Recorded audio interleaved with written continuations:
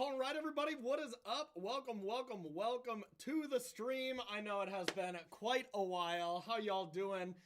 Today we're going to be playing ourselves some Temur Breach to get ready for all the regional championships. I, of course, will be commentating them, but I have a lot of you out there that are playing in these regional championships.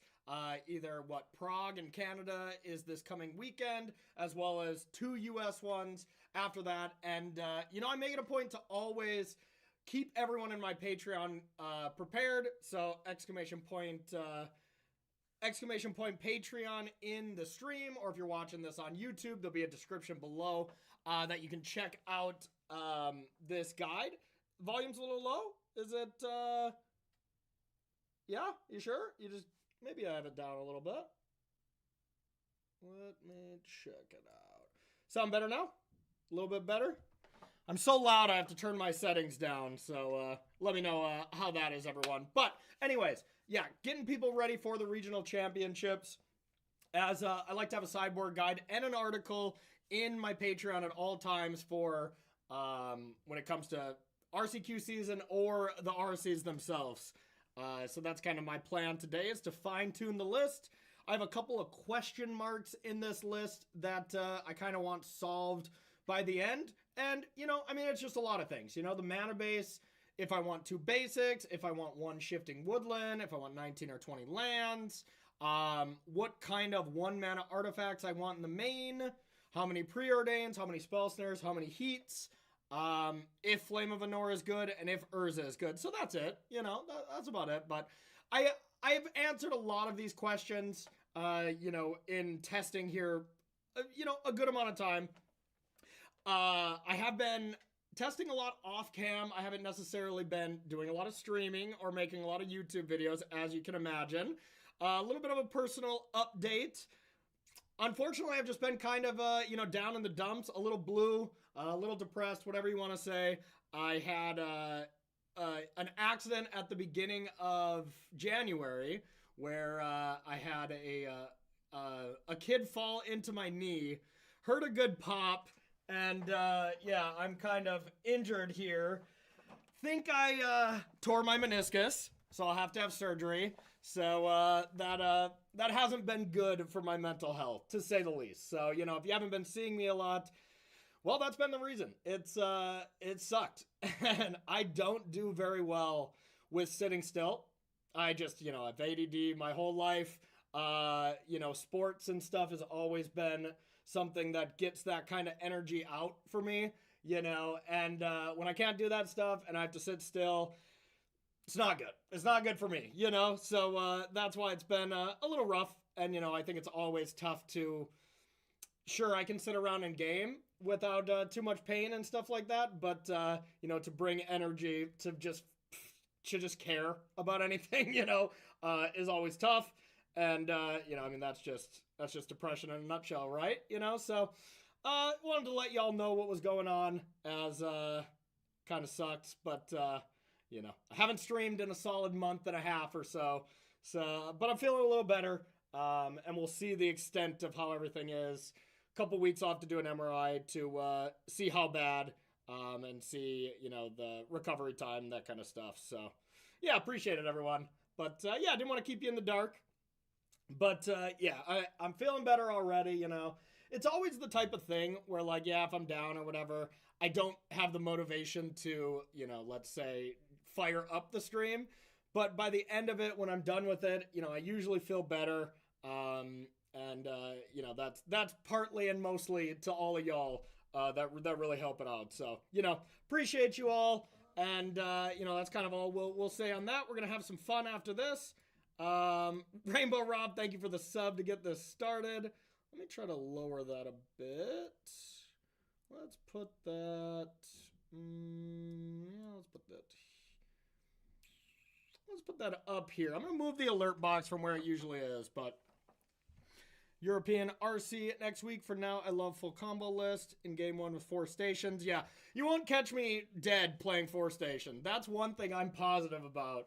It's still a horrendous card to draw, and you can mill into it so easily. I'm closer to 2 stations than I am to 4, but I think 3 is the number. I'm at 2.8 if I can put it at a scale right now. Yeah, that's not my favorite thing, but is there any issue with running Jace in the main deck over Oracle or Grape Shot? Yeah, it just costs too much mana. I think it's legitimately harder to cast, and Force Negation. Force Negation negates that, so can't do that. Yeah. Jace, I'm not a fan of. Yeah, Consign being able to hit the Jace activation is definitely not ideal, but hey, thanks, Mike. Appreciate you. Yeah, thanks, Hottest. Yeah, it's not fun. It's not fun. I've never had a knee injury, so this is a new one. I've had so many ankle injuries. All of the ankle injuries you can think of. You know, I didn't necessarily play like football, the big knee sports, but basketball, ultimate frisbee, trampolines, all ankles. So I've torn ligaments in there. I've, broken foots, all that kind of stuff. And, those suck to recover from too. So far, I think the knee is going to be a little better, but, whenever I get injured, it's just like darkness in my brain falls over my face. Like, I just think of the dread that the next months are going to be. And, I have the type of brain, call it anxiety, call it whatever you want, where I definitely just think too much about the negatives when something like this happens, and it's hard for me to see the positives. So, that's kind of the shitty part. But hey, what up for MTG? The GOAT. Yeah, you're the GOAT, my man.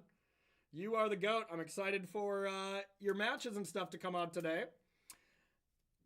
Yeah, tennis I play too, but I've never gotten hurt playing tennis except like a back tweak, like that I recovered pretty quickly from, which wasn't that big of a deal. But yeah, so far the knee I think is going to be okay. Like it's something that I can still walk around in. Now I can sleep. It was the first couple weeks or so that I also couldn't sleep. So, I mean, that does not also help the mental health when you can't sleep at night and then you're gimping around during the day. You can't get energy out while simultaneously taking care of a baby and stuff like that. And the stress that it comes from, me being less helpful around the house as well, and my fiance having to pull up the weight. So it's been a lot of shit, to be honest. So yeah, that's why you haven't been seeing me. So we're going to play some Breach today. We're going to fine tune this list, and then later on the Mox begins. The Mox begins, which I did cover, John, with Anurag Das. 8 of the sickest players that are in there. And for MTG, I think you're going to want to watch the intro. I definitely shouted you out as I think you deserve. For MTG, we did the stats on this. I don't know if you know this. Are you still here? If you're still here, I got to tell you this stat that we figured out.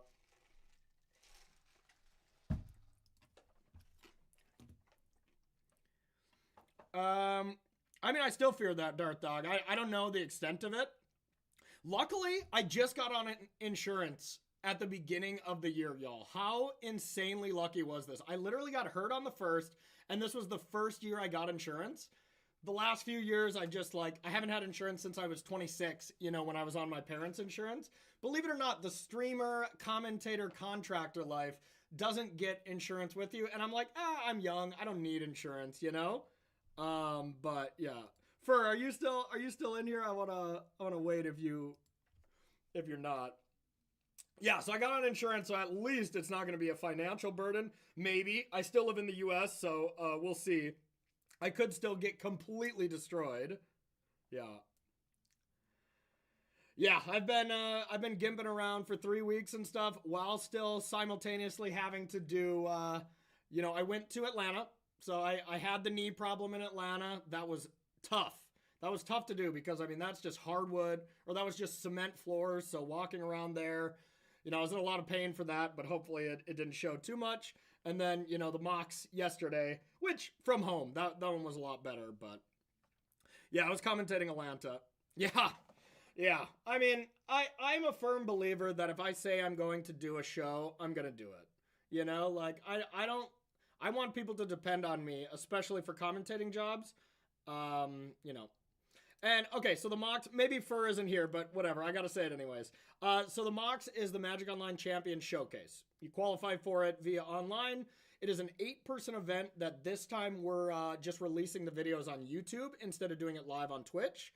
So we recorded it yesterday, and just a bunch of sickos. You know, I mean, Fur MTG, Piotr Glukowski, Tangrams, David Inglis, Carl Surratt. I think there was like two players that weren't like big names for me that I didn't for sure recognize. And who else? I know I'm missing a couple people. Oh yeah, I have a list directly on my other screen. Yeah, John Ramos, Matthew Wright. Matthew Wright's a nice up-and-comer that's been doing it. David Inglis is Tangrams. Yeah. Yeah, Fernando, which is for MTG. Andre, Mogd was in this event. And yeah, okay, so those were the 8 players. We looked at stats. Okay. So so there we looked at stats, and Fur MTG has the sickest stat. So already, I mean, y'all on the stream have seen me play just busted match after busted match against Fur MTG. It's always sick. We have pretty close records, you know. We got to be like 4-4 or something, or maybe someone's up by like 1 match. But we have all the stats of how many years people have been playing versus how many matches, win percentages, all that stuff. And Fur MTG, as far as our stats, we'll see if this is correct, has been playing for 4 years, and the amount of matches broken down by a year, it was 5,114 matches a year, which is 14 matches a day that Fur MTG played in the last 4 years as far as our stats, which is honestly insane. Like, it is truly insane, and it makes sense why Fur MTG is an absolute fucking sicko when it comes to Magic the Gathering. So, I don't know if you knew that stat, Fur, but it's awesome.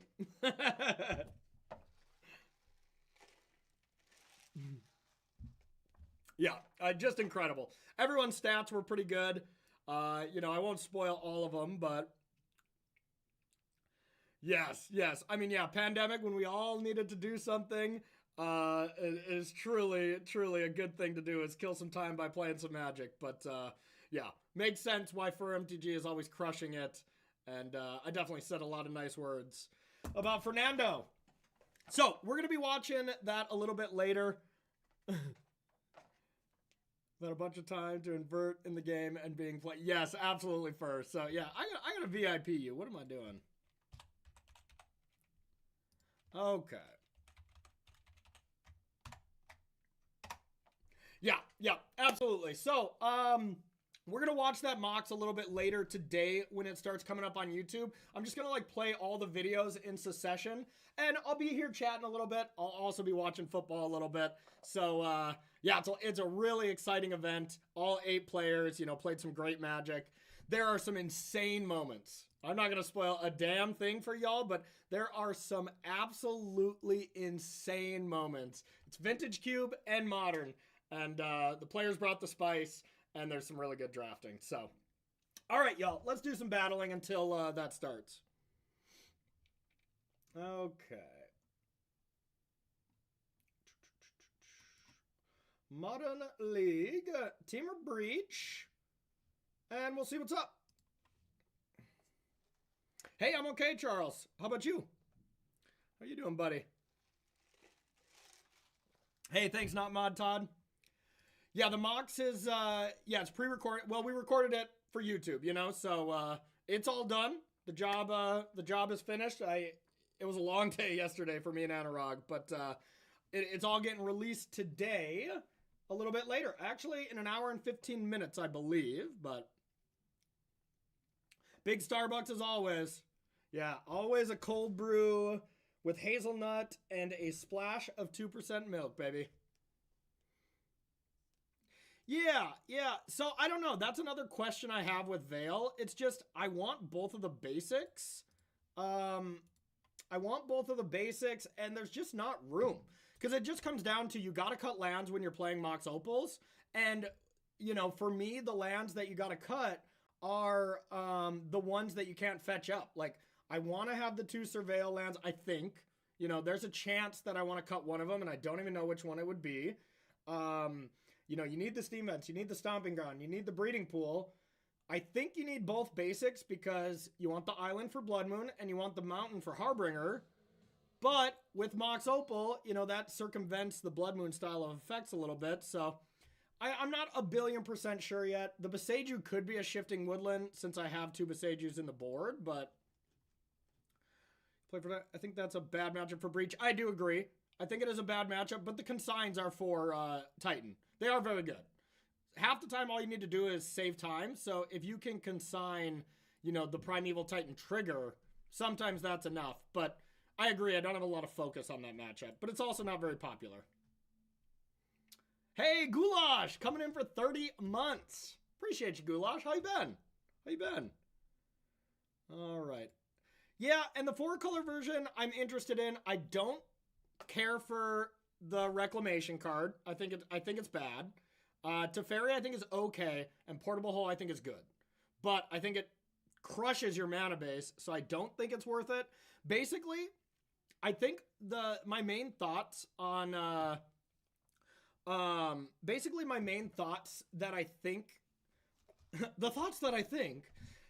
thoughts on the 4-color version versus this, if I don't have to play the 4-color version, I don't want to.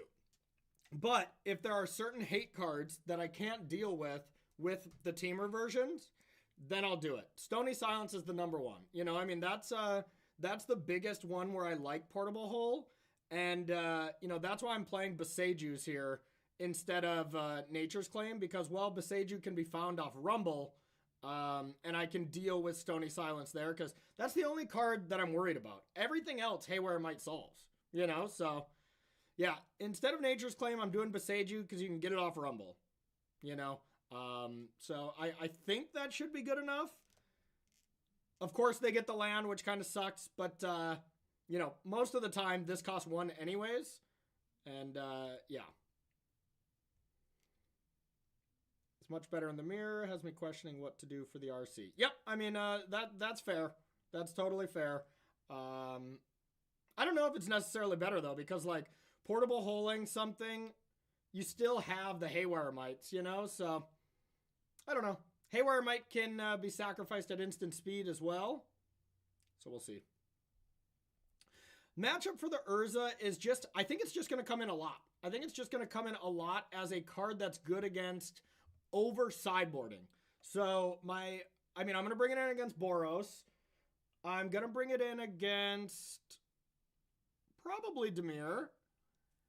Basically everything that isn't combo or maybe the mirror. I don't know. I'm unsure of when I want it.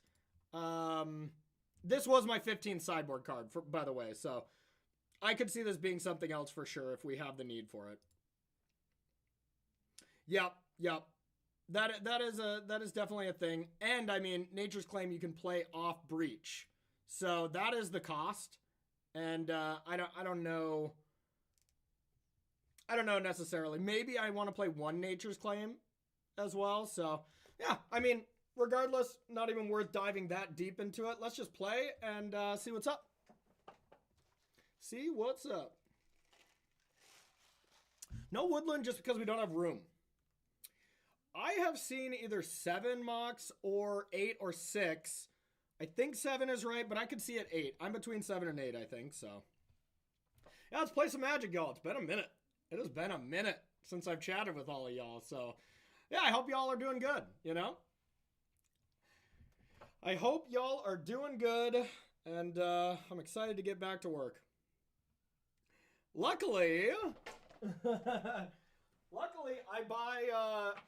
I borrow cards to Brad for anything he wants from Magic. And honestly, it's because, well, I mean, number 1, he's my brother, and I love him. But number 2, it's he borrowed me cards all at the beginning of my career, and now I basically get to return the favor. And anytime he wants to randomly play something, I build him a deck. But guess what cards Brad had that he's just like, all right, take them. You know, he doesn't play that often anymore. So those are the ones cards I didn't have, but Brad came in clutch. So yeah, luckily he just had a gold mine sitting in his cards. Any boomer ass cards, Brad probably still has that. Like a full 2008 Jund deck, you know, that's probably still sleeved up, ready to go. That kind of shit. Yeah, go bro. And it's so funny, Brad will like not play Magic at all, and then I'll be like, yeah, I want to play this event, I want to play this 5K or whatever, and I'm like, yeah, you should play this. He'll play one league maybe, and then he'll just go and win the tournament. I'm like, god damn it, Brad, like this is insane. He's still got it. You know, I just got to play the Arena Champs, which also, yeah, I haven't seen y'all since the Arena Champs. The Arena Champs kind of sucked. I was a little bummed out about that one as I missed on breakers. You know, that's an event where I feel like you shouldn't miss on breakers. Is this a good hand to start with? Why does anyone play any other deck? You know? Why would you play anything else, y'all? I just get to play my whole hand. Oh, Breach, I've missed you. Give me a hug. Yes. Yes, sweet Breach. I love you. You're so cool. You're so nice.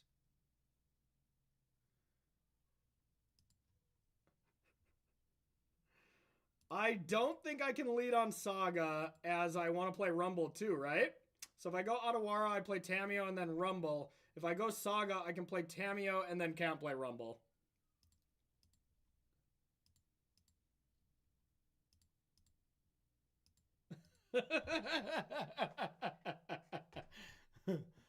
Oh, boy.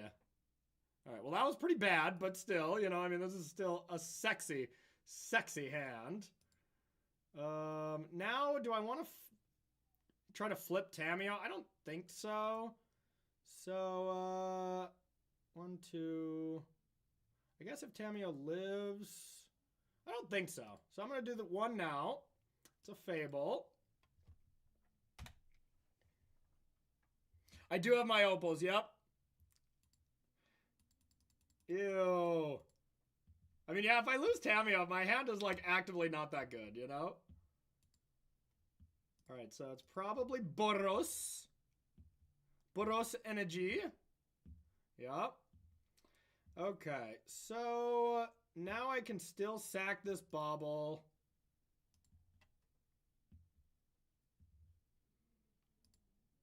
So I can play the Grinding Station to turn on Mox Opal. And as sweet of a start that was, you know, I definitely got grounded here. Okay.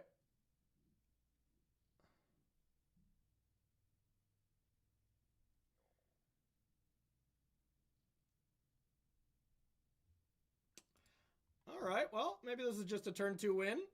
Okay, so red mana, Breach with this, bring back Bauble. That turns on Opal this. Yeah, all right. Oh, boy. Sometimes, you know, you just get welcomed back to streaming with open arms, you know? I would have had it even if I didn't have the Grinding Station, which is pretty sick.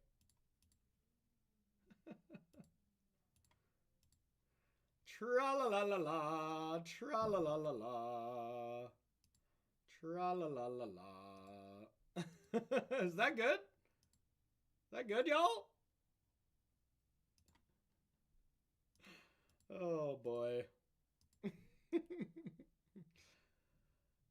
How did you have it without the station? Because I had the station in the yard, is what I'm saying. I had enough cards with the station in the yard. All right.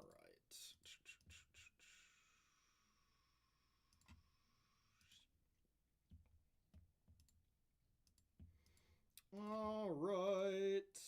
You know, we're streaming on YouTube, so Ricky's gonna have to wait for this time. Just imagine it, though. Oh, yeah, also, I mean, I'll give one spoiler for the event, y'all, for the mocks here. I dropped so many subtle Pretty Ricky comments. I dropped so many Pretty Ricky comments that obviously no one picked up on but me, but I laughed so hard. I was just cackling to myself. I was like, all right, everyone relax your mind, grind with me, let's do this. Oh, it was truly magical. Okay, so storm count 8. It's nice that you can actually go a little faster sometimes. I mean, I've been playing a good amount off cam, nothing crazy, maybe like 15 matches. And I haven't turned 2 yet, so kind of funny that I do it with y'all. Oh yeah, okay, so I guess... Yeah, so I can sack Mox, this untaps, I could sack a Bobble, double Grave Shot here for 10 and 11. Okay.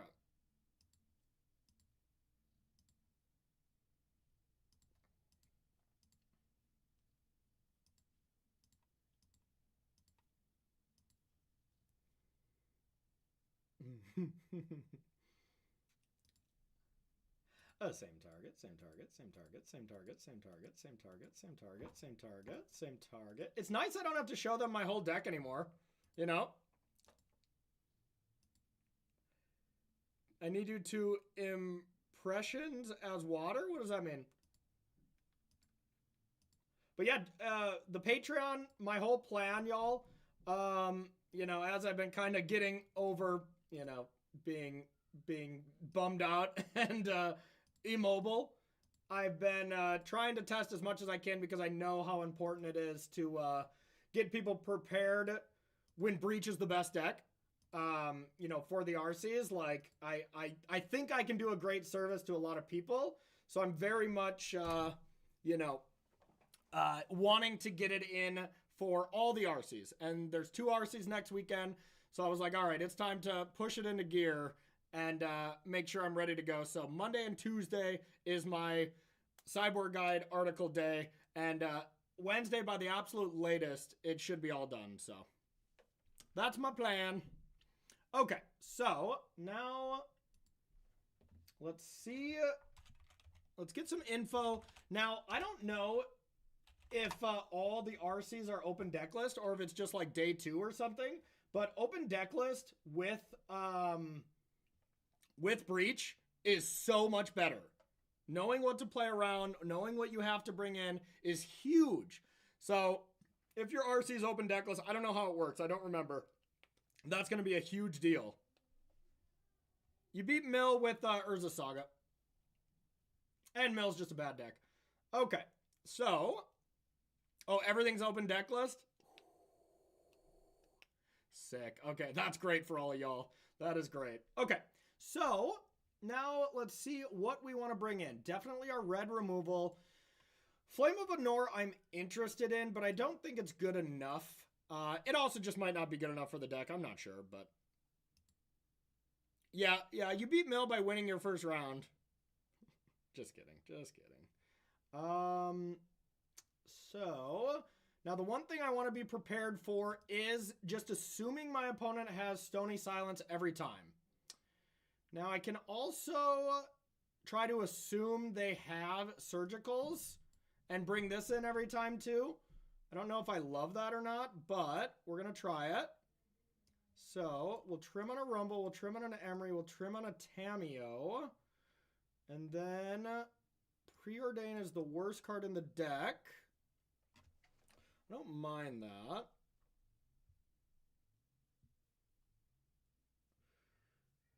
I'm not really losing that many artifacts. I could take out one Urza's Saga on the draw, since I'm bringing in land. No, I'm bringing the Unholy Heats in. I had one in the sideboard.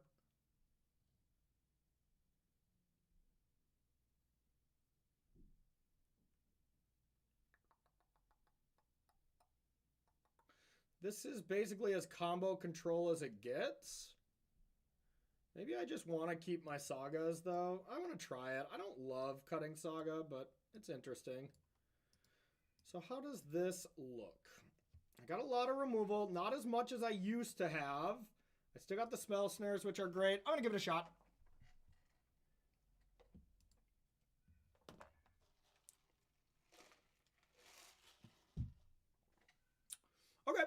It's an interesting one. Let's try it. Oh, it's Mardudu. Okay.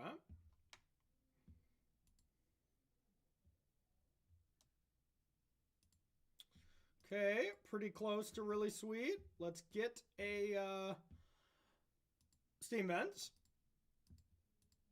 I want to play these all now, I guess, right? I don't think there's any Punisher.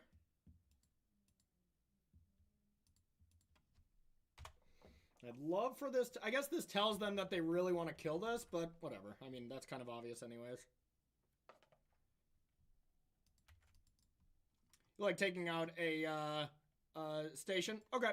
Are you Felix, I forget your Twitter name, but you've been playing a lot of Breach and doing quite well, right? Is that the same, Felix?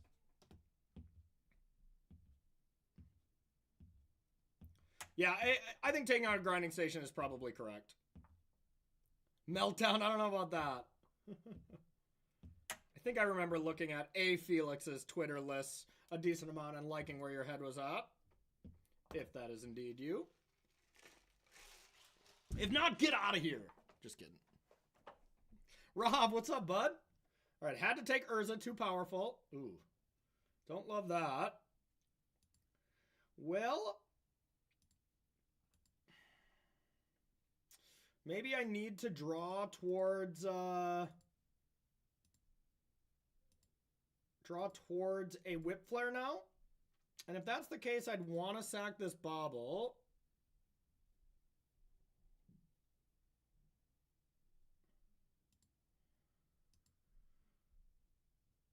And I could also rumble into it. Yeah, all right, let's do that. Because if I hit it, it's just like GG. That's pretty good. I think there's going to be a lot more Thraben Charms from these decks, by the way.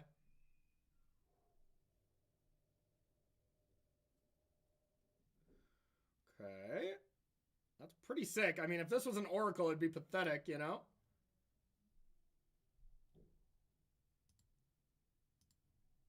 Let's see what's up. Mox Amber is sick here, right? And the Whip Flare into the yard? Okay.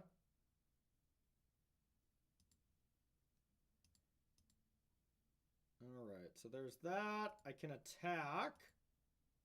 Oh my god, can I hold up Spell Snare too? I sure can.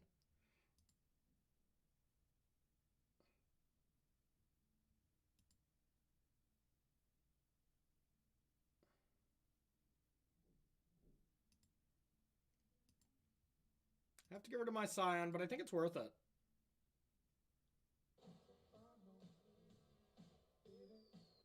Breach time. Let's go. Spell count 3.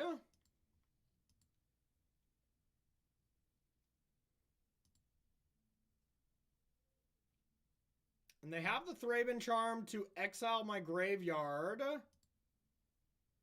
If they're interested in that. But, of course, I have the Snare. And then we can just rebuild with old Tammy. I think so. I don't see a reason why I need Oracle so far. Like, the reason Grape Shot was unplayably bad before was the fact that, you know, the ring existed, you know? So, now... I mean, I can Breach and just Whip Flare next turn. And keep Spell Snare.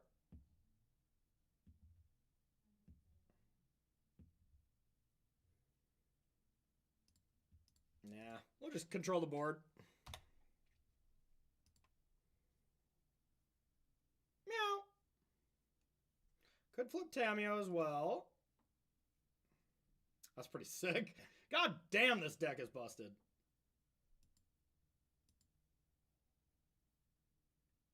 So I could Breach, have 3 mana.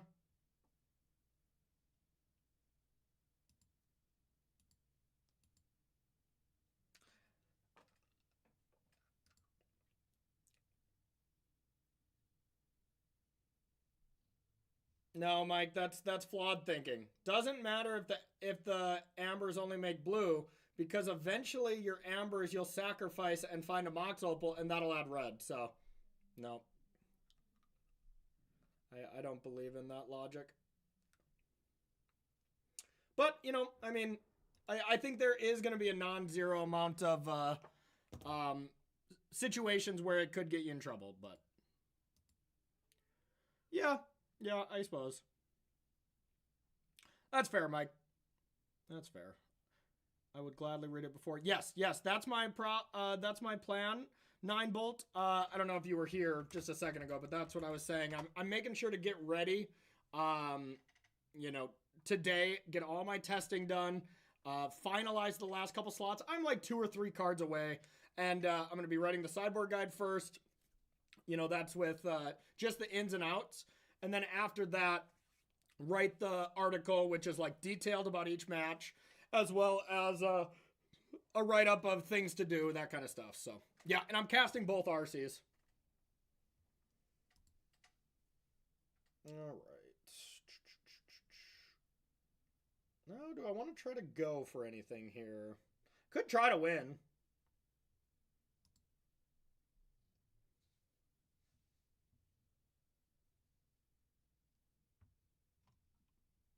Is Moto still laggy? I thought they fixed this. Okay. So, I mean, this is a lot of cards. This could just be a value breach, or I start by sacking the clue. I think it's actually pretty close. So I go red, then I go rumble, then I can rumble again, and then I can just bobble over and over. And they have the Thraben Charm, so honestly, I don't think it gets better right now, so I think I should do that. Rumble. And if we hit Grinding Station, we win the game, of course.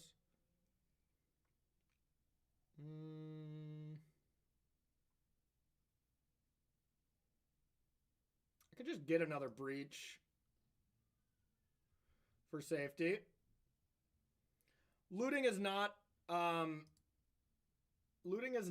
card advantage. It's card disadvantage.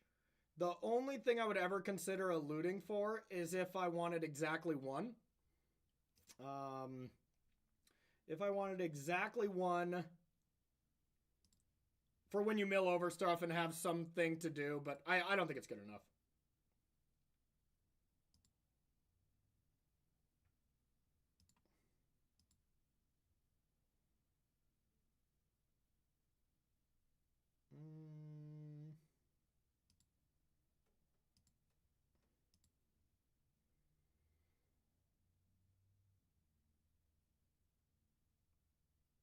Let's hope they don't have a Blood Moon, but they're Mardu, so I doubt they will.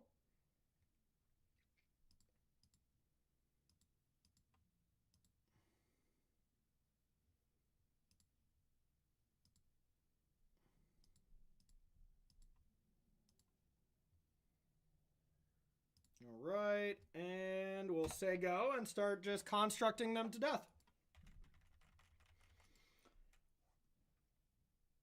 I'm only going to start making 7/7s. No big deal.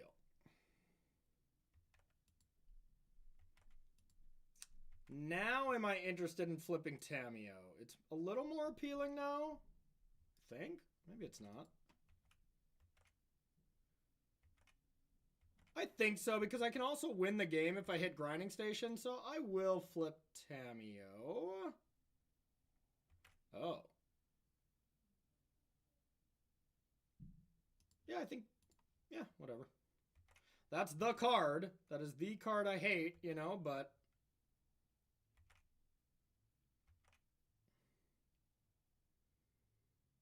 Yes. But, you know, they're so far behind, it doesn't matter. All right, so... Could do another value breach here. Yeah, whatever, you can't win. Okay. Yeah, I could have value breached since I had 2 extra mana, or I could sack a clue, but, you know, the constructs, we're going to walk away with it. And once again, Mardu Boros is a good matchup for us, and that's kind of the biggest reason to play it. And the thing I like about this matchup, even if the sideboard hate picks up, which it will, the storm is coming, y'all. The storm is coming, but I just don't think there's any hate card that is like that amazing at beating the whole deck of Breach. Stony Silence is the best one, but you know, there's so many ways around it. Like here, sure, they were going to land Stony Silence. I was never going to tap my artifacts. I was going to beat the crap out of them with constructs, though, you know? Worst matchup, I would think Titan is, Titan's pretty bad. I think Burn's probably bad, but I don't think it's played. I don't know. Everything's close. I think Breach is very good against a lot of things. It's just certain scenarios when your opponent draws 3 hate cards plus pressure. That's when it's bad, you know? And Amulet can have hate and an extremely fast clock. You know, I mean, like, the hate that's annoying for me from them is Bajukabog. Like, searching up a land that I can't counter or anything like that. I mean, I have the consigns, but yeah.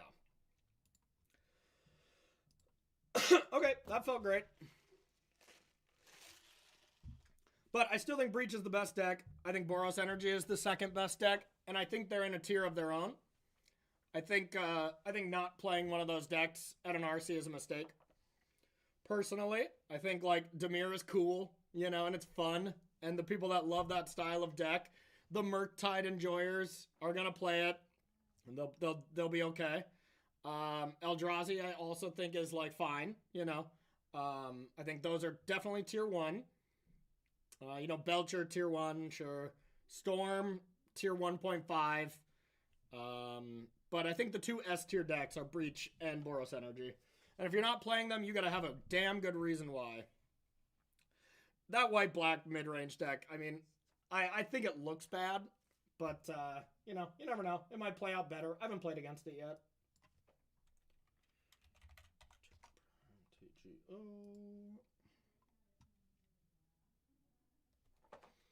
Okay.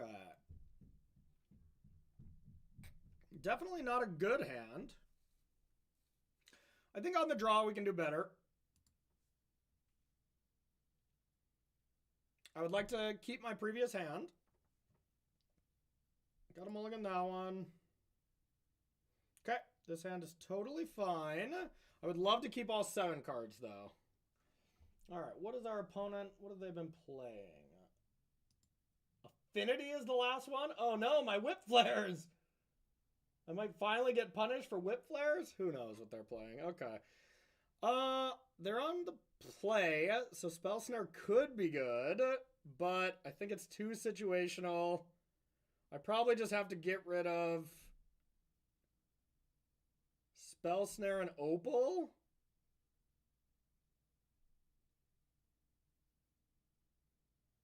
Yeah. Sucks, but...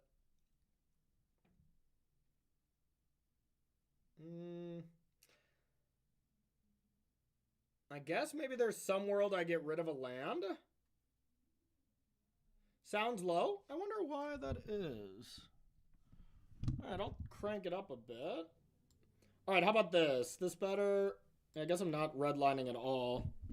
Huh. Okay. I cranked it all the way up on that. Let me know if you notice a difference. Our Hardened Scales matchup is too bad otherwise. I hope that's a joke. Alright. Close.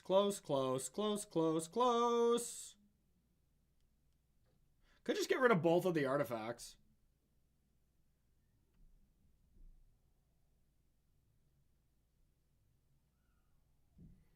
Alright. Let's get rid of this and Opal. My first thought. Damn, that would have been a nice hand to keep 7, though.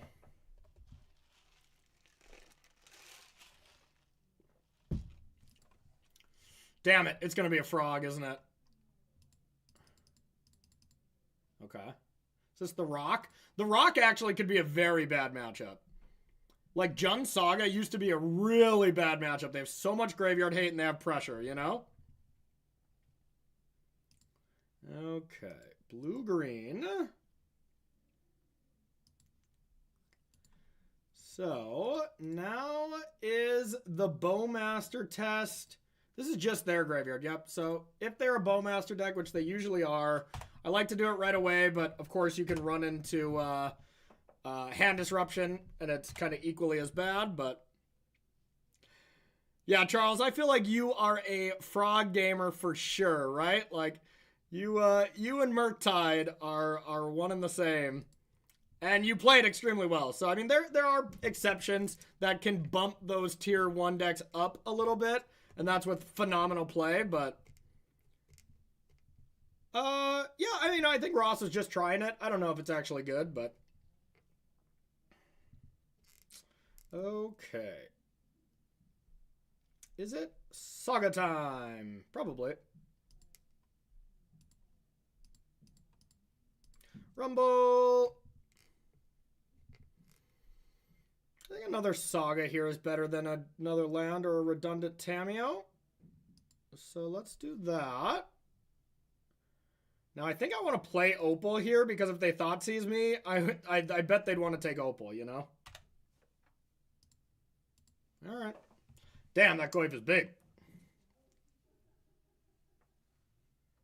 Yeah, no problem, buddy. I played Charles twice.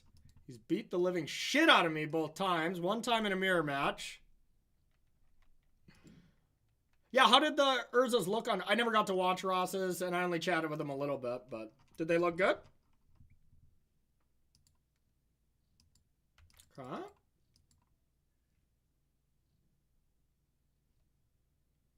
That's okay.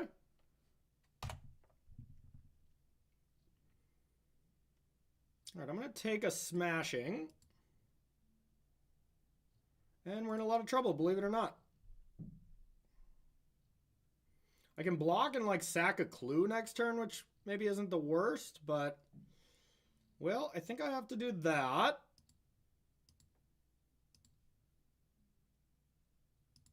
Those are bad. Okay. I can Opal.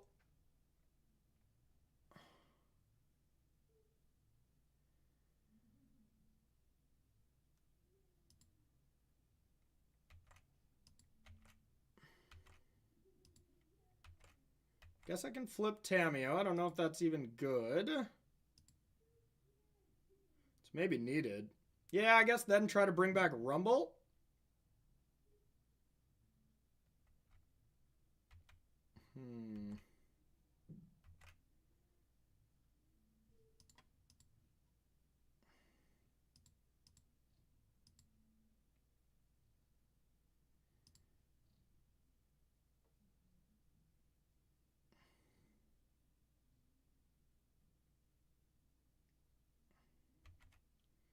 Okay.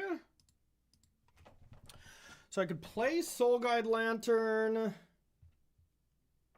each opponent. So it actually is not that helpful. I can shrink the Nether Goyf by a bit, or I can try to block Goyf. I think that's actually just better. So let's do that and be sad. The Spell Snares do help, and I wish I had Spell Snare for this Goyf too. Like, putting that on the bottom really hurt. I think Storm is a fine matchup just because, oh shit. Okay. I think it's a fine matchup just because Storm is so inconsistent. If they nut draw, of course it's tough, but.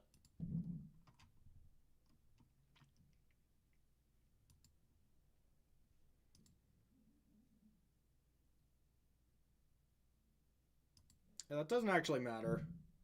So they get to take this, but.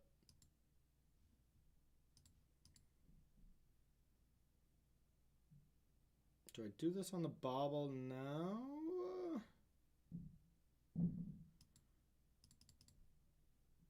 I mean, they're not going to name Bobble, are they?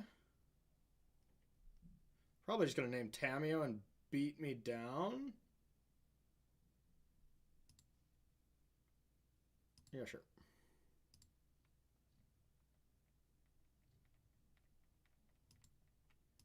Yeah, this is game one.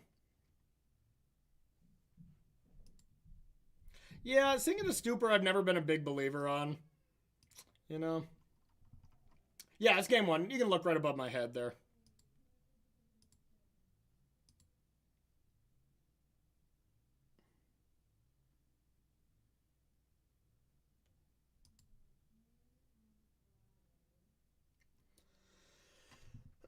Yeah, I think Otawara is definitely better. But you can't play more than one Otawara, you know, so, like, I can get playing one Otawara and then, like, you know, play a second bounce land and play a Sink into Stupor. But if I'm only playing one, I'm playing Otawara for sure. Sometimes it costs 1. And it's free. Doesn't cost you life, you know? Like, that one's a no-brainer. Yeah, rock-style decks, though, are usually pretty rough. They have hand disruption, they have ways to deal with artifacts and enchantments, and they have 2-mana, 6-power creatures, you know? Okay, so they're attacking me for 7. They named Urza Saga. Okay, I guess I'm just going to take it and try to win. That seems so wrong. Yeah, maybe not, but we'll see.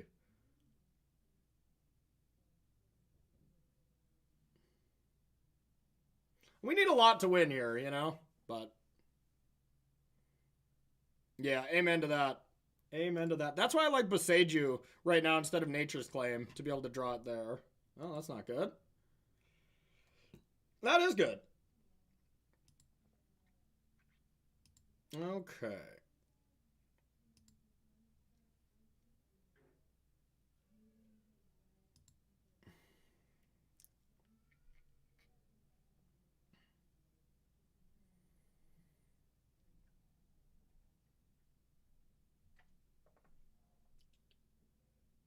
Okay, there is an instant in the yard, but if I flip over an enchantment or something, I'm going to feel really bad.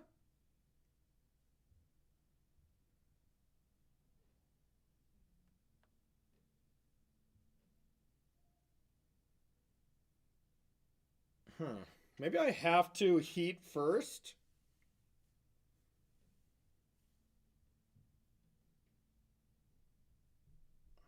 Hmm.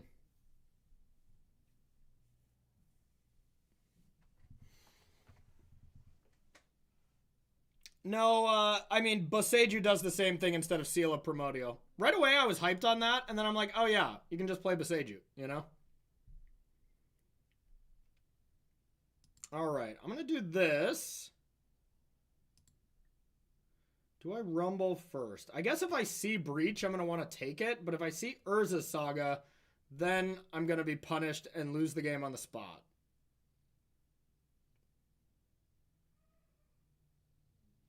Alright, I guess I got to do this first. I don't know about that.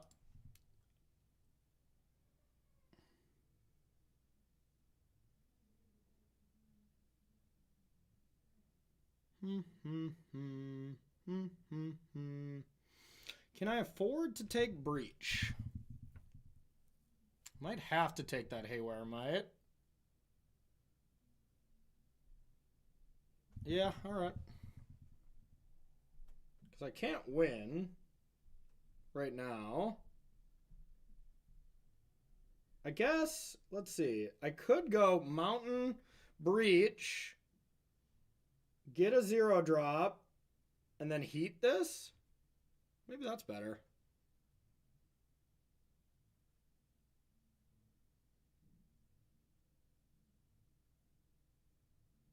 That's probably better, right? Gotta love that basic mountain coming in clutch. Alright.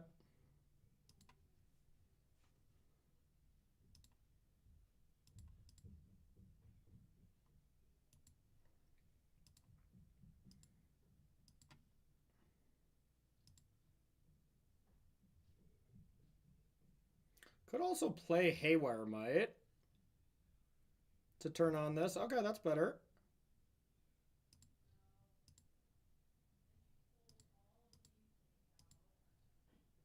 Wait, I have to heat. So I got to make sure I have Delirium.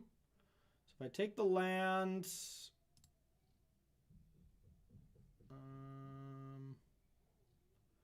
take the Mox. So that would be... Sorcery, Artifact, Instant Land. Okay, that should be fine.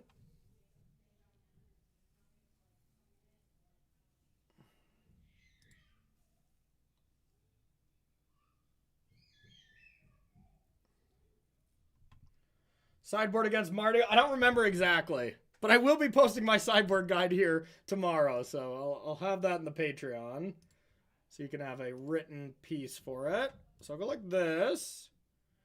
Now, what do I have? 5 types, but my instant's going away. I'll have this. So I can take 1 Rumble. I can take 1 Preordain. And I can take this, right? Then I have Bauble, instant, creature. Yeah, okay. Artifact, instant, creature, sorcery. All right. And now I can play a Bauble.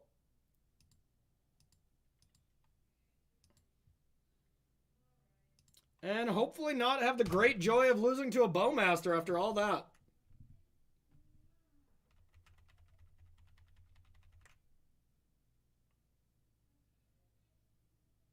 No. Hooray!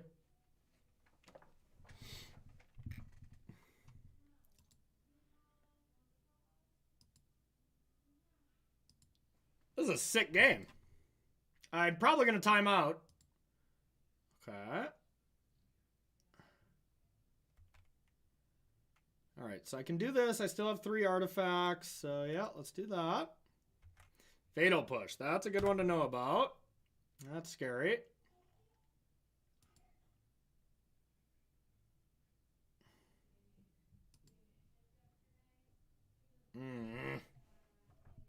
What do I have? What do I have?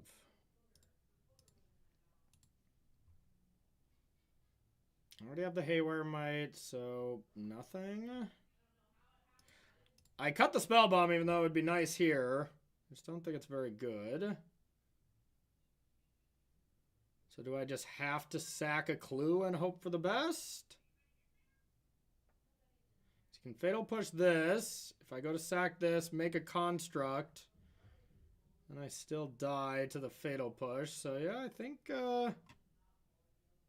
I have to sack the clue.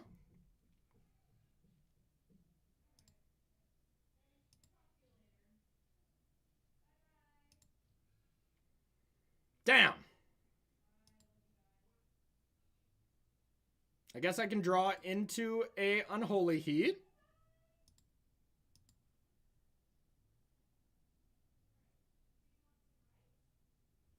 I already know it's on top. Damn.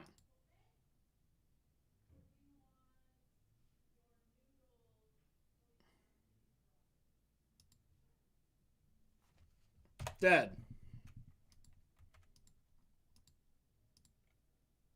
This was a mulligan to 5. And honestly, I feel like I got very unlucky at the end to draw this, you know? Yeah. That's too bad.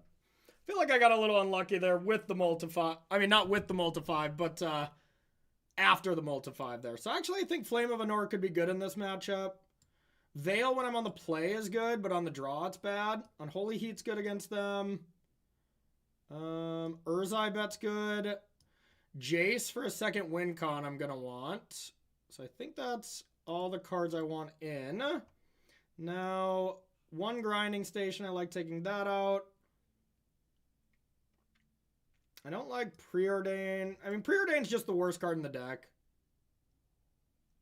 Soul Guide Lantern. I don't think I need a Soul Guide Lantern. I don't think I need a Needle.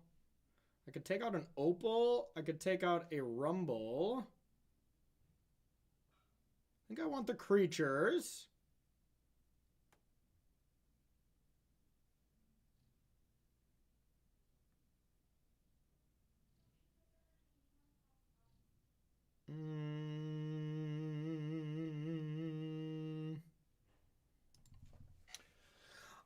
Jace just is a better card to cast.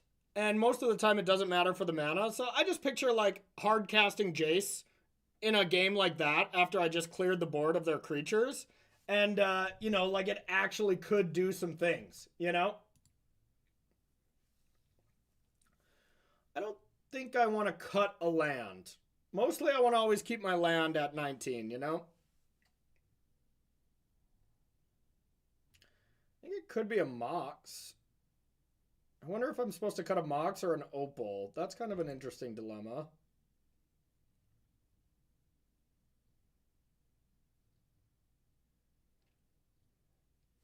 One Tameo's reasonable. On the draw, I'll be cutting the Veils and it'll be easier, you know?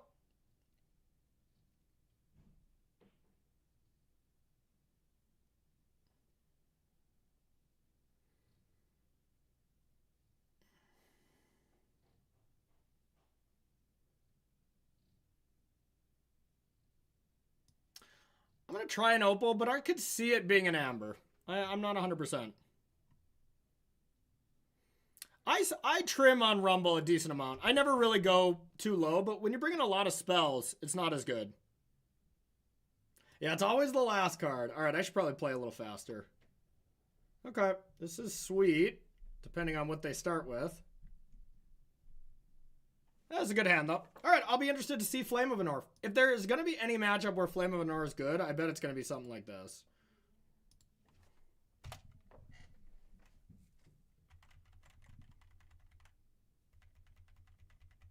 Yeah, I'm not sure about that.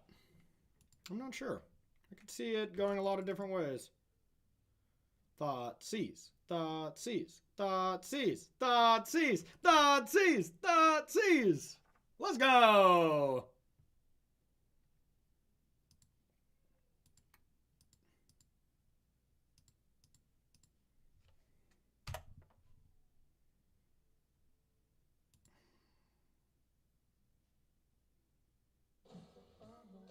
Hey, Jay Grush, coming on in for the Subarino.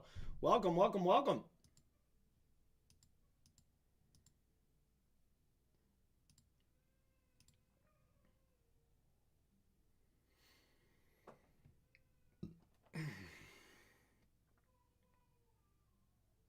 Tameo or Saga, I think. I think I want the Saga here.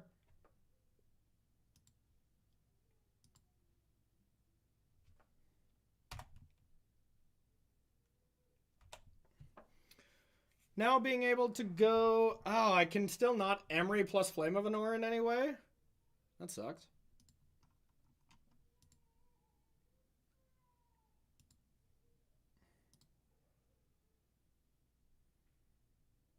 That's a bummer.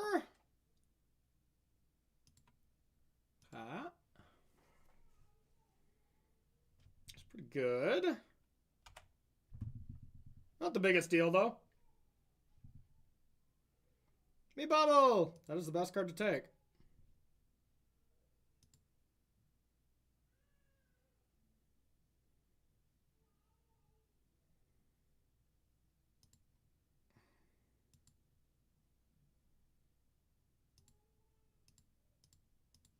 Emery.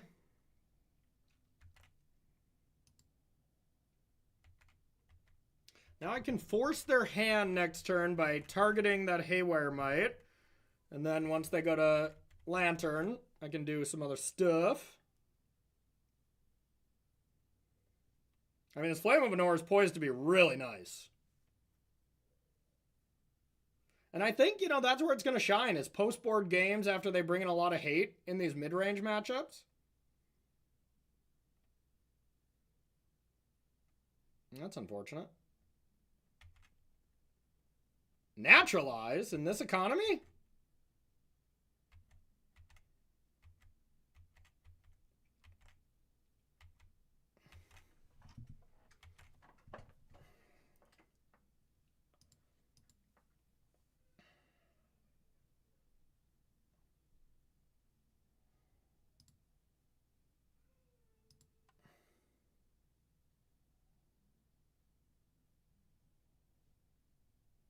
I don't think I actually care here.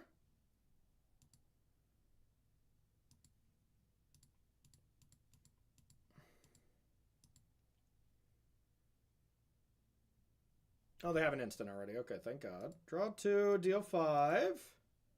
I'd like to draw. I'd like to deal 5 there. I haven't played a land. And I'll say go.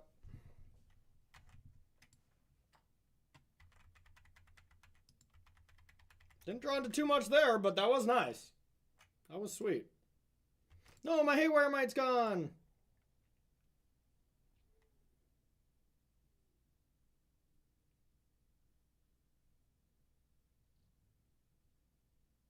Okay.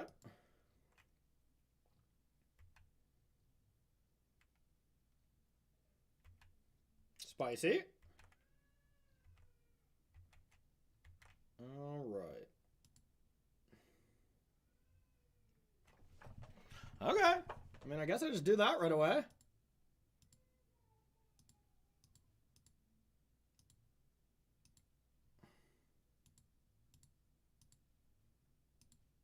Well, they have been insane in this matchup against The Rock. Who would have guessed? Well, that sucks.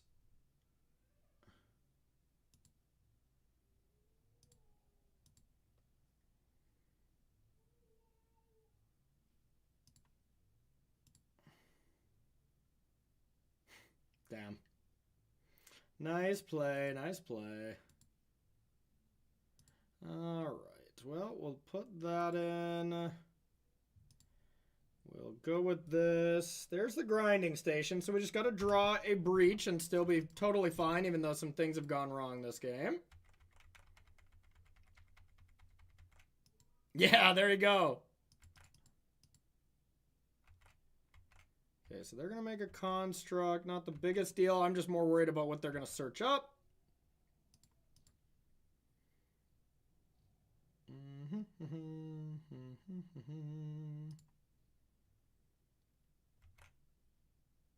Grape shots. Don't need that.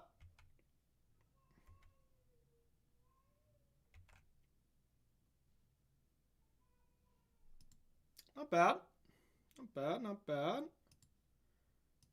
All right, we'll say go. I might not even, yeah, I won't unholy heat that.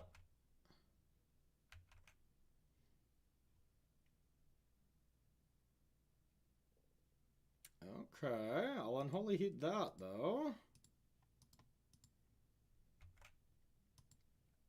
That's a bummer.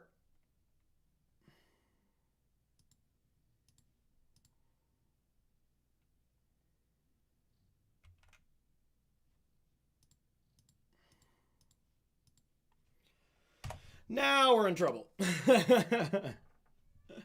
Yeah, that's why these kind of rock style decks are bad. Like their threats affect my graveyard, all their spells interact, hand disruption. The Rock is definitely, the Rock and Jund Saga are decks that I'm a little worried about. But I mean, they're just not played much, so I wouldn't be worried if I was going to an RC, but playing leagues or whatever, you can definitely be afraid to play against this. You got it. I want one of those. All the threats mess with my graveyard. All right, well, now we're in trouble. I guess Urza or something would be my best draw. I don't even think it's in my deck. Okay. It's okay.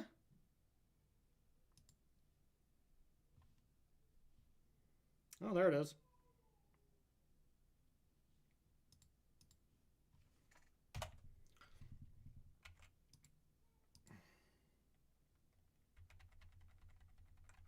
Very hateful. And I mean, to be fair, this kind of hate is coming. You know, it's that time where Breach is getting the respect it finally deserves. And it's going to start seeing a lot of hate. All right, I guess Rumble is always my best draw, so Rumble would be sick here.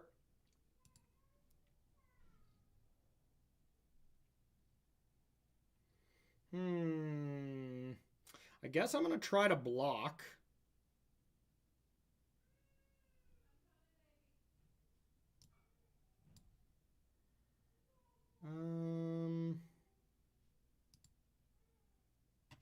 Yeah, we'll just try to block. See if we can live one more turn and then Breach into Emery, hope to hit. And that's if they don't have something under this Saga that's devastating as well. Would Breach play Ring if it was legal right now? Are you joking? Have you been asleep the last, 5 months where we've been playing Breach Ring shenanigans? Oh, God. Okay. We're dead. Well, maybe not. Wait, I guess that grape shot's gone. Yeah, we'll see. Yeah, that's a more accurate answer for sure. All right, so let's block here, and well, yeah, we'll just take it. We're dead next turn, anyways.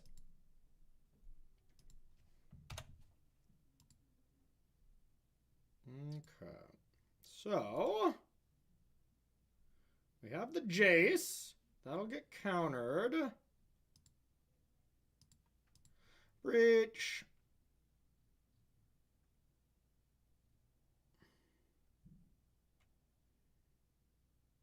If we win this game, it would be hilarious.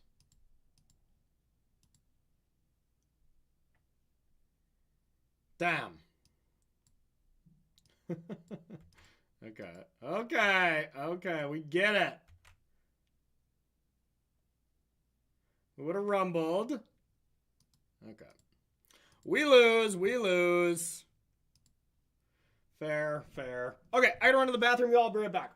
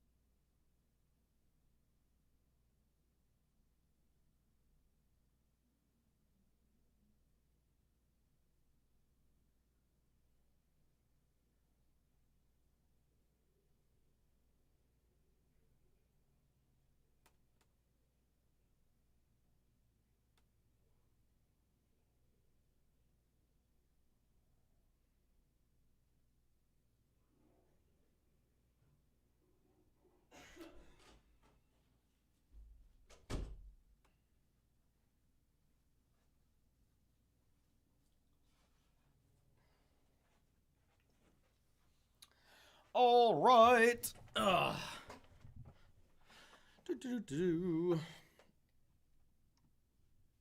Breach would play 8 rings if it could. I don't know about that, but it would definitely play rings. That's for sure.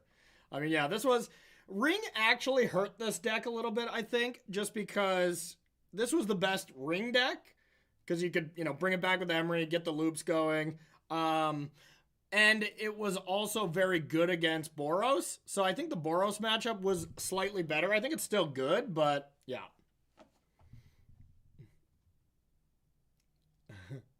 Yeah, Terp, GG's.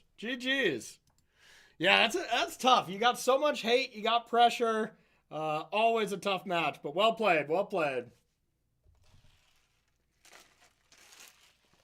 Like a rock. Like a rock. All right. Let's keep the gaming going. All right. Let's see if this Mox is going to be up shortly. If anyone sees the Mox videos start to pop up, let me know. But I think it's going to be a little bit later.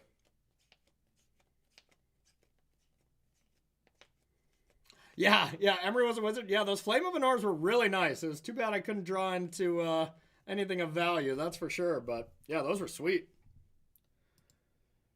All right, what do we got? So we can preordain. We got 2 artifacts, so we're close to turning on Opal. I think this is a keep. Yeah, let's keep it. Find any land and we're set, or a bauble and we're pretty set. Don't let me down, preordain. So far, you are letting me down. I don't think Tamiyo is worth it.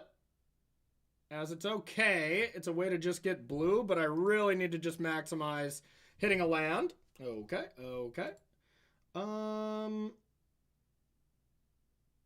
Yeah, I think we'll do this.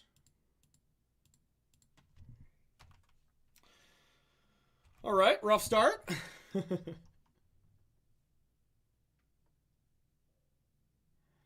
Opal off the top would be sick, or any of the lands, basically. Not any, but a good chunk of the lands. All right, no Urza Saga.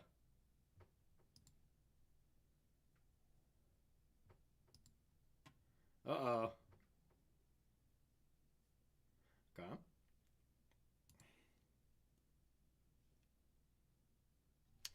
All right. We swung, we missed. Not the worst draw, as you know, we can combo pretty quickly if we can draw out of this, but obviously that wasn't great, especially because this is probably going to be dead. Maybe not? No. Damn. Damn.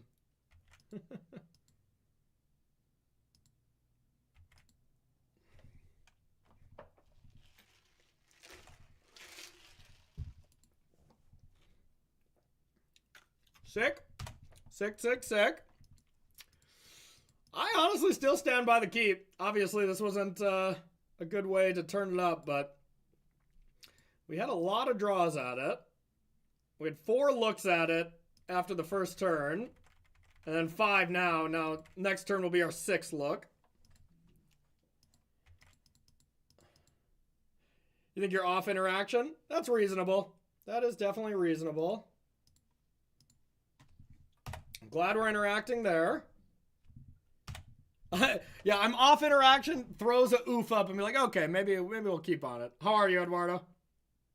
Hooray! Kind of. I do not want that. Collector oof, eh?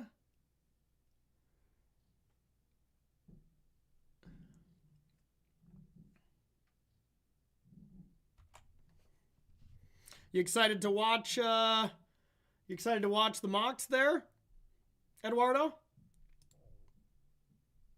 Okay, just need to finish it. Yeah, good luck. Oh yeah, honestly, I think we're still doing completely fine. Like if our opponent's just omnathing and stuff.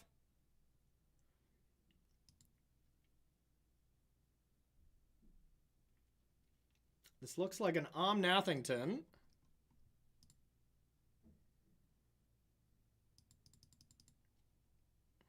Is this what you're going to play, Eduardo? It's definitely a great deck. I mean, I was saying to chat earlier, I was like, I think it should be you play Boros or you play Temur. I think they're the 2 S-tier decks. Everything else, you got to have a damn good reason to play, or maybe you're just wrong.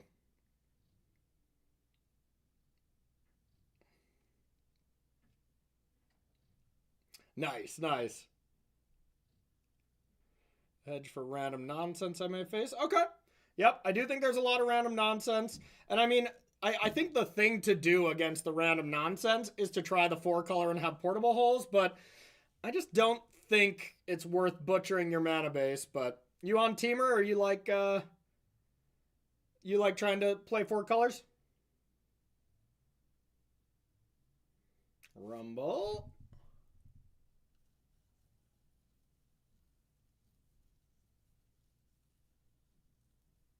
Flage. Okay. All that is all fine and good. But if we top deck a land, I think we still just win. They could have endurance and stuff like that, though, but we'll see.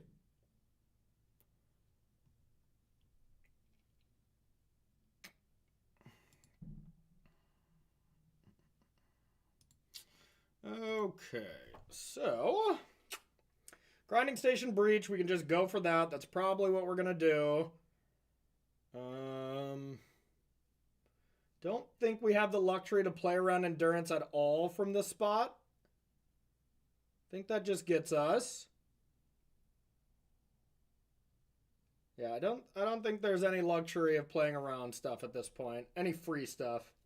Because Solitude doesn't matter, so yeah, whatever. We'll just NBA Jam.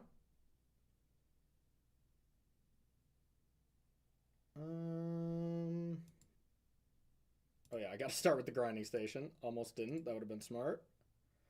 That's a little annoying that I have to... Yeah, whatever. It's fine.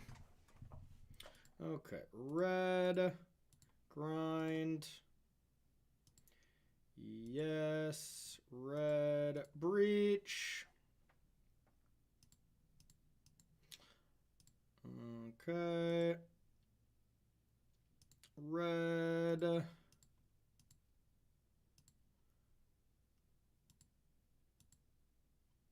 Got to do it the slow way here to start. I mean, I don't think they have anything, but just in case. Red.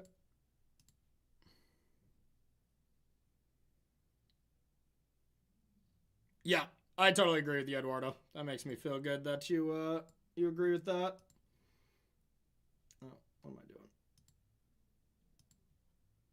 Yeah, it's gonna be sweet. These RCs are going to be very, very fun to watch. That's for sure.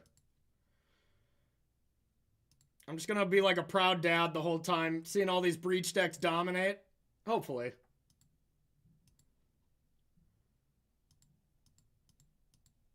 All right. Yeah, I wonder if there is anything. They could have force a negation, so maybe I actually have to just go to straight 22. That could be the thing.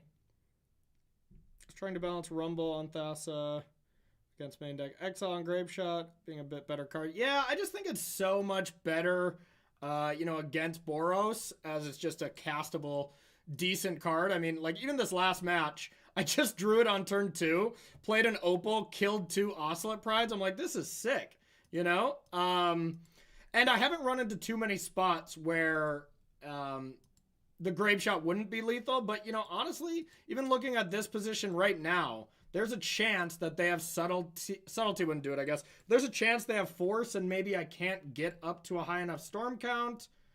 I don't think so, but you never know. So there it is. And I am at low resources, but, I don't think it matters. I guess I can add green here.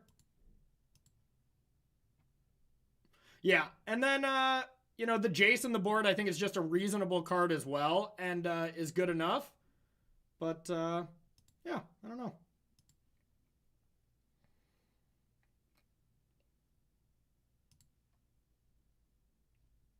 Did I play a land? I already did, right? Okay, yeah, I don't want any of this. Mox Opal. So, yeah, I think I have to, just in case they have force, go to a high storm count here. Which, yeah, honestly, if there's a force right now, maybe I actually can't do this. Wait a minute. I can spell snare my own Grave Shot with the force on the stack. Never mind, that's fucking sick. Nice.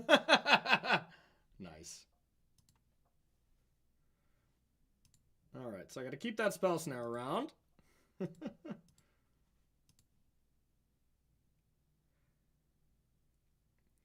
Yeah, I mean, well, that's why you play Unholy Heat. That is the ultimate Karn stopper. So, like, right now I'm at 2 Heats main, 1 in the board with 1 Flame of Venor in the main. But Karn is kind of on the downtick, but I think you have to have an answer for it, Karn, the main deck, Stony Silence, is just too good. And, I feel like you got to have some heats for it. But then post-board, I'm not afraid of Karn.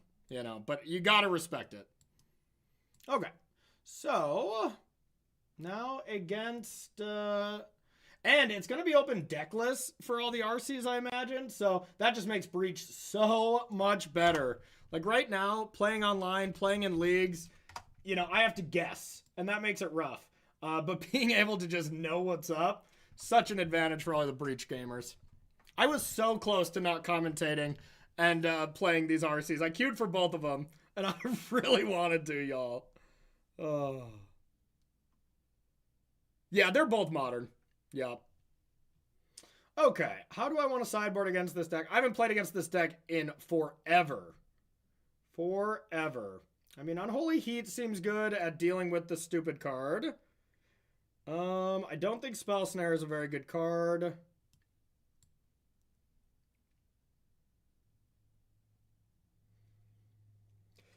What kind of hate are they going to bring in? I don't know.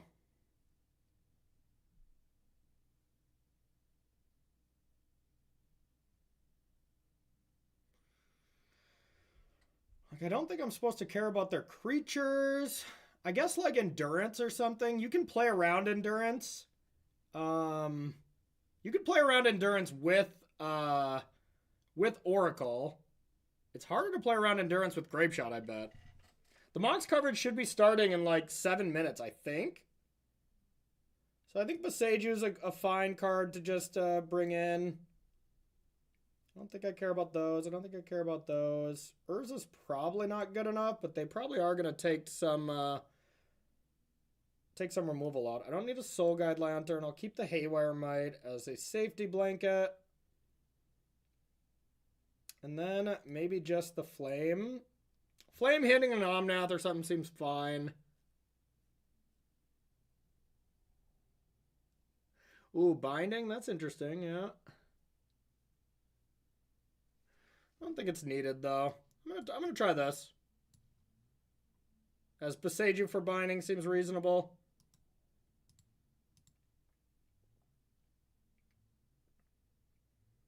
Maybe I don't need this many heats.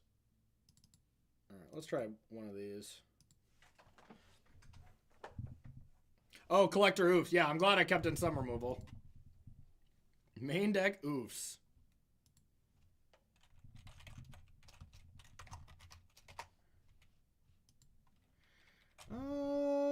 Send is not very good.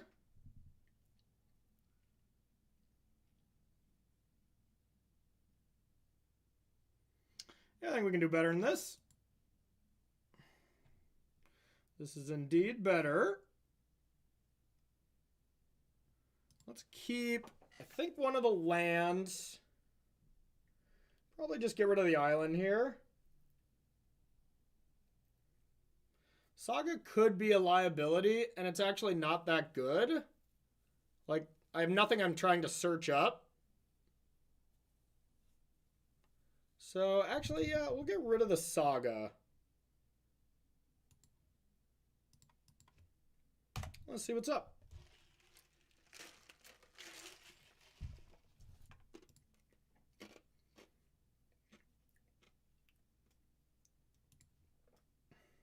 Do this in case we draw a Urza Saga. I'd still play it next turn.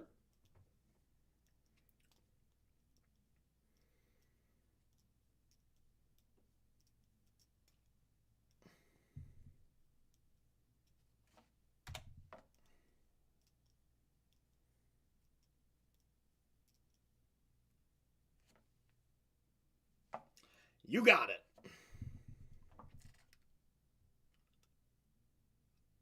Okay.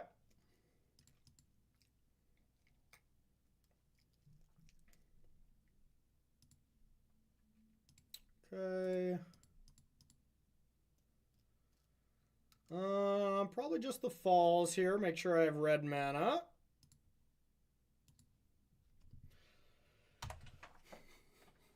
Not ideal.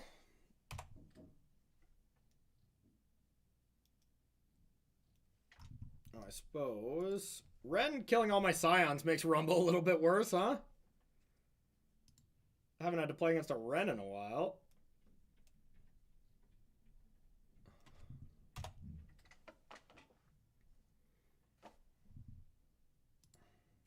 Trying to endurance me, maybe? I think maybe I just grinding station here. This feels like an endurance. I don't want to feed my graveyard even more. So yeah, let's just get a combo piece into play.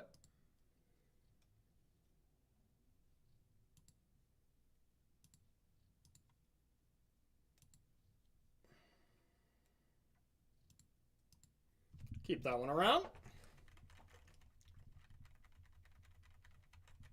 I mean, this matchup has historically been super easy. But you never know.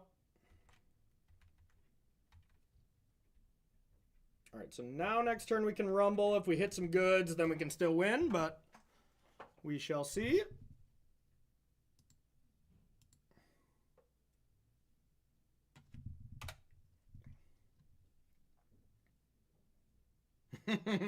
Agreed, Ross. Agreed. How are you, buddy? Okay, so let's let's start with the Rumble. Okay. Looks like they have the Force of Vigor.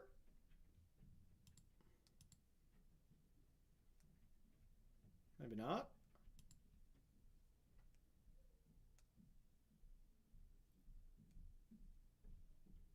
Didn't want to just hard cast it. Okay. Not the biggest deal.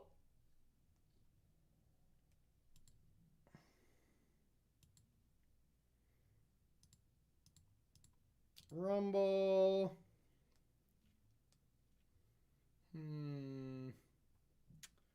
So I could just get the Mox, play Emery.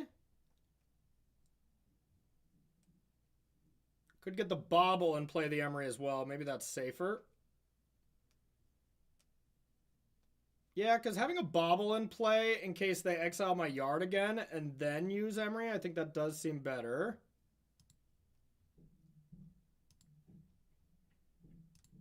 Let's go like that.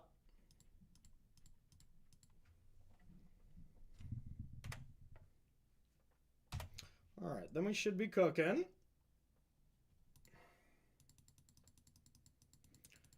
Should be lethal next turn.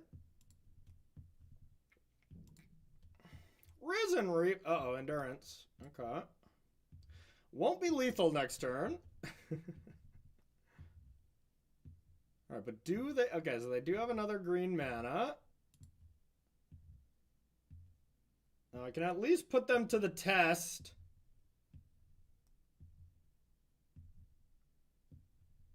And target something else. But yeah, we could be dead here.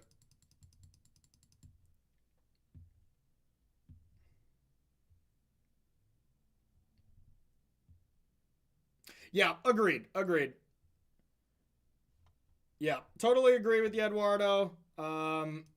It's just those minor flex slots. Like, what do you want? And most of the time, it just doesn't matter, you know? I don't think that is the best card to beat Breach, no. Stony Silence is my least favorite to deal with.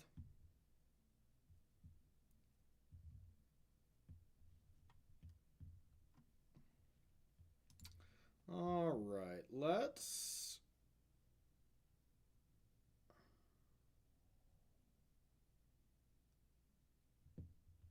I could throw away a Breach here to then double Bobble. That's probably better.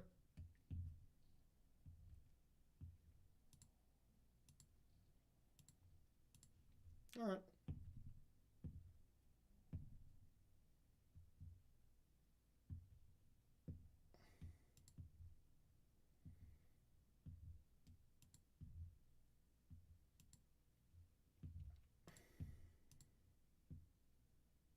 Wrath of the Skies, eh? Not the biggest deal.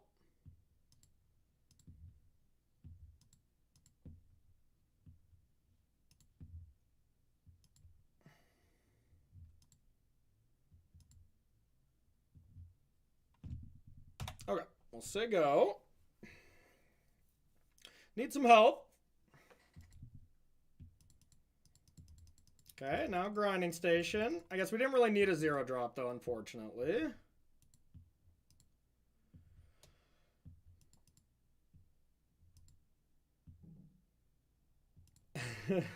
Had it in the main? Yeah, I gotta love it. I mean, it's not that bad against other decks, for sure. Okay, I'll take one. Wrath for 3? No? Oh, come on. Omnath on top. Okay. Okay.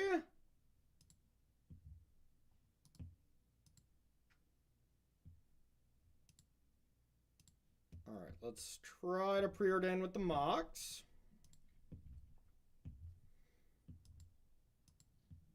Got to keep that one. Might keep me alive anyways, probably not, but worth a shot. Rumble. That's not great.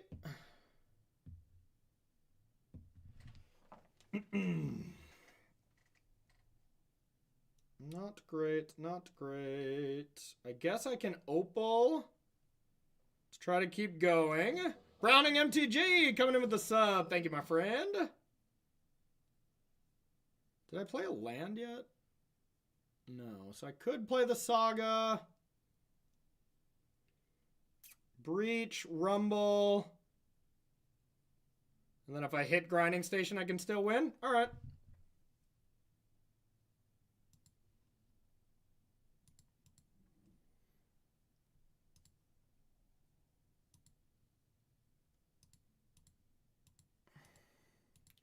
Breach, Rumble. Maybe I can still win. I might be short on cards, but we got to go for it anyways. Okay, so I don't take anything. All right, here's the bauble.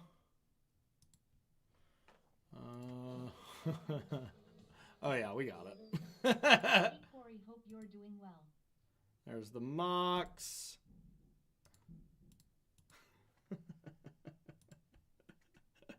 My deck is so messed up. So messed up. Deck's broken.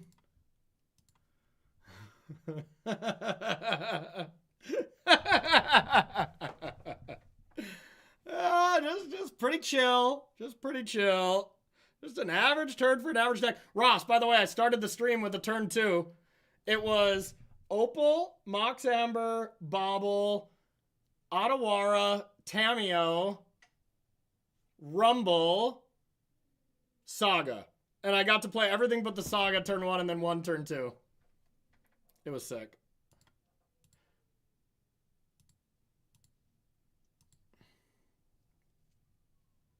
All right, red.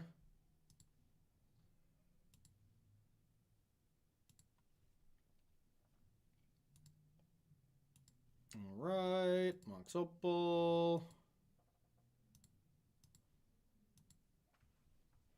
Good Christian magic. Yep,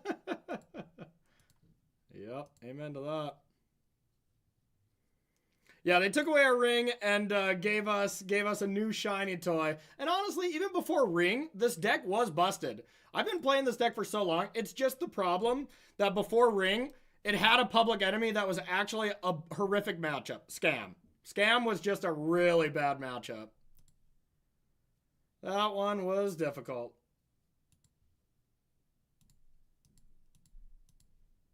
That's the only matchup I've hated over the years, you know? That is the one true bad matchup. Wonder if I ever want to counterspell or something for these kind of situations when I'm going off. I don't think so, but...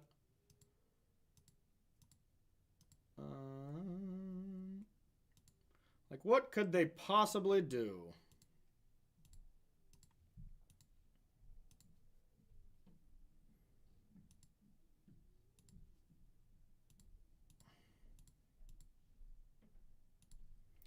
So I want to play around the force, I guess.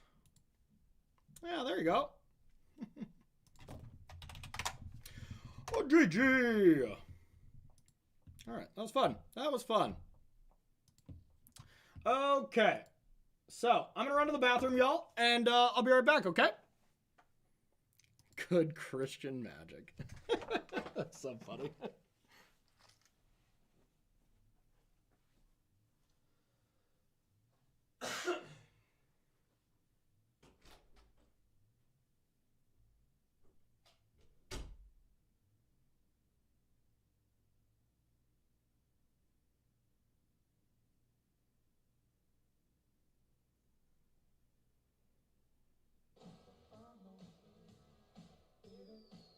Finally, the Breach Master is back.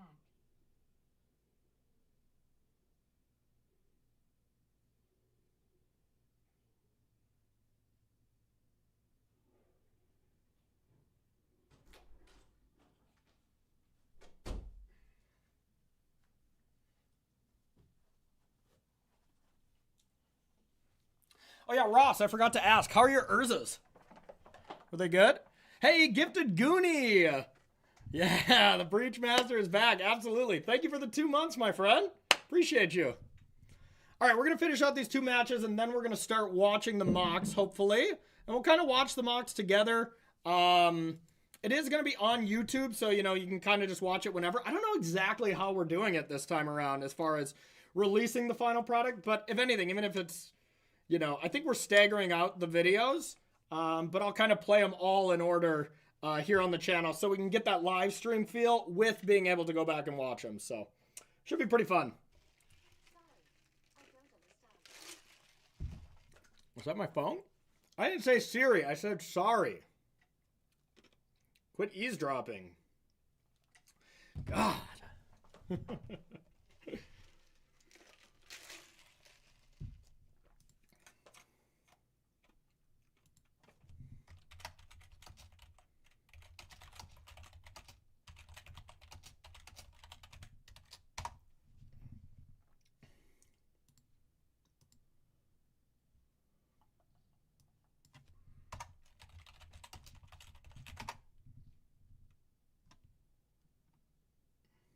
Oh, okay, sick.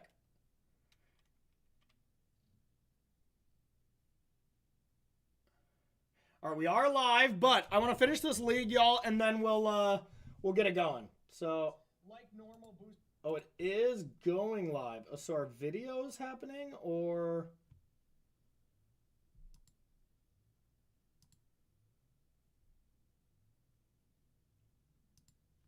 Okay, interesting. Okay, so we will I'm going to pause it now and we'll watch it together here once we get it started, okay? But first, let's battle these last 2 matches. Okay, double preordain is fine here. See what we're up against. All right, I think I'll just lead on this Steam Vents. Hey, I've been okay. I've been okay, just okay, Vladimus. A little bit bummed, a little bit not myself, as I've hurt my knee and I have to have surgery. So I've been a little depressed about that. But you know, it is what it is. I'm starting to get over it, but that's been most of my recent mood here in the last month or so. But that's okay. I'll live. Yeah, basically. Yeah. We can make him stronger. We can rebuild him. Probably not, Ross. I'm going to be out for so long. That's kind of why I've been depressed too. Just no sports, you know. I have ADD quite bad, in case all of y'all have not noticed. And I don't do well with having to sit still. It's not for me. It's not for me. It doesn't do my mental health very well to not be able to play sports or just run, walk, you know, do all that kind of stuff. So it's been a struggle, but whatever. We'll troop on. Okay. Oh. Well, I think I want both of these. Let's hide the Emery. And let's play these. Hey, thanks, Grandpa. Torpor? Doesn't that shut down us? No. Yeah, pickleball's sweet too, but yeah, playing tennis with Ross is probably my absolute favorite thing. Yeah, I'm glad we hit Emery, but yeah, I absolutely love tennis. I used to be basketball for me, but yeah, I'm still going. I mean, I did Atlanta when this was a fresh injury, and let me tell you, it fucking sucked, y'all. It was tough. I hope it didn't translate to me being in pain the whole time, but I was not doing well. And then, yeah, I'll still be doing the RCs and everything. It feels better now. It's just the reality of, you know, the range of motion, that kind of stuff is very limited still. But honestly, knee injuries are not that painful. As far as, like, other injuries. You know, it's not as constant pain. It's just your knee doesn't work. It needs to be fixed, you know? Okay, so I know I'm drawing Emery, so I'm just going to cast Emery, so I might as well try to get something else as well. Oh yeah, it definitely worked, Ross. It absolutely worked. I now am just I absolutely love watching tennis now too, you know? Okay, that could be good. Tennis is a goated sport. I think basketball was always my number one love as far as playing. But I mean, basketball, I've hurt my, ankle so many times playing basketball. I have seen challengers. Yep. I loved it. So I'm going to draw Emery. I guess sagging the bobble here is awkward as I can't hedge maze, but I think it's still okay.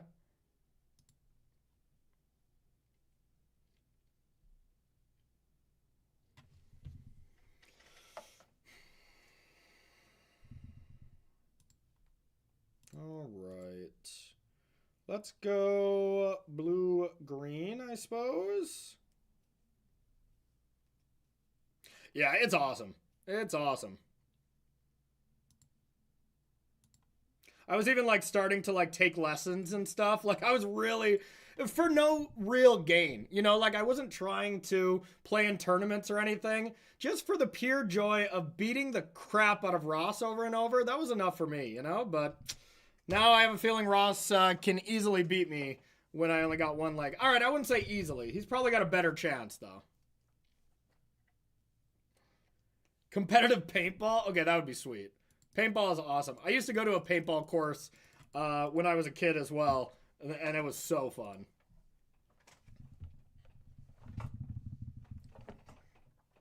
I had so many drop shots. You monster!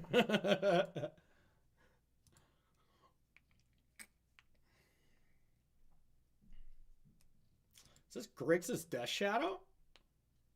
Well, Grape Shot could be really sneakily good. Okay.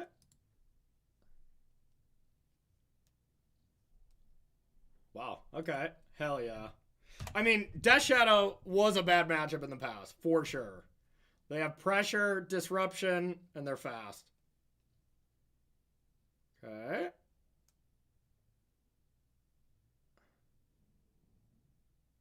See what I'm going to draw. Glad I'm not drawing that. Now, do I want to sack in case I find a Unholy Heat? I guess so.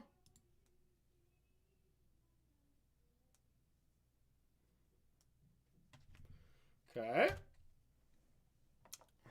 Not great.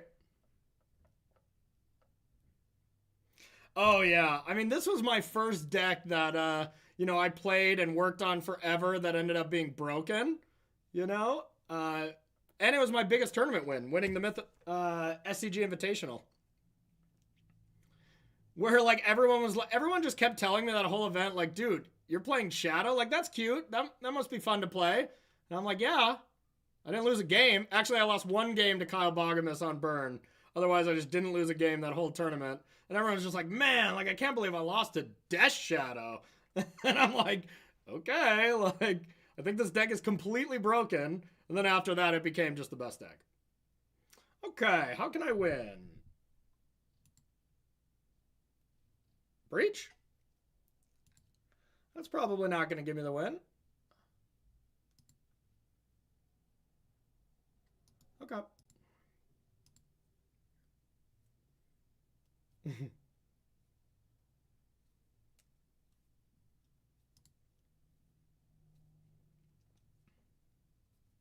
Oh, yeah, I suppose I could have, huh?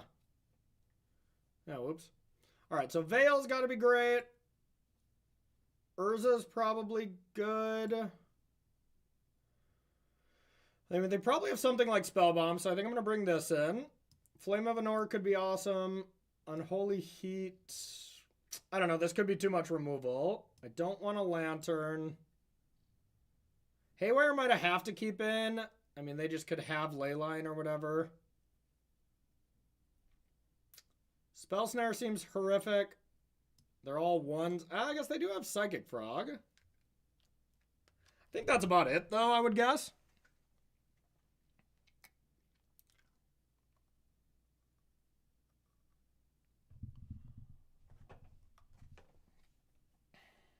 Can trim one of these.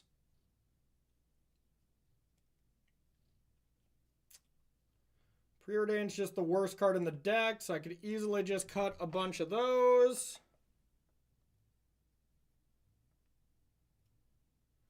Oh yeah, they might have drowned too. Yeah, okay. Maybe Spell Snare is okay. Needle on Frog, I don't like that. Yep, yep. No, I'm double queuing. I'm double queuing. Yeah, we recorded it all yesterday.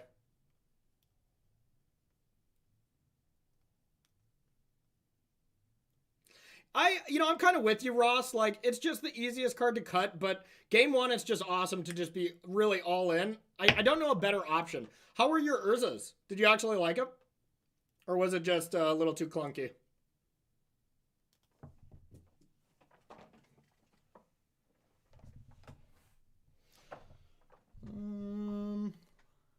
Let's try to keep some Spell Snares. Let's see how they are.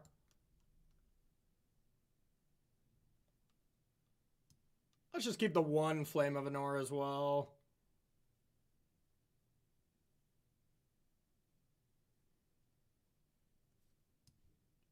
Yeah, I just feel like Urza's a better sideboard card in my opinion.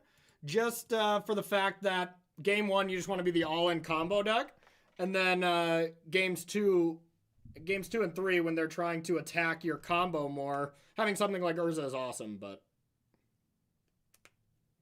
yeah, that's a good point too. Yeah, that's one card I might go up to a second in the board, but I don't think I want any in the main. Have you been a Flame of Anor enjoyer? I feel like that was your baby, so, I would imagine you like it, but.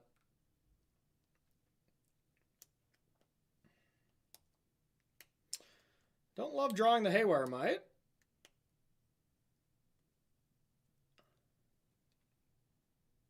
I also want to get Stomping Ground, so I might just play it.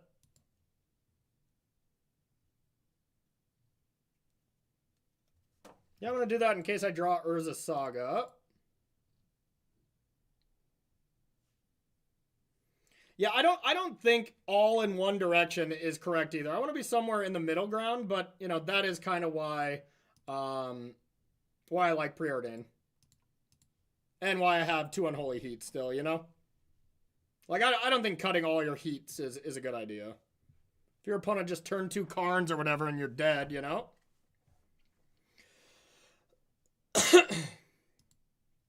Yeah, we did the coverage and stuff for the mocks, then they edited it up. And I'm going to co-stream it here after these matches. That's kind of what's up with this mocks. A little different, but that's what we're trying for this time.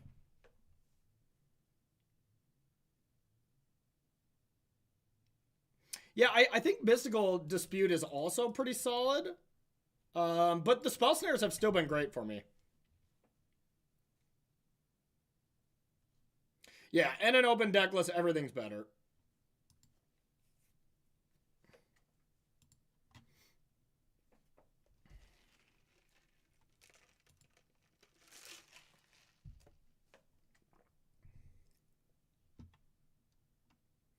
Yeah, see, I'm not a big believer in that toolboxer. I mean, that could be true, finding the best way to have ways to fight hate, but also I want to find something to sidestep, like something like Urza interests me, but I don't know if Urza's good enough.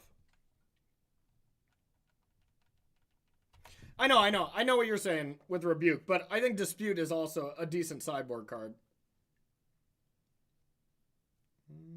Okay. I mean, I probably just draw 2 here, right? I mean, they can't really counter it, but I don't see any reason to not. I mean, yeah, they could have Bowmaster, so yeah, I'll just draw 2, I guess. Sad. Divination.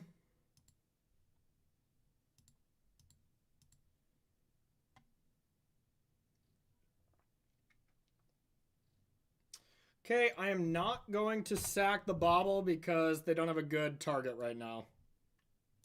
Yeah, main deck Rebukes? Okay. Oculus in the side seems kind of cute, but doesn't seem that good to me. Yeah, 3 sync, reasonable. And Cap I've never liked, but I haven't tested it a ton. Could be an okay card. The thing is like Eduardo was saying earlier, there's just so many avenues you can take with the deck, and all of them are good, you know? So it's hard to figure out the perfect combination because, like, the main slots you can't adjust, and then it almost just doesn't matter what your flex slots are. Hope you and the fam are doing well. Orange Crush and EK, thank you so much for the subs, my friend. I appreciate you. Yeah, we're doing okay, EK. Yeah, try Cannoneer. I think it could be interesting. Now, I guess I can draw into Unholy Heats here to kill this frog, so I should probably try to do that. Don't love how this game's going. I also just don't like this matchup very much. I mean, I also haven't played against it in years, but...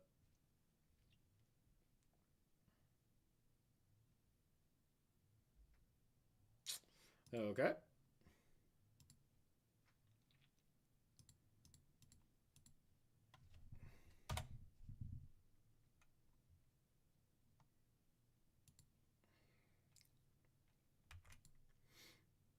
Yeah, the Grixis list could be good as well. Yeah, the 4-color mana base, you know, I haven't tested a lot of it personally, but the mana base is so bad that I want to try to find a good teamer list before I even look at doing that, because I just don't want to play a deck that has bad mana. Breach can already have some tough mana, you know? Yeah, I just cut the Aether Spellbomb today, as I just like looked at all the matchups and I'm like, there's only one place I want it, is against Murktide. And like, you know, of course there's other reasons, but yeah, I cut the Woodlands for the main deck Boseiju right now. It's either that or cutting one of the basics, but I like having both of the basics because, well, against Temur, you want to go Stomping Ground, or wait, sorry, against Boros, you want to go Stomping Ground Island, and against Temur, you want to go Mountain Breeding Pool. Yeah. Just to make sure Blood Moon doesn't affect you. Blood Moon style of effects, but, you know, those effects maybe just aren't that impactful anymore now that you have Opal, so it's between Boseiju and one of the basics and the second Surveil land for Woodlands. All right.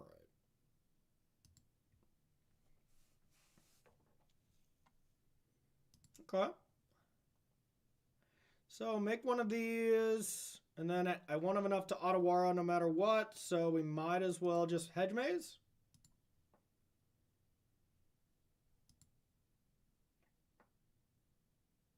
How's Tammy? Probably not very good.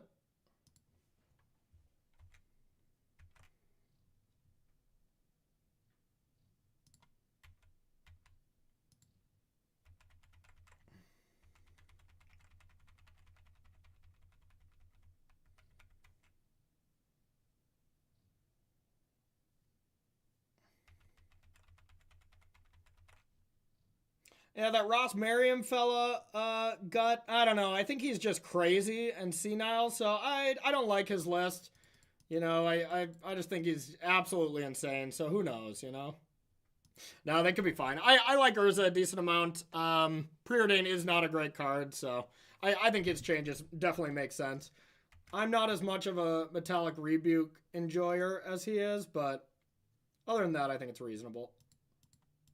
All right, well, I guess I'll see what they do. I'll put this in front.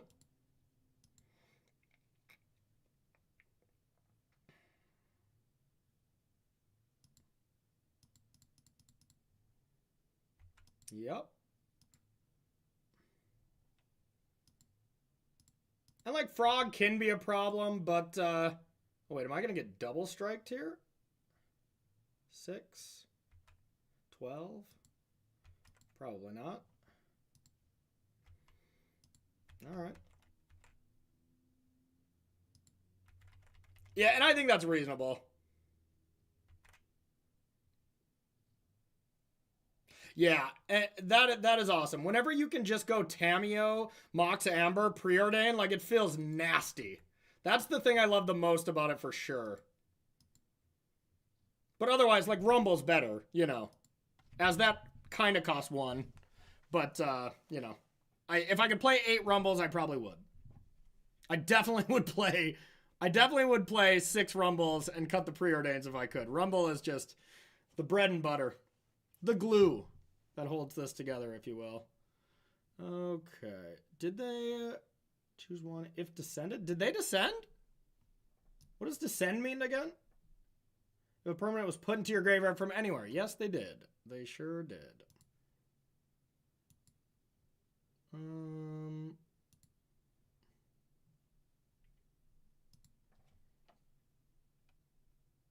All right.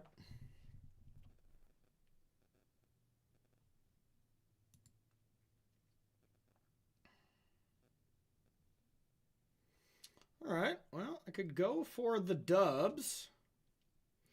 I could go for the W while making a construct as well in case they have like a spell snare. That seems good, right?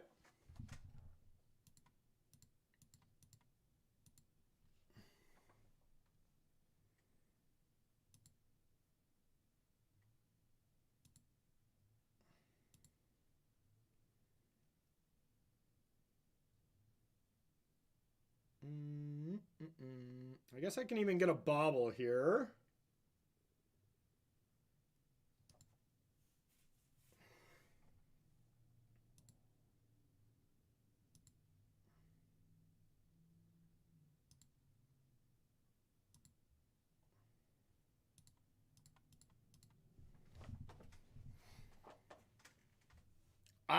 I also am not the biggest fan of it main deck either. But it's like my safety blanket, you know? And I think it was a lot better when like Boros played Static Prison. Then it was just always good against that matchup. But, you know, main deck Trinisphere, that kind of bullshit. Like, I feel like you really need it, but I could be wrong. Yeah, the snares have been good. The snares I've really liked. 2 in the 75. I like them in the main. That card I'm a fan of. Damn it.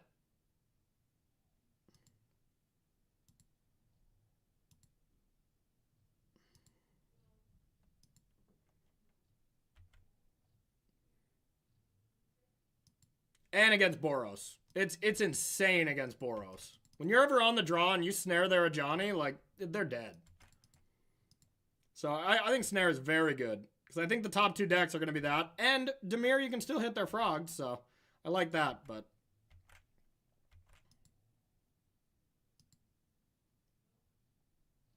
Got him.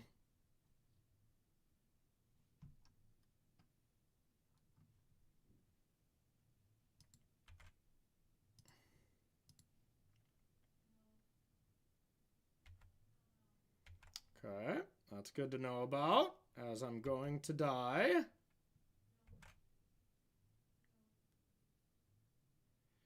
Okay, so I'm going to have to Otawara to stay alive. So that means I can't make a construct, which is a tilter. But this is free.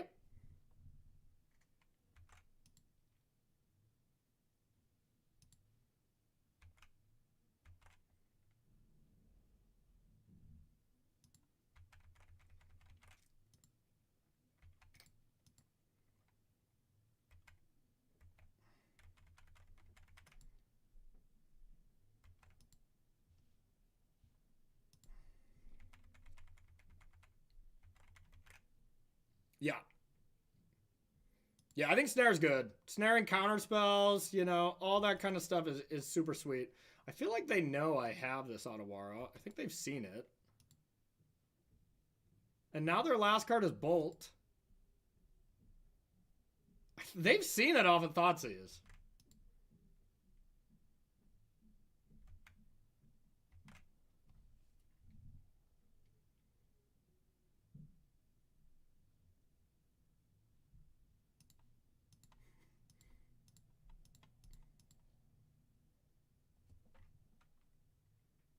I also had the Haywire Might to prevent this too. Like, that was odd.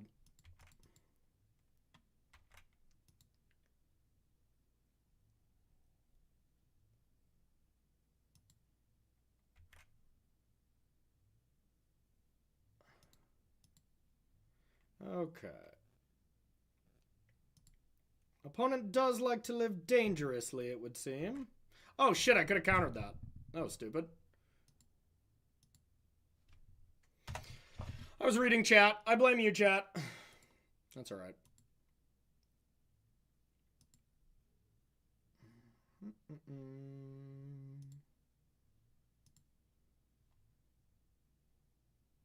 Would be sick if I have a spell bomb now, must say.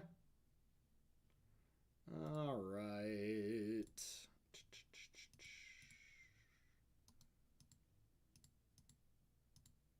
Let's make a construct. I mean, I still think I'm very, very far ahead.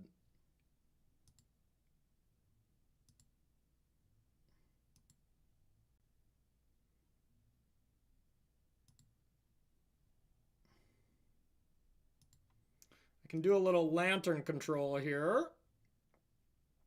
Faithless looting. Well, I don't want to lantern that away, I'll tell you that.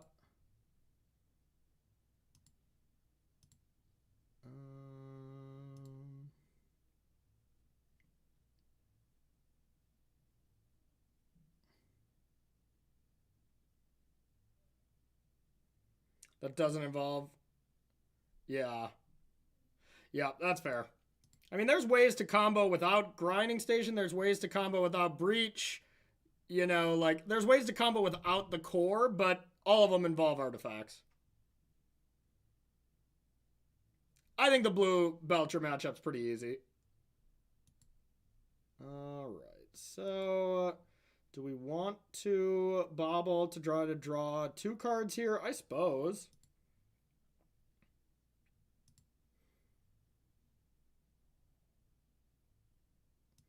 Grape Shot on the top.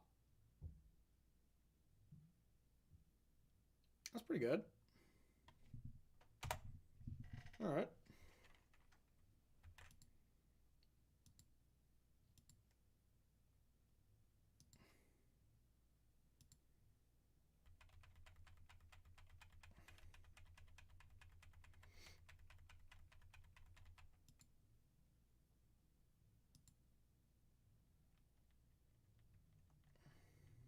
Yeah, I think Spell Snares are good against them, though. They have Molten Collapses, Frogs. That's enough already.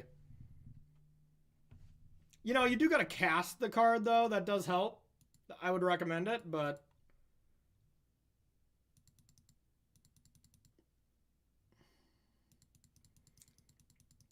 I don't think I lose to any one card anyway, so I don't feel too bad about them drawing a card.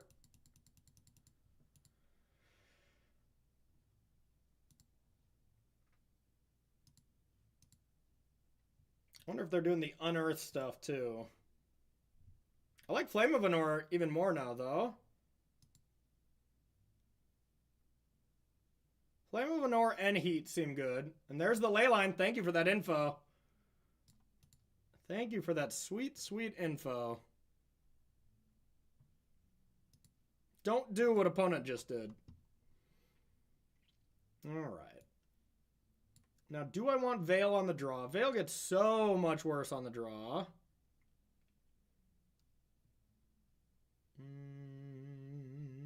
Probably still worth it. I mean, they have a lot of 2-mana removals. Like, if they ever Molten Collapse and I Veil them, they're just dead.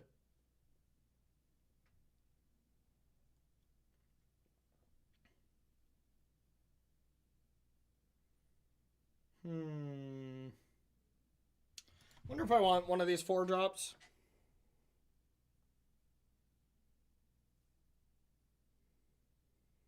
Yeah, I don't think Red and 6 is really that needed. And I mean, we're an Urza Saga Island deck, you know?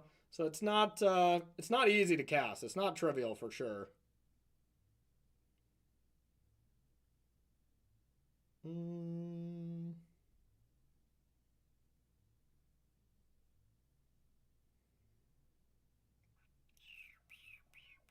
I mostly want to try out Urza, so I'm going to keep in Urza for sure, but it's, do I want to get rid of the Jace? I didn't see a lot of graveyard hate. But they easily could have Surgical, you know?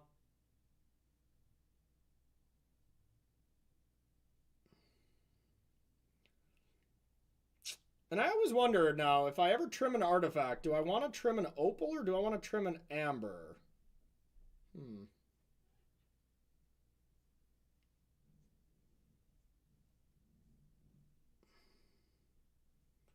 Could also just cut a rumble here, as I have a lot of spells now. Yeah, let's do that.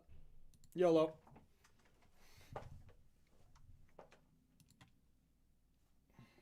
Sick.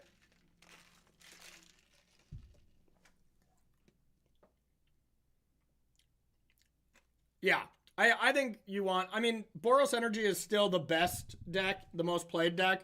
I want to have a good plan to hammer it, you know. I want to beat them 5 out of 6 times, you know. So I think the whip flares are very important.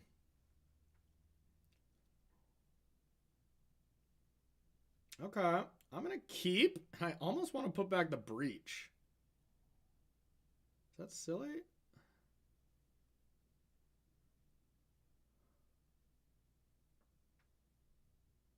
Yeah, I'm closer to 3 whip flares than I am to 1, you know?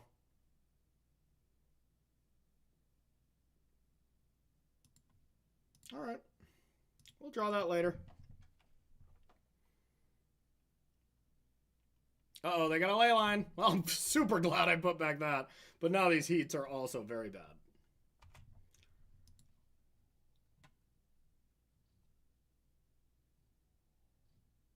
But no lands?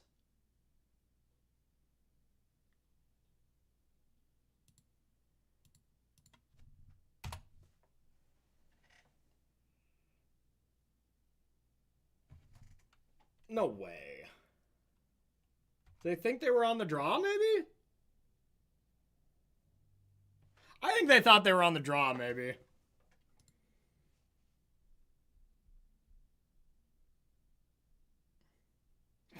I was like, no matter what they play, a hand disruption or removal spell is going to be bad, but that was one thing that was not bad. They didn't have 6, though. They stopped at their second main. Like, it looked like a conscious thing, you know? So that was strange. I mean, I guess my Emery is terrible right now, but... Yeah, am I supposed to just sack Clues or Emery?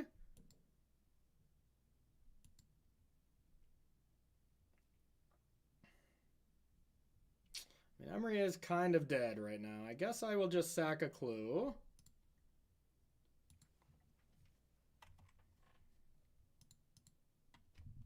Oh, I'm definitely making constructs. There's no doubt about that. I was just, if I wanted to play Emery this turn or just sack the Clue. And I think I want to sack this first. I could have trimmed on Emery. I do think that is very possible. Very, very possible.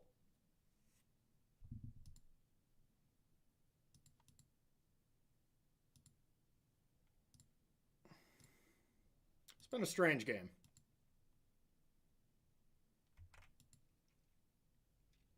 Hopefully they can't deal with this.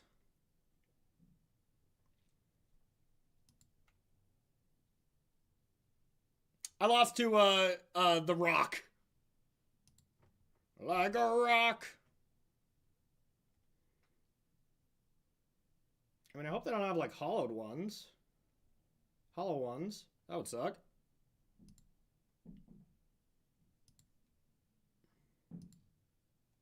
I mean, there's 2 good cards they discarded, so I am fully scared.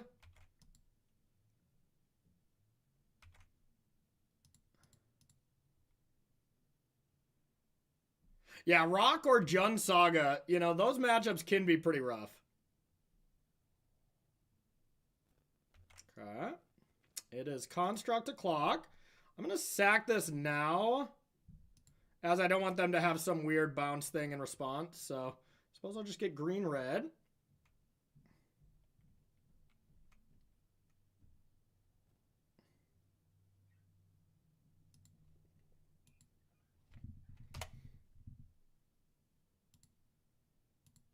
Your go.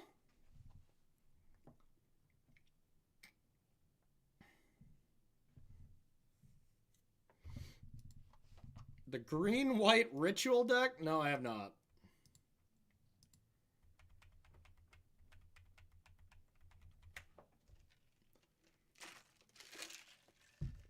All right, flashback looting. Let's go.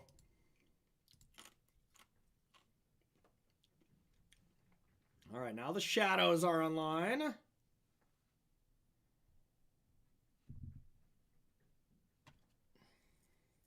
I can get Haywire Mite to deal with the ley line.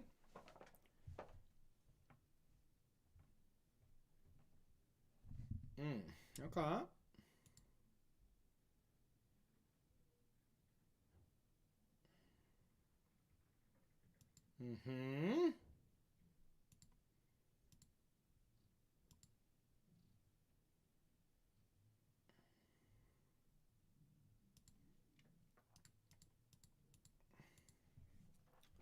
Yup. I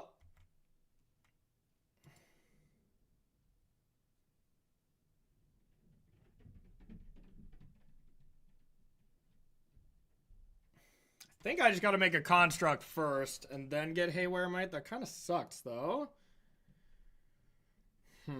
Really wanted to land there. Yeah, that would be awesome, Eduardo. Would love to chat with you.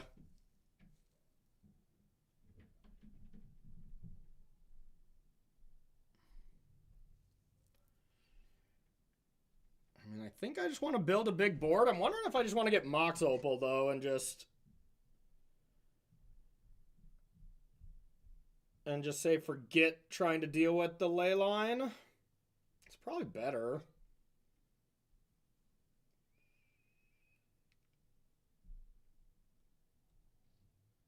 Yeah, let's do it. Hope they don't have dress down. Then I'm dead.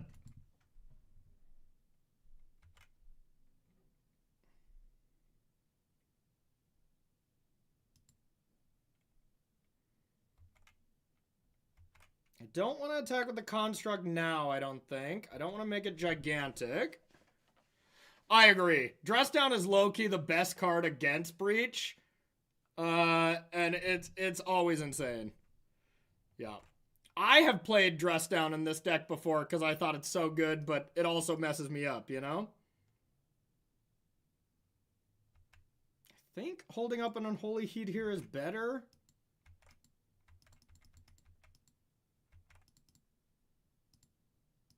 It's okay against Energy. It wouldn't be a card I would be excited about against Energy for sure.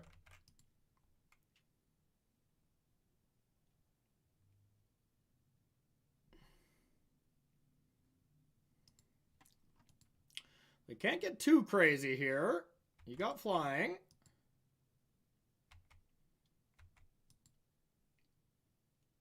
I don't think I can do anything.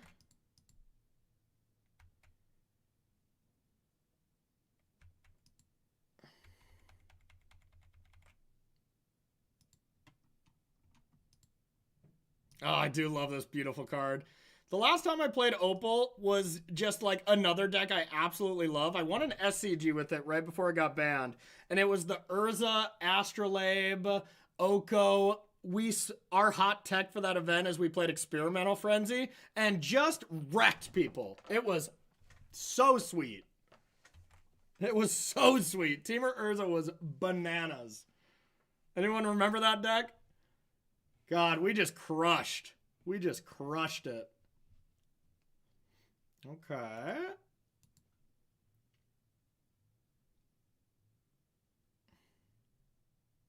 Another shadow would be terrifying.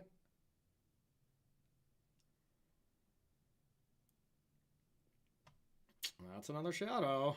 Uh-oh. Well, I can attack with 2 6/6s.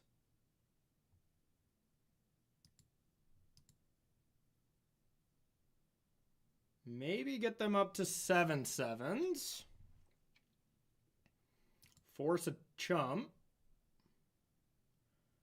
So do I want to go 1 mana discard a card with this Unholy Heat? I probably do.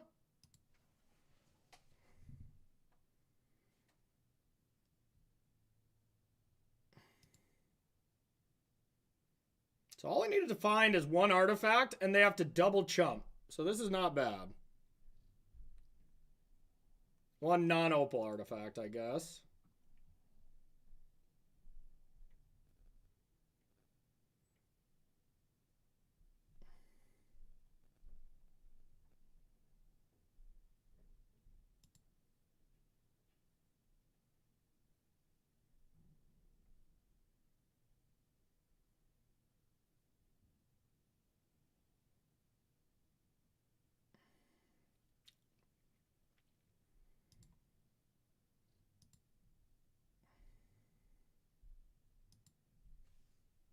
Artifact.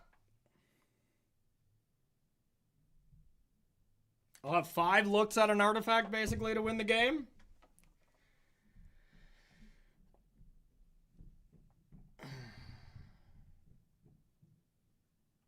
It's been a fun matchup. Okay.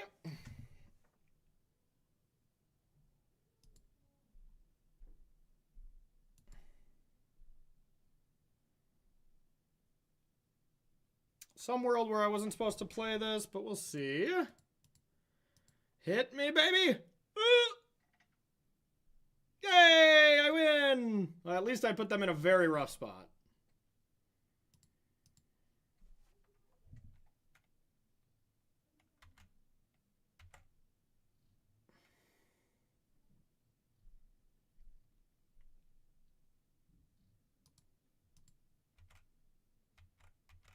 Boink.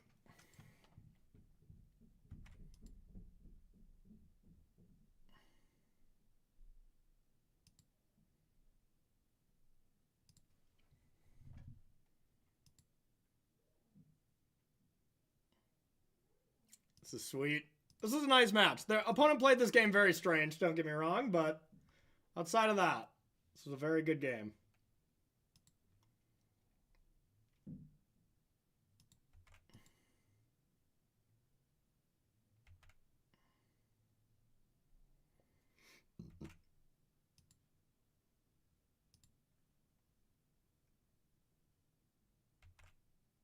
Ooh, Urza and Foundry, now you're speaking my language. But no, not really. That was a sweet deck too, though. My Urza, oh no!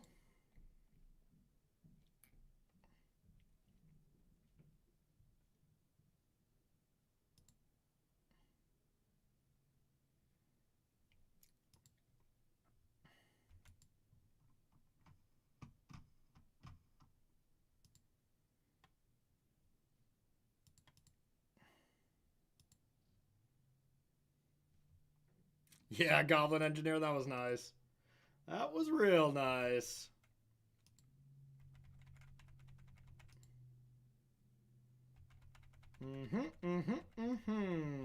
Yep. I can draw 1 card at end step to play around a Fatal Push.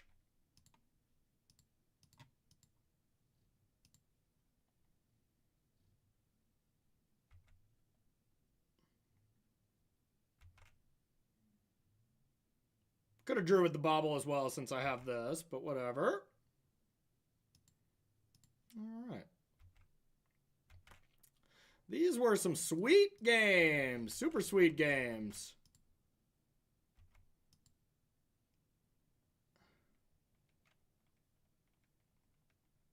Oh, yeah. Oh, I still take 7. I could make a construct to make it 1 more as well, but the Emery is lethal. That was a nice match. That was a really nice match. So yeah, we ended up. I'm gonna for this particular video. If you're watching this on YouTube, I'm gonna end it here. We had our 1 loss to the Rock, and we kind of got beat bad. You know, it wasn't that close. We drew a little awkwardly. We mulled a 5 on 1 game. Flame of Anar was sick against them, but you know, everything else just absolutely dominated or felt really good. But yeah, thank you so much for watching. If you're watching this on YouTube, make sure to subscribe below as well as share the video. And if you're watching on YouTube and you're interested in this deck, interested in a sideboard guide and an article, I will have that in my Patreon here. You know, if you're watching this live, Well, I don't know when I'm posting this, but I plan to post this. I suppose I should do a date, huh? Around the 22nd at the very latest should be my sideboard guide and article. So if you're interested in breach content for your next RC, that's coming up. Make sure to join the Patreon. And then if you're on the stream, !Patreon, if you want to join that and get some content beforehand. I also have a standard Temur bounce house. My list, pretty close to what they played at the Atlanta event that Scott played and the rest of his team. But I got a sideboard guide for that if you've got an RCQ coming up this weekend as well. I still love that deck. That deck is so sweet. I've had to prevent myself from playing that deck in Standard because it's just been so fun to focus on Modern here. But that's also incredible. So thank you so much for watching on YouTube. I'll see you in the next video. Okay, so for this, y'all, I am going to switch this scene. And we're just going to get to the mocks here. So we'll be co-streaming this. And let's see what's going on. I think this is just all sick. Okay, so this is just the draft. Okay, so this is the draft to start.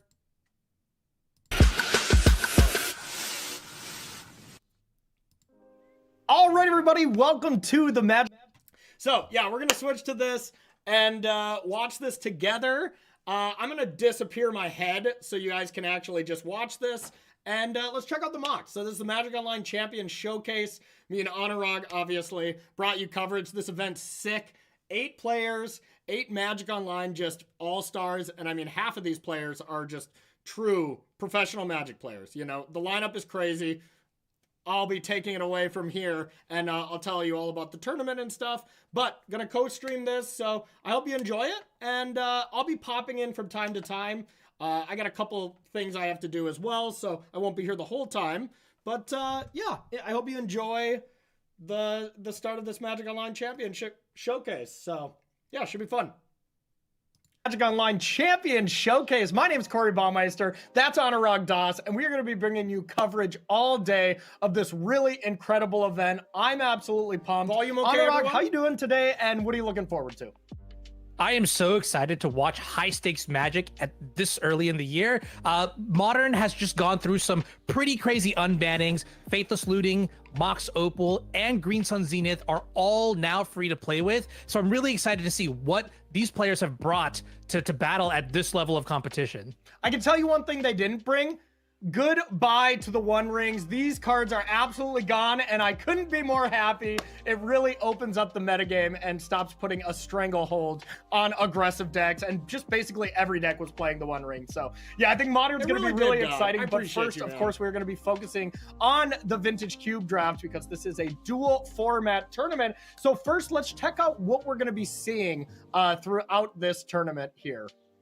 So first, we're going to be checking out the draft and rounds 1 through 3. This is the Vintage Cube, where we are going to see all 8 players duke it out with a really, really fun version of the cube. Then we're going to have rounds 4 through 6. That's going to be Modern. And of course, we'll be closing out the show with our grand finals in Modern to get a champion.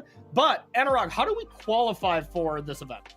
Yeah, so qualification happens directly through Magic Online. There are 8 slots available in total, and it is no joke to get to this tournament. It is very intense. So the first 4 slots are going to go to your showcase qualifiers. That breaks down into Modern, Standard, Pioneer, and Legacy. These events typically run beyond 200 players. They're very hard to top 8 qualify for, and then win against your elite crew that happens throughout the year. The second is going to be your showcase opens. So this is open entry, 2 more slots here, usually limited, draft mastery, very important. And then the final 2 slots are coming from the Mox leaderboard. So this is the season-long race that happens, competing in all these prestigious events that happen on Magic Online, queuing up, qualifying with the most points. It's a very Yeah, this time around, we pre-recorded the games and we edited it down. Like, I commentated this yesterday, you know, is why I'm here and there. We commentated this stuff yesterday, they edited it down, and now bringing you the coverage. So, you know, no one knows the results yet, except, obviously, the 8 players, me and Anurag, and the production team. But, yeah, so then it's just pre-recorded and edited it up for all of y'all to watch. And let's watch it together, okay? Yeah, no problem. No problem. This should be fun. And let me know if the volume is okay on this, everyone, just to make sure. Very, very intense race, and it gets really down to the last few points like we had this season. Yeah, it is really intense to qualify. I try every single time to make it to this tournament, as I think it's such a fun tournament to play. You know, I'm watching it all the time, just like all of y'all, but I actually made the top 8 of one of these showcase events. I made it to the top 8, and then I got destroyed by Fur MTG, who we'll be talking about a little bit later. So I tried, Anurag, I just didn't quite get there. Yeah, you get a nice little like avatar too to sort of, you know, flex and let everybody know just how good you are.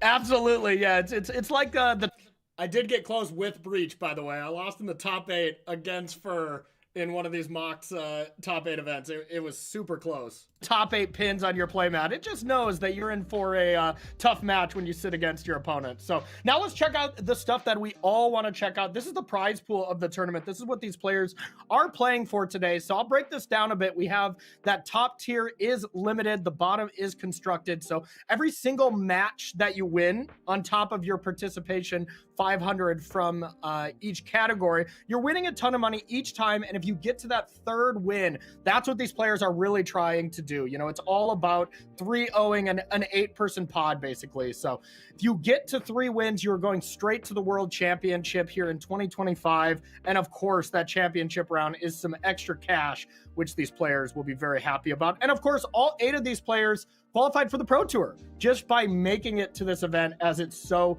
difficult to do. So if you're interested in trying to qualify for this next one, more information at mtgo.com/Premier Play. So that is what these players are playing for. Now it's time to introduce the players. Tell me about these 8 gamers here, Anurag.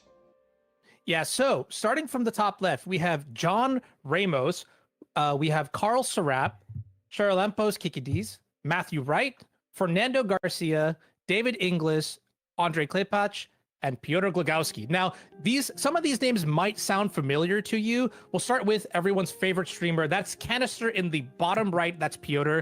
Here today, battling for his share of $50,000, but also David Inglis, better known as Tangrams, Carl Serap with World's performances in Terabad. What's incredible to me, Corey, is that all of these players are absolute demons when it comes to playing. I'm looking at the stats right now. Every single one of these players has over a 55% win rate in Modern, and some even above 60%. So this is a very intense field.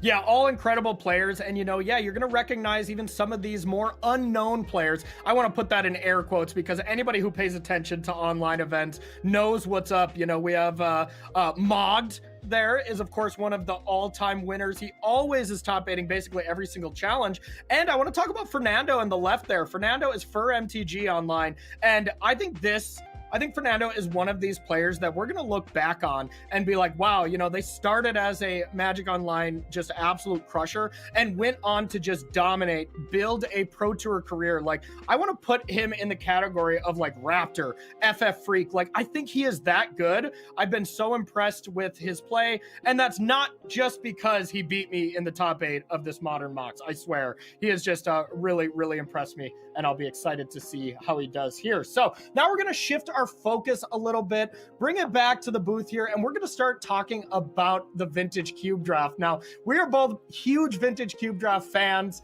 Anurag, what do you like as far as archetypes for the Vintage Cube, or what are some things that you really like to avoid? Yeah, sure. So when you're looking at Vintage Cube, you kind of understand that the reason the cube is special is because you have access to the strongest cards in all of Magic, right? Mm-hmm. The Power 9. So when you're building your archetypes, you really need to take into consideration how you can best use those cards. Starting at the gates, one of the bread and butter archetypes in this cube is Boros Aggro. Low to the ground, red and white threats, followed with a punch in the form of cards like Palace Jailer, for example. But this Smash. Is really just trying. Yes. Yeah, absolutely, right? Really strong stuff there. Another archetype that is pretty popular is Reanimator. Tried and true in many formats, Modern, Legacy, and beyond. Turn 1 Entomb, turn 2 Reanimate, get back really cool threats like Atraxa, a new card that we've been seeing a lot of play. And then, you know, other archetypes exist. Like you have an artifact-based Tolarian Academy list. You've got Storm, which is my personal favorite, but a little bit hard to build. Green value decks in the form of Nadu. Corey, I know you're a fan of that one, right? That's me. That's me. Give me those decks all day. And then other archetypes too that just leverage synergies, like Orcish Bowmasters and Draw 7 effects. Those are really, really powerful in this cube. So do you think it is the type of thing where some of these top decks like Boros and Reanimator, that is something you should do is like force these archetypes? Or is this like normal booster draft where you should kind of always stay open and draft what's given to you? I think when you get to the level of competition that we're about to see today, you're going to have a much finer, nuanced understanding of everything. So you don't necessarily need to force any line. You kind of build the deck as it is passed along to you. But for any of our newer audiences who are trying, definitely lean into one of these archetypes to really have a cohesive strategy at the end of your draft. Yeah, that makes sense. So now coming down to like, that is a great overview of the archetypes. I appreciate that, Anurag. Now, what do you like as far as just the pick one, pack one? When you're sitting down, is there anything you even consider over Power 9? Or is it like, that's a whole different tier of all the rest of the cards? Yeah, I mean, there's a reason that they're called a Power 9 core. It is because they are just that good. Okay. The card that I want to see in every pack one, pick one is Time Walk. That card can do a lot of damage in this cube. You can leverage it to, generate insane amounts of value. You can take infinite turns sometimes too. It's all in all like de facto, hands down, considered the best card in this iteration of the Vintage Cube. All these Black Lotus enjoyers are just losing their mind right now. Is that's got to be number 2 though, right? Yeah, okay. Absolutely. Okay. Yeah, Black Lotus, Ancestral Recall. You'd never be unhappy to see one of those in your opening packs. Or even like Soul Ring. I know it's not technically Power 9, but of course that's a really incredible card as well. So, all right, now let's shift focus to our featured drafter. It's, of course, everybody's favorite streamer. It's Piotr Glukowski Canister. He's been playing the game for 10.5 years, is a complete Modern master, 60% of life matches in Modern with the highest win rate. So, the stat that I was looking over that I think is the most impressive, out of all the categories, limited, constructed, Piotr has played the most matches. Because it's his job. He is a very popular streamer.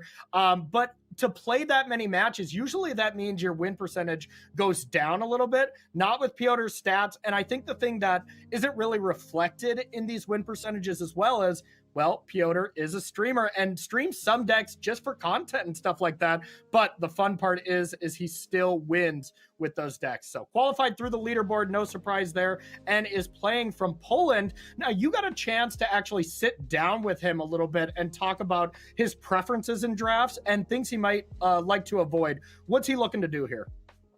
Yeah, so when you think of the name, when you hear the name Canister, your mind immediately gravitates to 2 words: Amulet, Titan. So Piotr definitely has this affinity for green spells, and in our discussion he mentioned things that he's really attuned with in this cube is the Simic archetype. So we're talking, Nadu, Winged Wisdom, or Gaia's Cradle, maybe even some Natural Order to get some really powerful creatures into play.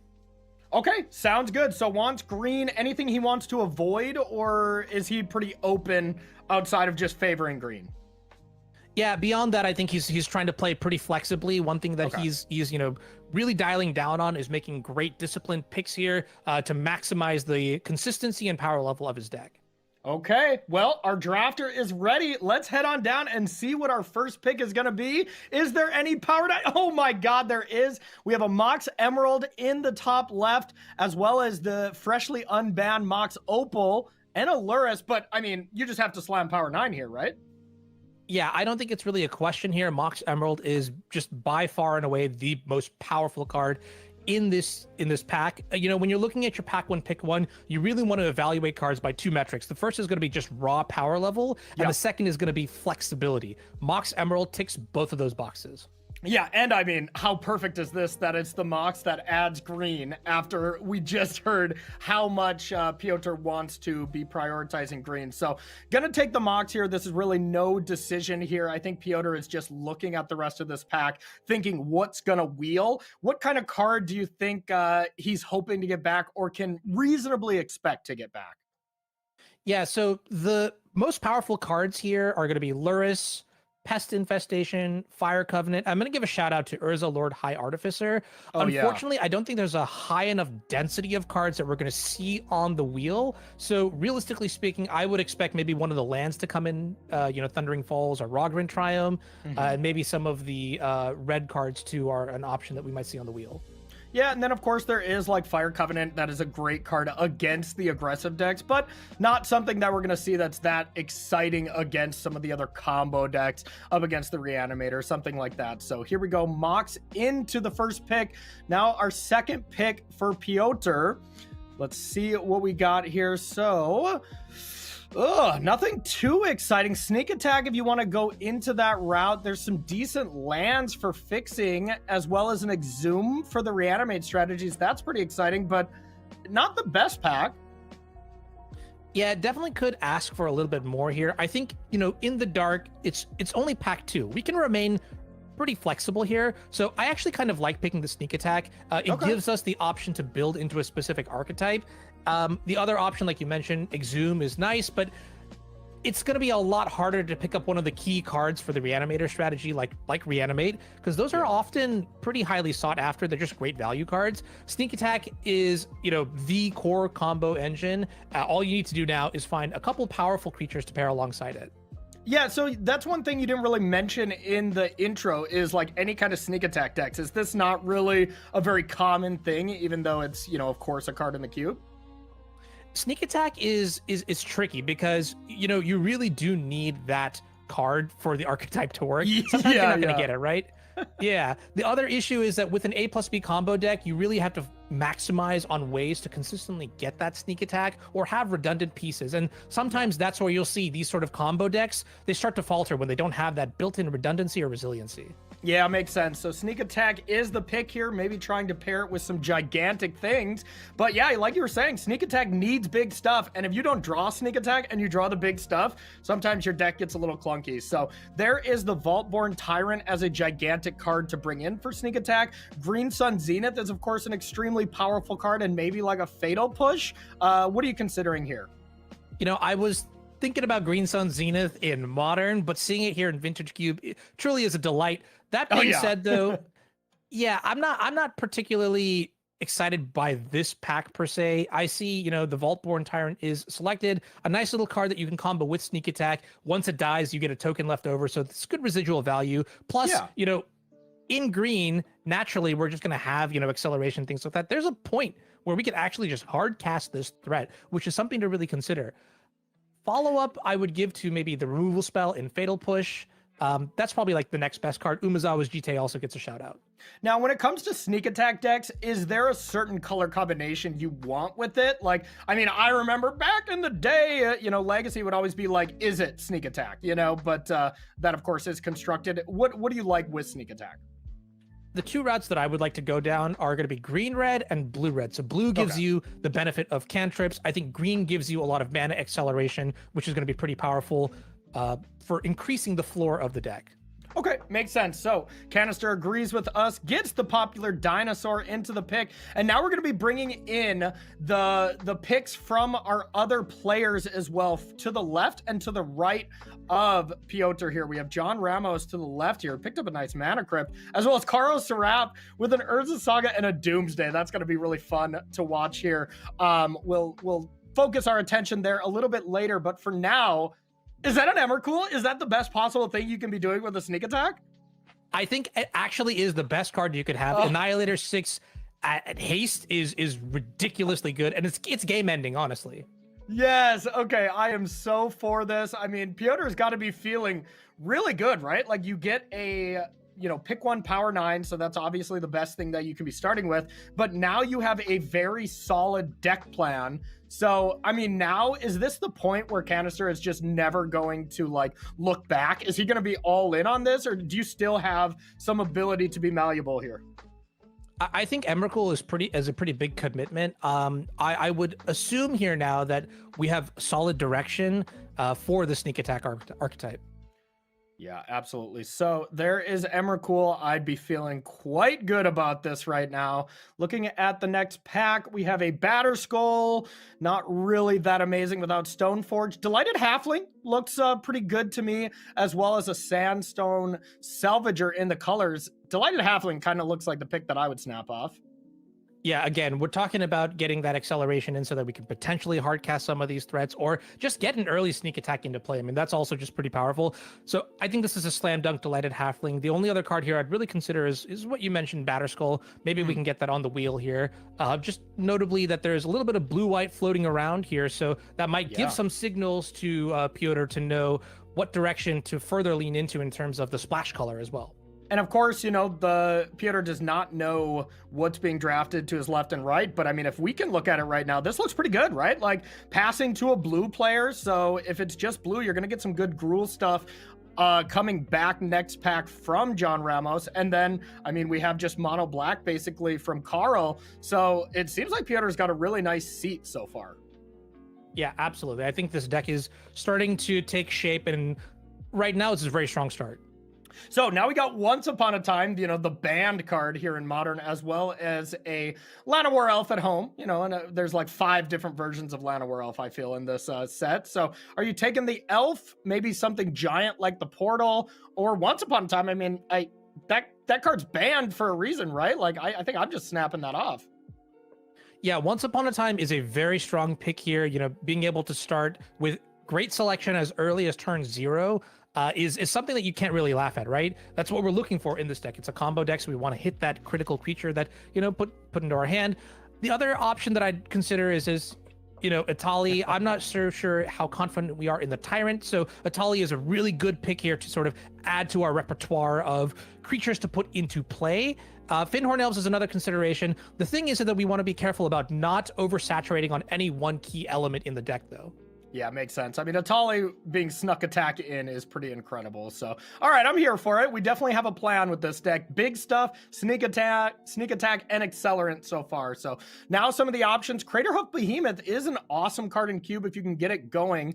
Not the best to sneak attack in, as this feels like a one giant creature type thing and not a go wide deck so far. But a Braid is reserved here as just a nice, you know, versatile piece of removal spell that can hit an artifact or 3 damage. Are you just taking the removal spell? I like it too. Yeah, just the versatility of killing a creature early on to slow down your opponent, draw extra cards to get closer to your sneak attack. Very important.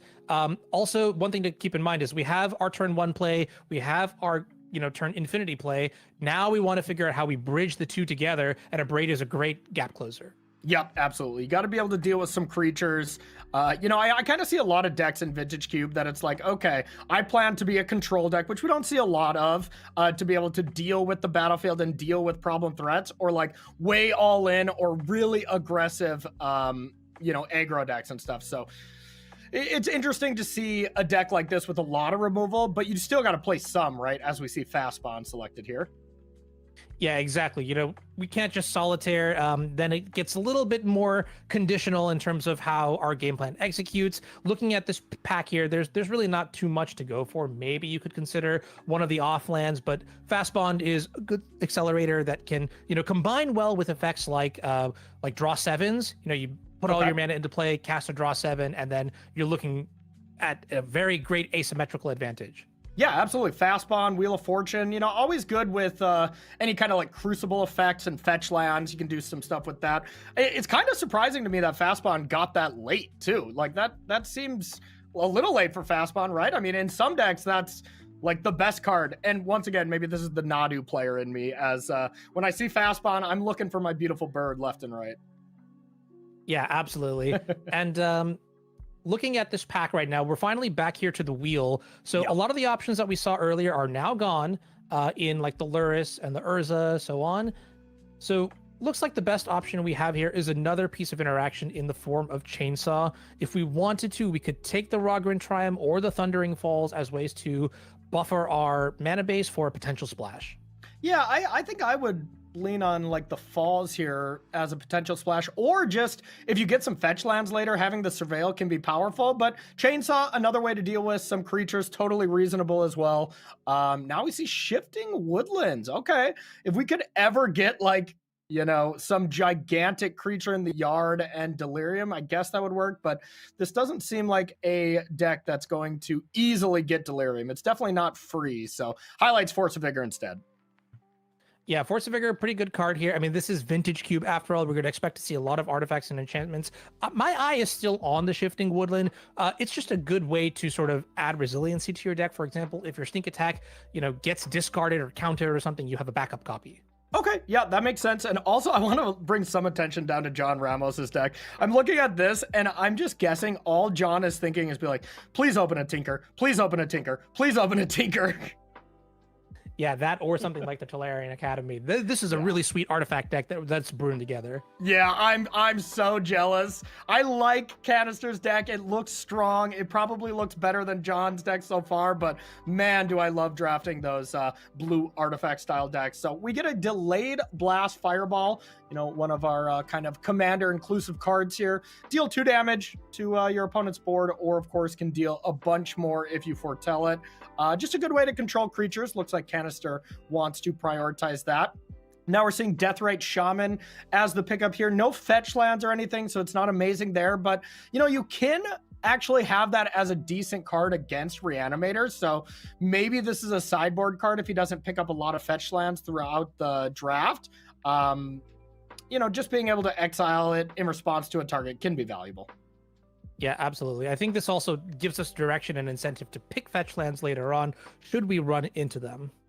So looking at Carl's draft here at the bottom right-hand corner, I would say this one does not really have an identity so far. You see the Doomsday and the Dark Confidant, which were picked pretty aggressively, already sent there to a basically virtual sideboard. So Carl, you know, looks like he's got some work to do, to say the least. Oh, wow. Wow, Fainhorn Elf that late? Isn't that insane right now? Yeah, that is really good. And we even get the Crater Hoof Behemoth too as well, though not particularly good to sneak attack into play. Can't really complain about having one of the most iconic green creatures in Magic. Okay, so getting ready for our second pack here. Are we just, you know, praying, hey, maybe another piece of power, or is that getting a little too greedy? Absolutely not. You always ask for it here. I want to see, I'll say it. Let's get a Time Walk here. You know, that's the best card that I personally want to see. And like in this kind of deck, you know, it can get you closer to sneak attack and just game ending plays. So my fingers are crossed for a Time Walk, but I won't complain if there's any other piece of power. Okay, so look at, well, that is another Mox Sapphire there. Oh my goodness. You see Piotr just snap that off. No consideration to anything else. There's a Demonic Tutor as well as another powerful card, but wow, a double Mox deck here already. Piotr is got to be dancing and jumping up and down right now. Yeah, now imagine playing sneak attack on turn 4. You could actually play it on turn 2 now. This is actually just a very, very strong start here. Looking at the rest of the pack though, Corey, I'm seeing a couple options that might be good on the wheel. Notably, Renin 6, if we can find some more fetch lands. 6 itself is kind of pretty powerful, but there's also my eye on the Fabled Passage too.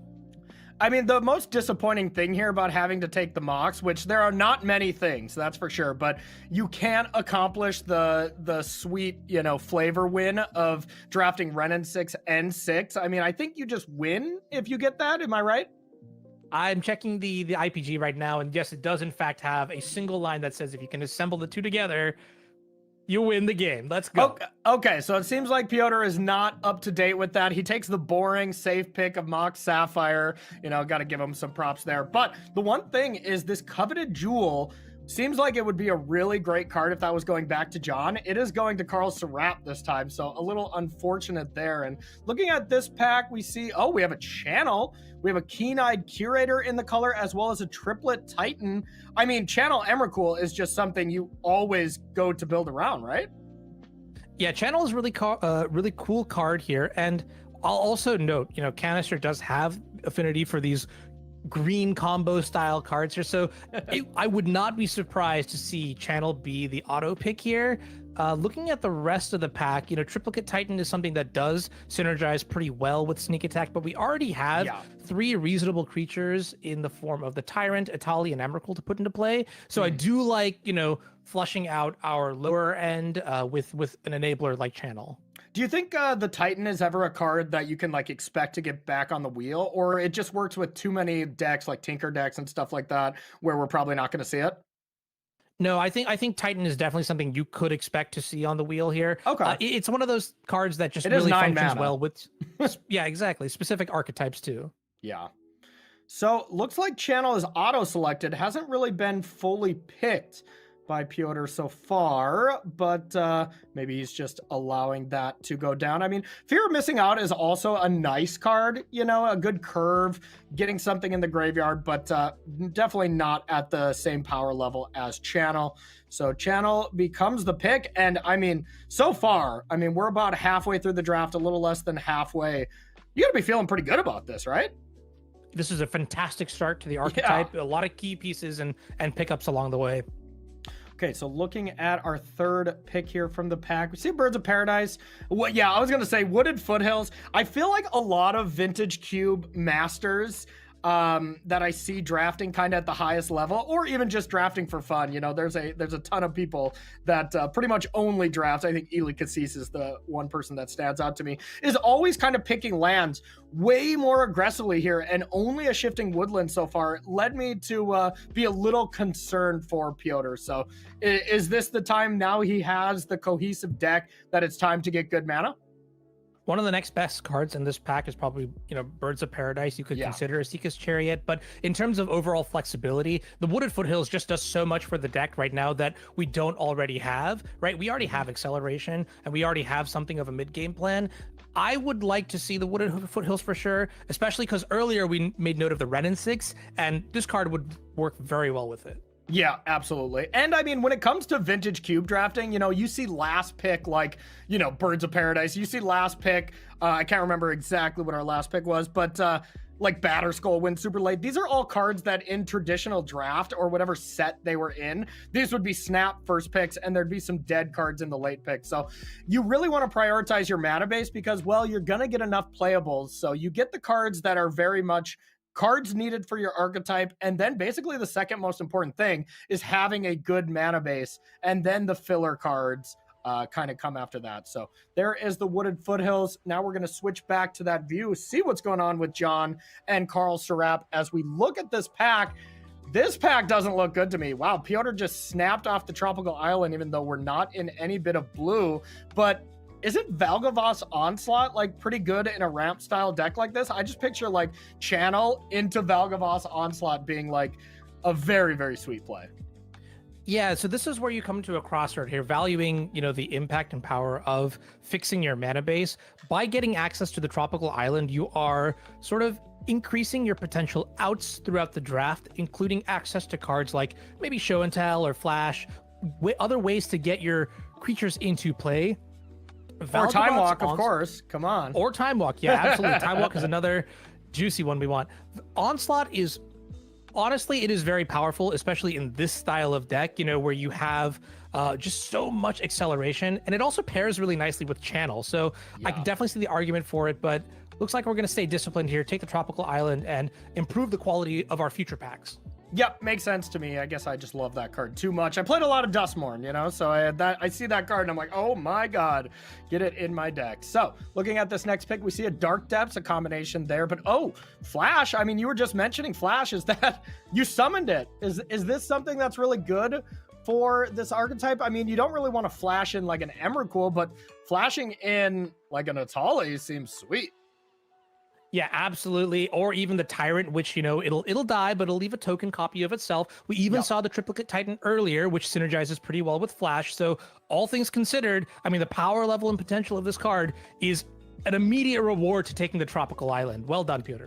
Yeah, God, Piotr has got it going on here. Definitely more of a focus on Modern than Vintage Cube, but I mean, You know, we have seen Piotr win so many Magic tournaments. He's an absolute crusher when it comes to the game, so is very good at cube as well. And I want to bring some attention to Carl's deck. Carl has had a nice pack 2 here. Picked up the now banned modern card. Picked up the One Ring. That's got to be like one of the best cards in the cube. Every time I see it played against me, I just groan, and the whole game becomes about the One Ring. Yeah, Carl's deck looks like it's coming together. I see the Sarah Paragon, which is pretty powerful. And I want to give a shout out to Felia, the Exuberant Shepherd. That card is something that I'm personally fond of as an avid dog lover. That is a very good dog when it's on my side, but playing against that card is an absolute nightmare. I hate that card. All right, so looking at this, we got another Elvish Mystic as a solid pick. There is a wheel. I mean, we are ramping. We have Channel. We have some Moxes. So is this a wheel deck, or do you just snap the Elf out? I see 3 cards here that we could potentially take. The upside of Wheel is that, you know, you can create these advantages where you deploy all your mana. So if you open with Emerald and Sapphire, get like a very early Wheel of Fortune, you untap with more mana than your opponent, and you can do some crazy stuff, right? The problem is that, you know, you might want a couple more synergies. Generally, we see Wheel of Fortune paired with cards like Narset, Parter of Veils, or Orcish Bowmasters and Shieldred, and that's not really what we have access to in this specific deck. Yeah, totally agree. Looks like Piotr does want to take the wheel and maybe develop it a little bit. I think that's what I would do as well. I mean, I think being able to have any bit of ramp, you know, I mean, the fast bond doesn't look like it's in the deck anymore, made it to the sideboard, but that could be a card that you put back in, as well as the Channel to be able to get something big out, and then wheel is a solid plan. Now, looking at this, we have Titania, which can definitely combo with some cards here in the queue. Being able to make, you know, infinite 5/3s or just be a good value card is excellent. But Woodfall Primus, just another card to sneak in. At what point, though, Anurag, do you have too many, you know, quote unquote fatties here, too many gigantic creatures, and you stop taking that? Because I mean, if you don't draw Sneak Attack and you start drawing all these 8-drops and stuff, you're gonna lose pretty fast. Yeah, I think we've already hit that critical mass here. The problem is that Woodfall Primus is so good with Sneak Attack because, you know, you get to persist it back into play, and it combos with the Flash. So I'm really actually keen to pick this card up in lieu of some of the other cards that we've put away now, like the Crater Hoof Behemoth. Okay, I suppose the Flash aspect really makes it amazing. So, all right, there is a Narset, like you were alluding to a little bit earlier, as that's really incredible. Or Atraxa, an incredible card to sneak in, but Piotr immediately highlights Hedge Maze. Do you think he's feeling ill, or what's wrong with our favorite streamer? No, actually, this is a very, very disciplined play here. I like taking the Hedge Maze because it does supplement your B plan of the Flash. Surveil is also just a really powerful mechanic to have on a typecasted land in the Forest Island there. I'm going to give a shout out to Oliphant as another way to fix your mana. Unfortunately, Narset in a splash color being blue is just too hard to cast. So I'm not really a fan of the Narset pick here. The Hedge Maze seems very enticing. Wow, the responsible adult Piotr Glukowski has entered the chat here, as that is a very, very responsible pick. I think I would have tried to, you know, aim for the moon there a little bit with one of the more powerful cards, like Atraxa or something, but that does make a lot of sense. And wow, Renin 6 made it back on the wheel, as well as Fabled Passage. It's got to be between those, right? It is. And how did Covenant those Jewel two make it? Wow. Yeah, interesting. I guess John might be pretty happy later on, but yeah, thinking about this pack, I think it just has to be the Fabled Passage. The problem with Renin 6 is right now you just don't have enough enablers, and you still need some critical slots in your draft deck. So I like taking the Fabled Passage here. The upside too is that it boosts your Deathrite Shaman just by a little bit more, which is always a good thing. Okay, yeah, I suppose with only one fetch land, the Renin 6 is not that appealing. Just picked another adult pick here. I love it. And the Triplet Titan made it back as well. Wow. Yeah, I mean, once again, that's another gigantic creature, and we already have a lot of them, but you still just snap that off instead of Keen-Eyed, right? Yeah, 100% here. I mean, Keen-Eyed is cool, but we already have the Deathrite Shaman. Triplicate Titan just synergizes so well with all 3 of our combo enablers in Sneak Attack, Flash, and Channel. Wow, now what are you going to cut? Or are you going to try to keep 5 gigantic creatures? I mean, we probably won't see that Batter Skull make it, as that doesn't... Yeah, right on cue. Thank you, Canister. He heard me and he was like, yeah, let me get this out of here. I'm not going to be playing that. But we'll see. 5 gigantic creatures for sneak attack and flash seem perfectly reasonable. Now, Anurag, going into, we're going to get the last couple picks here. Probably nothing too exciting, but going into the third pack, what do you think is missing from this deck, and what do you think Piotr is going to look for outside of course, a third piece of Power 9? Yeah, so we do have a number of combo enablers, and we do have all the supplementing pieces to execute the combo. What I want to see now is a little bit of consistency or some degree of mid-range elements to, further gap the bridge between our turn 1 play and what we've got down the line here. We do have access to the batter scroll that is in the sideboard, but you saw that, Piotr quickly put that away, saying that's not really what I want to be doing. Maybe if we're in blue, we can pick up a couple cantrips here or something like that to sort of smooth the curve out a little bit. Okay, makes sense to me. And as we finish these couple picks for Piotr, looking down at John's deck here, we saw Mana Vault there that is right next to Mana Crypt. So, I mean, there's some fast mana, but outside of that, that pack did not look very good for John. We see a lot of pieces of decks, but nothing really cohesive so far. And then Carl definitely picked a lane, picked the mono white aspect, and his deck is definitely improving. So I would say so far out of these 3 gamers, I think Piotr has the best deck. Oh yeah, hands down. I mean, 2 pieces of power, that's fantastic already. Yeah, God. Streamer luck. Streamer luck. Can I tell you about it? Yeah, it looks like we're going to get survival of the fittest here. Nothing that we're too enthused about, but hey, it's a cool card that could give us a little bit more consistency. And then now, between the Elvish Mystic and the Tamiyo, I mean... God, those are both okay, right? I mean, I think I take the Elf as well, but that's excellent. Yeah, I like the Tamiyo to dig for sneak attack here. Elvish Mystic is very good, though, for the early turn acceleration. So all in all, seeing those 2 cards at the very end of the pack is something that is fantastic. And did it pain you a little bit to see Up the Beanstalk go last? I know you're an enjoyer. Yeah, and then he just moved it immediately to the side. Yeah, okay, Natural Order as a third way to put in some gigantic creatures. Flash, Sneak Attack, Natural Order, of course, only gets the green creatures, but, I mean, turning an Elf into a Woodfall Primus or a Vaultborn Tyrant on, turn 3 or something is just busted, right? Piotr's adding a lot of redundancy to his deck, which makes his deck a lot more consistent. I mean, this is awesome, right? I mean, we heard it from Piotr earlier as well. Natural Order is literally one of the 3 cards that he cited as his favorite cards to play with in Vintage Cube. So I will be shocked if he doesn't take the Natural Order here. And for all the reasons that you mentioned, it's very good. Wow, yeah, I love it. I mean, Piotr really, I feel like didn't even force screen here. It was really gifted to him. I mean, of course, we don't have that many green cards here, but it really seemed like it wasn't like he was absolutely forcing this, passing a bunch of good blue cards, passing a bunch of good white cards. I mean, I think he drafted the seat quite well, and it just so happens to be his favorite archetype. So, I mean, just got to be super excited if you're a Canister fan. Definitely feeling Nissa smiling down on Piotr here, because literally opening with the Mox Emerald, I mean, there's no better sign than that. Yeah, no kidding. The Primeval Titan gods are smiling upon him. Now, I mean, the Gaia's Cradle in there is an incredible land, so a little hard to have to pass that one, but Natural Order, of course, being much, much better. So, wow. Okay, so Natural Order into Mana Drain, Time Spiral if you want a second wheel, or you can go for a more responsible pick of a Waterlogged Grove. I mean, double blue is maybe a little tough on the mana though, right? As a control mage at heart, I would definitely take the Mana Drain here, and for the exact reason that you're saying, Corey, with the stakes this high, I don't think you can really rely on it. We saw the Narset get passed earlier, so I would move away from the Mana Drain despite its high power level and look closer to the cards like Waterlogged Grove, Remand, and if we're looking for a speculative Nadu pick maybe later down, the Lava Spur Boots could also be kind of interesting too. Yeah, that's true. I mean, you would definitely splash Nadu for this.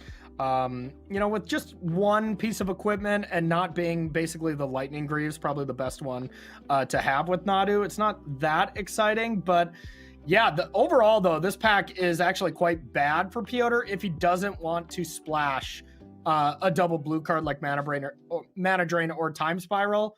And thinks about Remand, but yeah, I mean, Remand on the splash as well is not great because you really want to be casting that on turn 2 to kind of delay your opponent and get a little bit of a tempo advantage. So I think I'm taking Waterlogged Grove. Okay, yeah, looks like Piotr is still on the Remand here. Another thing you could consider is with the signals that you've been picking up, is there maybe a card that you want to deny from your left and right partners? Yep, that's fair as well. And okay, so looking at this pack, there's a Hex Drinker. And one thing I think we're going to be bringing in the next pack here after this, there is a Thopter Foundry, and I believe John had the sword. So, I mean, if that Thopter Foundry gets up there, the Thopter Sword of the Meek combo seems like a very sick thing to have because he had Urza as well. So that is just the straight infinite tokens, infinite gain life, if I'm remembering correctly. That's exactly what I want to be doing. Yeah, that is actually very powerful. But speaking of powerful, Hex Drinker here is fantastic for this deck. It is another mana sink that you can pour all of the extra mana you're getting from your acceleration into. And Mini Progenitus is nothing to scoff at, right? If you play it on turn 1, it's also not bad just as a 2/1 creature. I think Hex Drinker plays a very flexible role in this deck because you can draw it at any stage of the game and find an application for it. Yeah, Anurag, we do not need Progenitus right now. We have Progenitus at home, okay?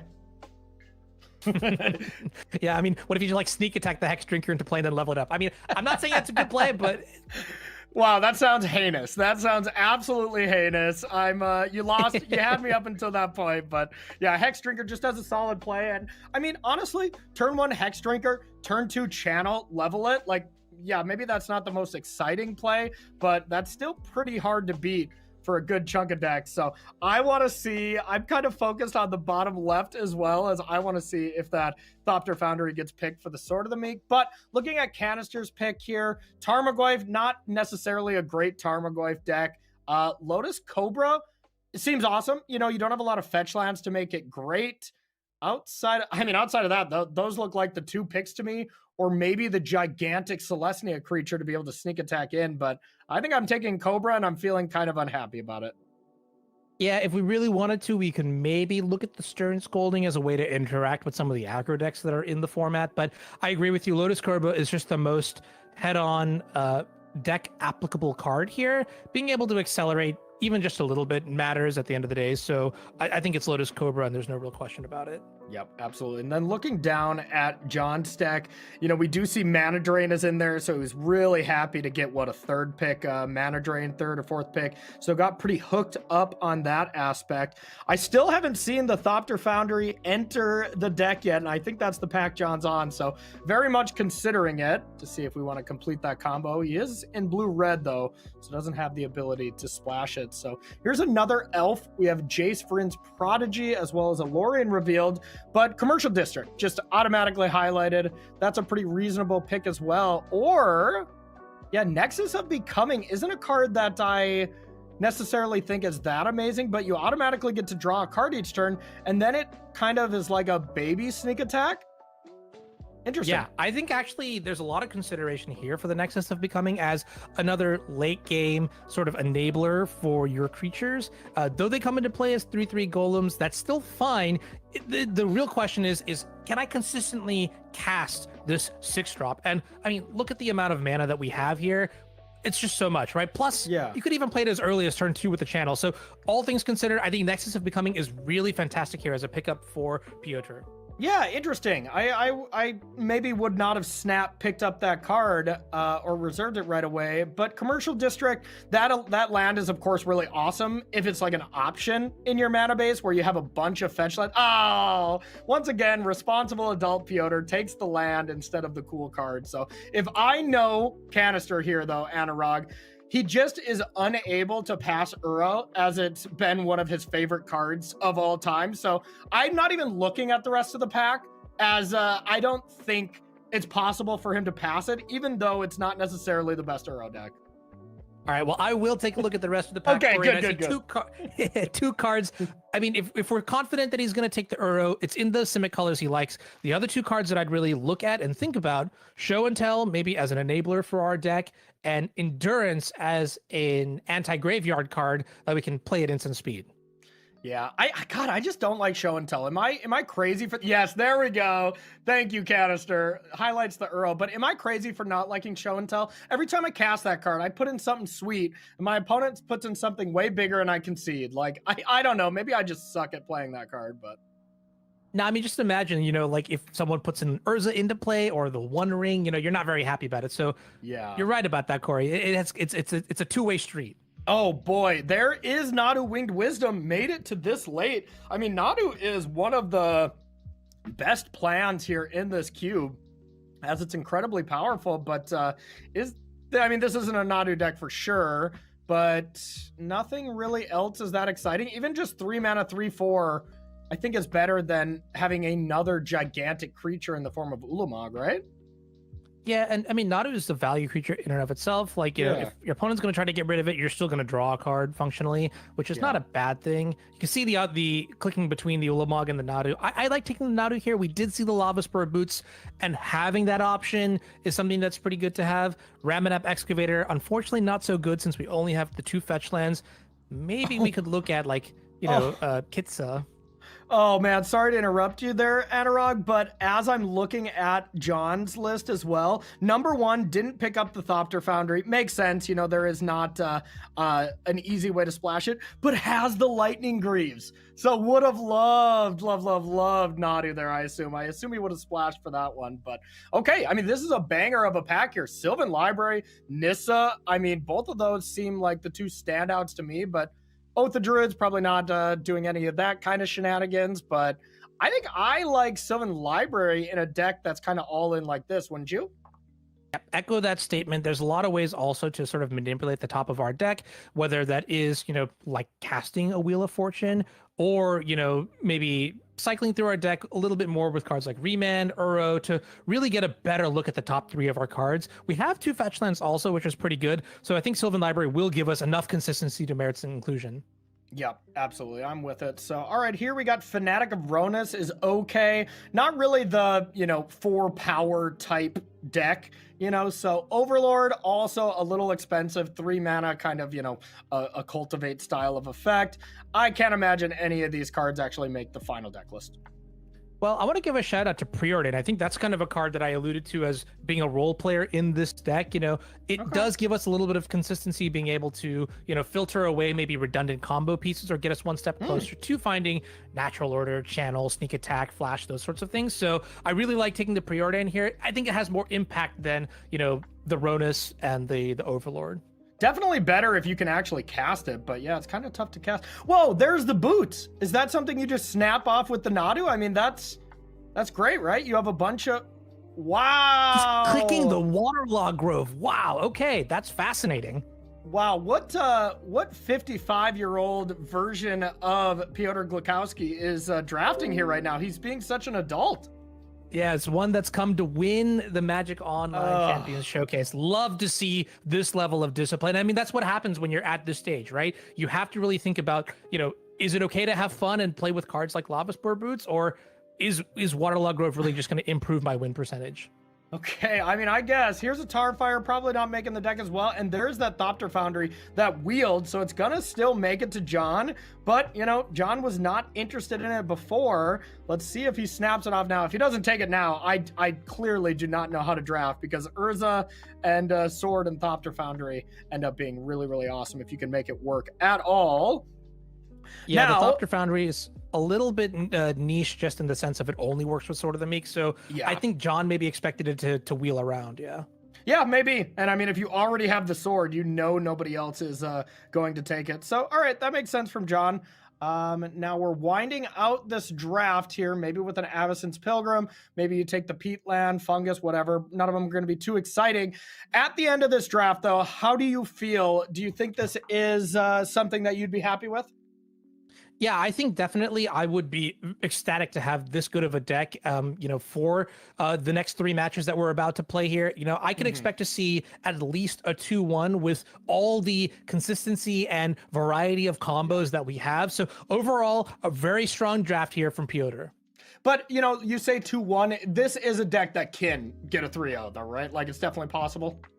Oh, yeah. Okay. Yeah, with a couple of the right draws, maybe like a turn 1 channel, you could see some very explosive potential here. I mean, we did draft 2 pieces of power, so that alone gives it the potential to do really well. Yeah, God, I love Vintage Cube. Some of these games are like, you know, long, drawn-out games that are really exciting to watch. They go 10 turns, and then it's like, okay, game 3, let's get ready for a long match. And then it's like, okay, channel Emrakul right away, and yeah, just completely over. So, all right, so we saw Piotr draft. Now let's check out his final deck list. after we got the job done here. Looking at it, did go with basically everything we see. The show and tell that he got extremely late, he did end up putting into the deck as well. And even the chainsaw still made it, as well as the survival of the fittest. So this seems like a very all-in version of...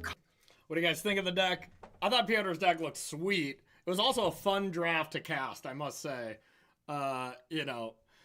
2 power, obviously insane. Sneak attack, sweet.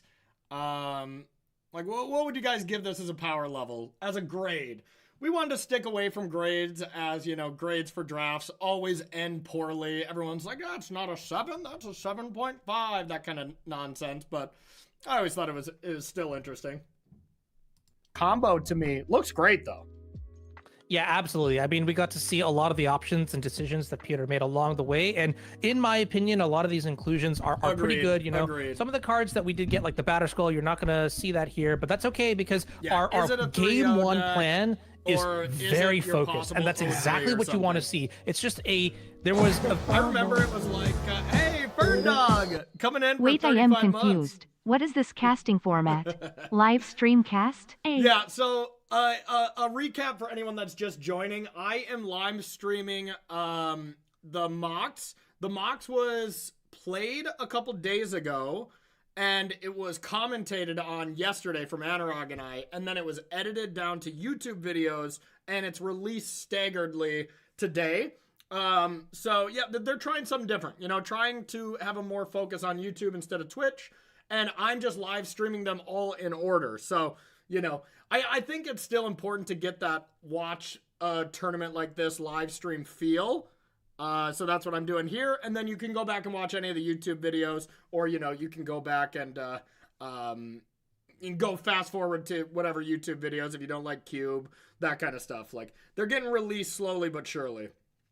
But yeah, I remember it was like I was the limited specialist or something for the World Championship. I was playing the limited championship, or the limited expert for the championship, and I was like doing deck grades for that. And I remember he was like Mike Sigrist. Every deck grade I gave, it's like, nah, that's not it. It's not a 7, it's a 6. And like, if it was like, oh, it's not a 7, it's a 5 or something, but it would always be like, that is not a 7.5, it's a 7. And I'm like, okay, dude, you got it. So since then, we're just like, all right, deck grades, they're obnoxious. So I'm with you, Chris. Yeah. It wasn't even always that. It would be like, if I gave it too low, he's like, actually, that's not a 6. That's a 6.5. I love Sigrist to death, though. Don't get me wrong. In Piotr's mind, and he was able to exact it into existence. That is fantastic. Yeah, I mean, I would be ecstatic if I had this deck playing against some of the best players ever, because this is a deck that can just beat you down and your opponent kind of has no chance to do anything about it. So really exciting. We'll be seeing, of course, Piotr play the games here in a little bit. But now we looked at our other 2 players as they were building our deck. So let's check out John Ramos's deck here. This looks really sweet. We do see the Thopter and the Sword and the Urza made the One of these draft decks, I will say, is pretty close to a 10, Chris, and you'll have to tell me which one you think it is. This one, on the other hand, I do not think is a 10. Reference at the beginning of the show. Yeah, this deck I didn't think put looked simply very good here, to me. you're looking for all sorts of artifact synergies, picking up cards like Urza, which is going to be one of your heavy hitters to go infinite alongside your Sword of the Meek Thopter Foundry combo. But if you don't have that, you can still generate a lot of mana and value using Urza's ability. Time Spiral is a really nice way to sort of replenish your hand. Cards like Mana Drain, Frantic Search, they're just powerful cards altogether. And I even like, some of the smaller inclusions here, like the Third Path Iconoclast, to sort of create additional artifact tokens along the way. Most notably, though, when we're looking at artifacts, we sort of have to evaluate, do we get any of the busted mana generators? And I do see the Mana Crypt, I do see the Mana Vault, and I even see a Manifold Key. So overall, this deck looks very powerful and very well aligned from the artifact synergy perspective. So I would agree, but it really does seem a little bit like we have all this mana and not that much to do. Like, are we missing any of the top end payoff, or am I maybe not evaluating this correctly? Because it seems like we have the great early turns, but like ramping into, Urza, Time Spiral, those are great. But outside of that, it's like I think not amazing. Piotr's deck is good. I really do. Yeah, looking on the bright side, I think we do have a couple think of it's really very good. nice mid-range options. Like, you know, the Okay. third path Iconoclast can go wide. Same with the Chrome Host Siege Shark. But having one extra piece here, maybe something like a Tinker, would have been fantastic for this deck. Yeah, Tinker would have just been great. Something to really tie the room together. And Urza's Saga even would have been absolutely amazing. Well, let's take a look at Carl's list, where I know there is an Urza's Saga. I think there's going to be a lot of cards John wishes that he had in his deck that Carl has here. We see that Urza's Saga. And wow, this looked pretty mono-white when we were looking at this deck list last, but did decide to play the old Crab Demon as well as a good old-fashioned Shriekmaw. How does this black-white mid-range pile look to you? Yeah, if we look at how Carl's deck sort of evolved over the course of the draft, I think we were leaning on, I mean, we had the Pack 1 Doomsday and the Dark Confidant and those kind of elements, and it didn't pan out. So we shifted into this sort of strategy, which is your baseline, you know, start off as artifacts with, you know, mono white threats, and eventually we delved into Orzhov mid-range, which I think is pretty fine here. You know, you have a couple cheap threats in the form of Ocelot Pride, Usher of the Fallen, but then you can round out with a lot of value elements, like whether it's Barragoyf or Blade Splicer. I really do like pre-war formal wear, and I'm going to give a shout out here to the strongest card in the deck. Corey, close your ears. The One Ring is going to be our top end that we're going to use to win a lot of games. No, I thought we were done with this. I thought we were done with the ring. It's still going to make some appearances. And I'm with you. I mean, the One Ring is so incredible. The one thing I really want to see is let me put Fila into play, impending my Overlord, and then attack with Fila and blink it out and get Overlord triggers. I mean, come on, like that's a sexy play. Yeah, that is a game-ending play, and it can happen as soon as about turn 4 or 5. So I would definitely want to keep my eye out for that for sure. The rest is kind of deck analysis and stuff like that, y'all. Do you guys want me to just fast forward and we'll get into round 1? You know, there's just a little bit of time left, just filler, calling out the sponsors, that kind of stuff. Or do you guys always want to hear the whole thing? Okay. You got it. I'm going to just see if it auto-plays to the next children one. and all ages, and it's a real... So I'm going to go to that is going to do it here from the draft portion. Make sure not to go anywhere, as we will have round 1 of the Vintage Cube on the other side of this. You got it. Does it autoplay to the next round? Let's see how this works.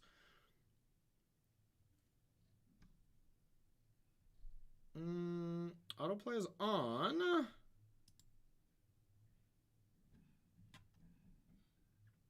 Does not look to be the case. Okay. Let's see. So, what's up? Okay, so round 1. Have another look at blue. He would have hit.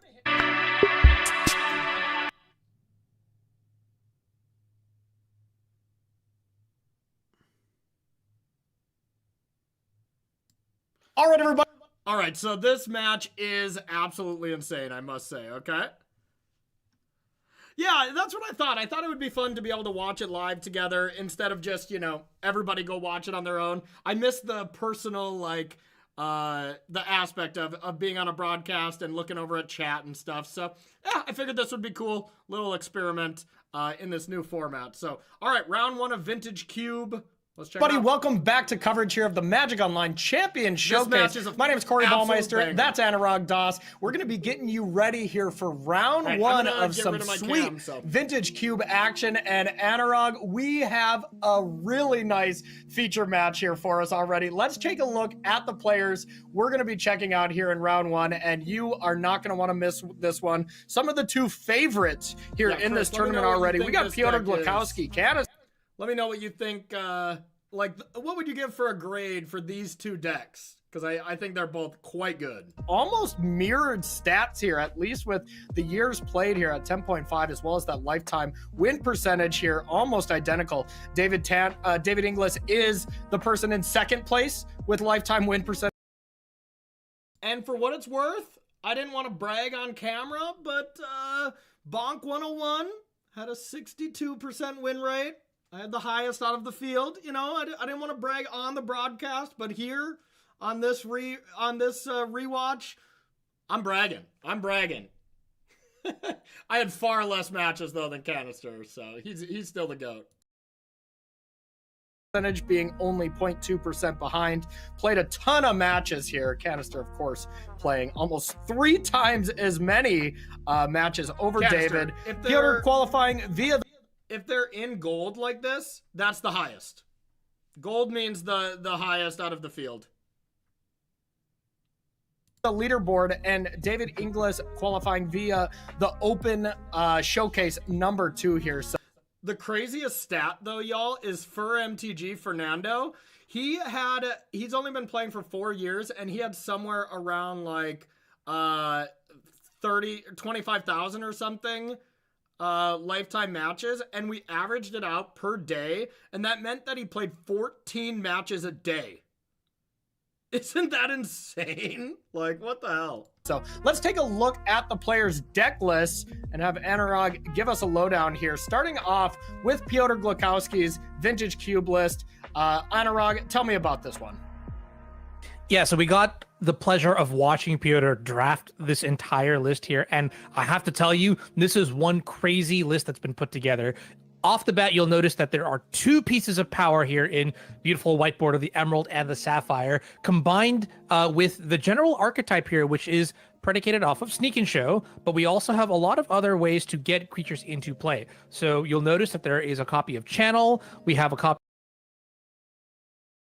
I bet you have a few of those stats, Beekeeper, that's for sure. Creatures. Well, you're looking at Emrakul, the Aeon's Torn, Triplicate Titan, and even a Woodfall Primus. To glue everything together, Corey, we've got copies of Early Acceleration in, mana dorks like Delighted Halfling and Deathrite Shaman, as well as solid mid-game options like Uro, Titan of Nature's Wrath. Yeah, this deck looks incredible to me. I have really high hopes here for Piotr. And the thing is, this is a very, very stressful structure, because even though we have high hopes for this deck, you lose one match, you're not making it to the grand final straight away. You can, of course, win a lot of money, but these drafts are very important to stay undefeated. And Piotr's opponent here, we got David Inglis here, a absolute crusher of professional Magic, playing, wow, basically... Well, I mean, I was going to say basically mono blue, but then I see a bunch of different colors. We see Underworld Breach, there's Brain Freeze, and, Anurag, I see 2 pieces of power here as well. Oh my god. Yeah, this is a deck, Corey, that I would be over the moon to draft. Yes. Not just because it's loaded on the power level spectrum, but because it's just so fun to play. So what we're looking at here is a very great execution of Storm, an archetype that you don't generally see at this level of competitive play, because it requires a lot of things to go right here. But like you mentioned, the key combo is going to be Underworld Breach, Lion's Eye Diamond, and Brain Freeze, which is so powerful that it was banned in Legacy within a single month of the combo being legal. Beyond that, we've got key cards like Yawgmoth's Will and Demonic Tutor to really give us more options for comboing, but also consistency as well. And lastly, who can't be excited about everyone's favorite Ancestral Recall? I mean, Tangrams has a great deck here, and I'm really excited to see how fast we can execute with this combo. I absolutely love it. So one thing before we get into the match here, Anurag, just explain to the viewers who may be not familiar with Lion's Eye Diamond, Brain Freeze, Underworld Breach, how does that actually kill someone? Yeah, absolutely. So with Underworld Breach in play, you actually get to recur cards from your graveyard.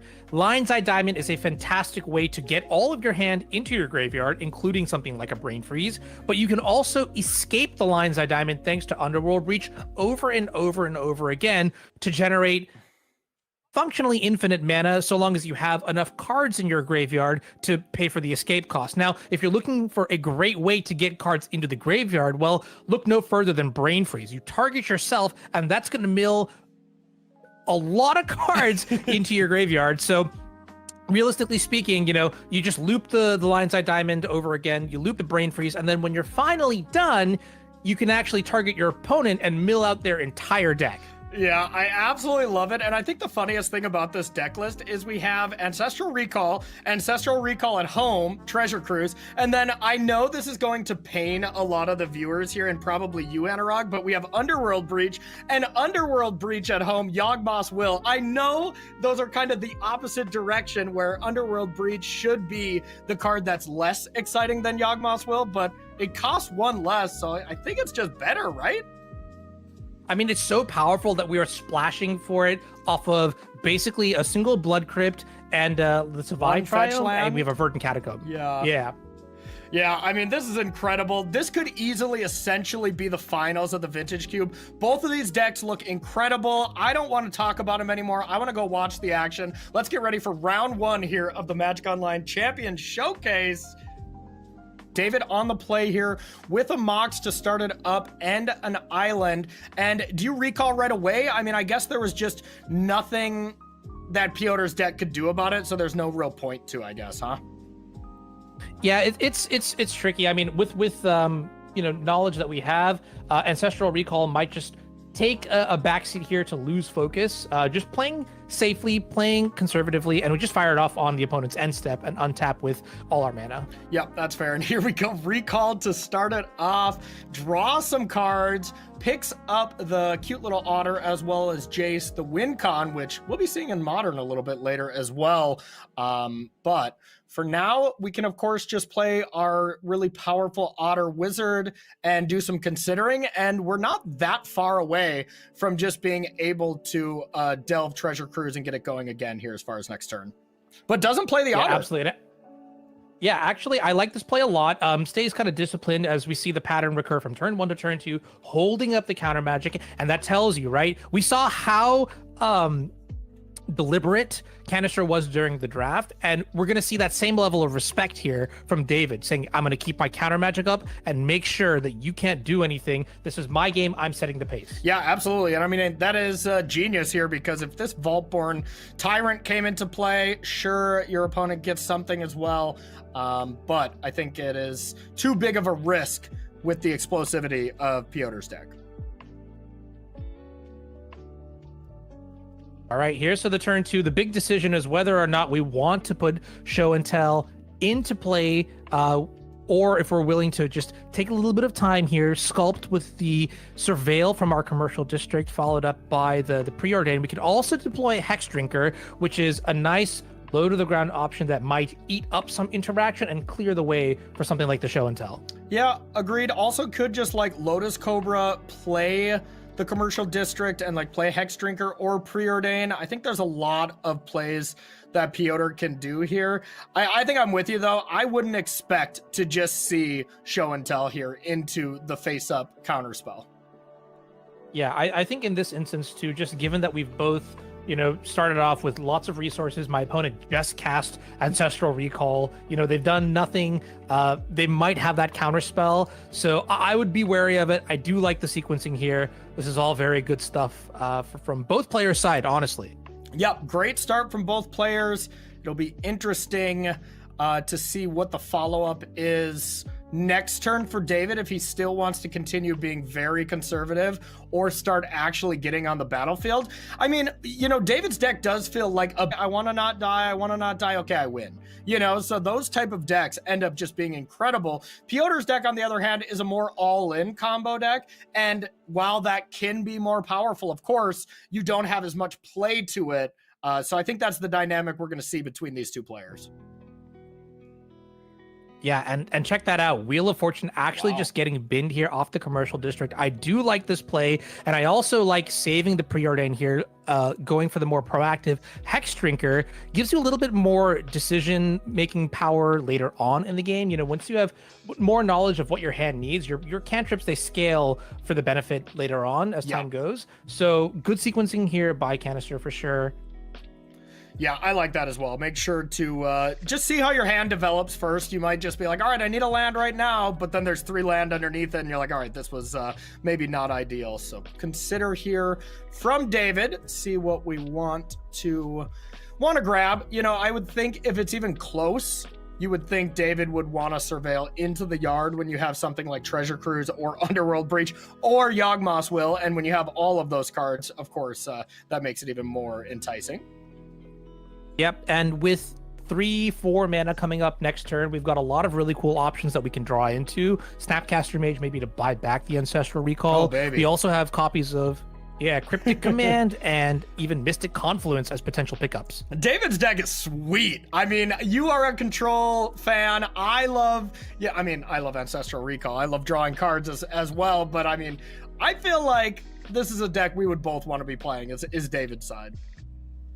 Yeah, 100%, no doubt about it. And what's kind of interesting to me too is now we actually didn't do too well with it looks like we actually kept the Verdant Catacomb on top, maybe as a means to get access to our black mana. We find Savai Triumph as well. So the good news is our magic is online, or our mana is online. The question is what we're going to do with the lose focus and how much we want to hold back while also combating the minor bits of proactivity that Piotr has. Yeah, because here's the tough spot. You know, with Piotr having Lotus Cobra and already having 3 mana, you know, I mean, if you were to play something like a fetch land that would be 3 mana, 4, 5, 6, you can already play Sneak Attack with 2 mana floating. So if David plays anything here, it's only counter unless you have 2 available. So there's some risk here, and David decides I need to get on the battlefield and go for it. And now we picked up Channel.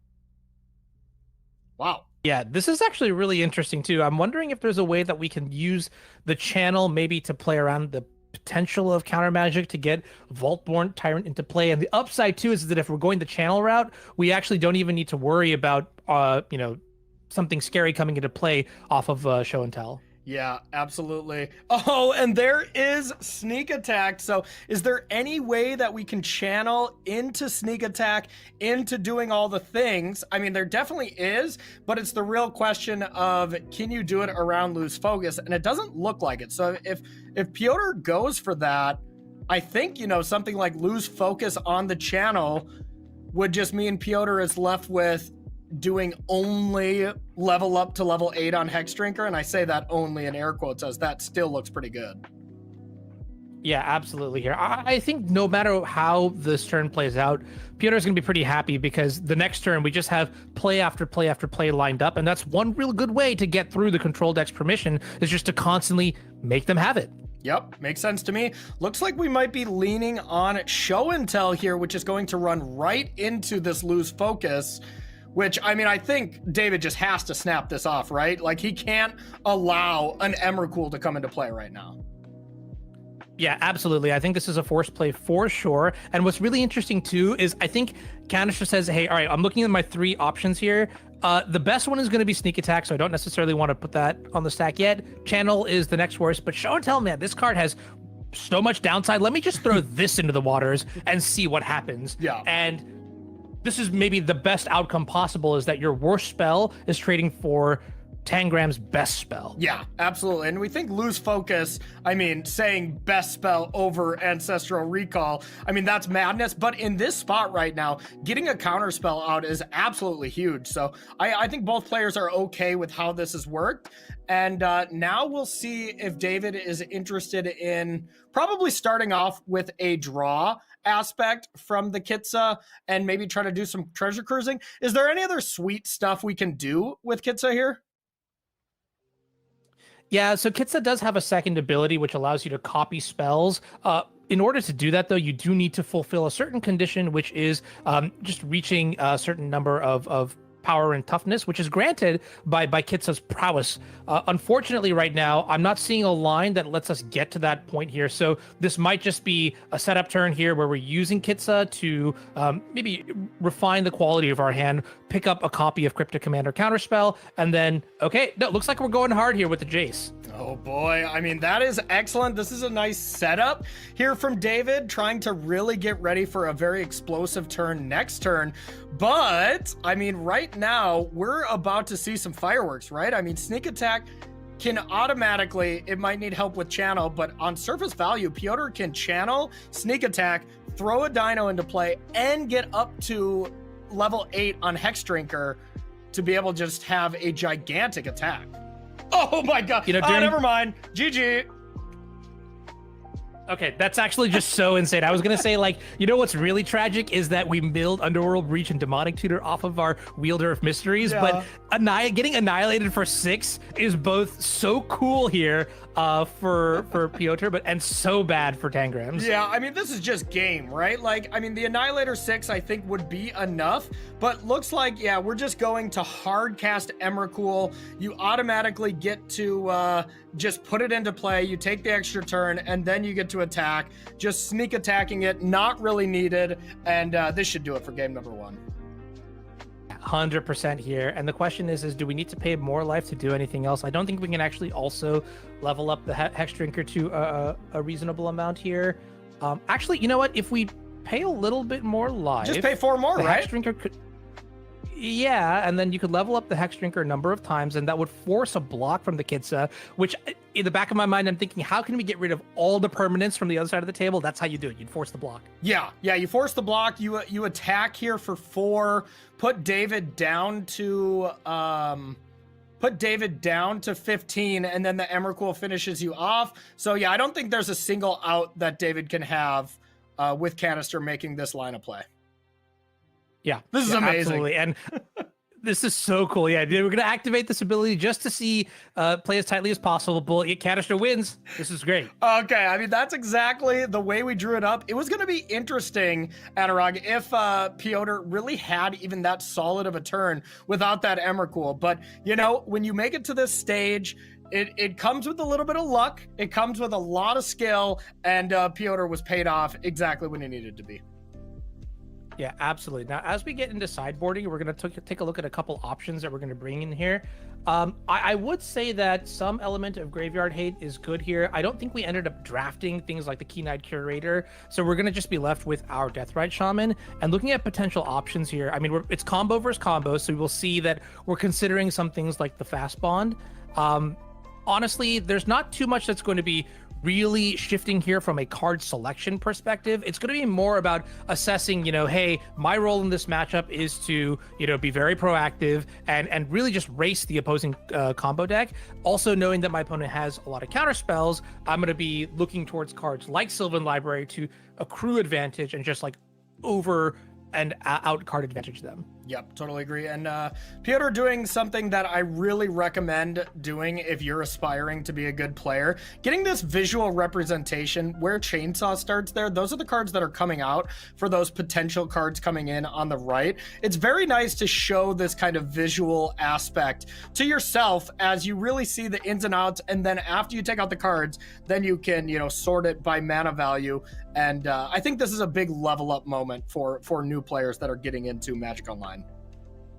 Yeah, and I'm double checking my math here, but on the other side here for David Inglis, I'm not seeing any cards coming in or out, which kind of makes sense, right? Cabal, Ritual, Tendrils, these are cards that could technically facilitate your combo, but you know, it's not 100% necessary. I think seeing the Emrakul come into play off of Channel means that we're now going to be focusing on milling ourselves with Brain Freeze and using Jace Wielder of Mysteries to win the game, which is, you know, one step more complicated, but still very feasible.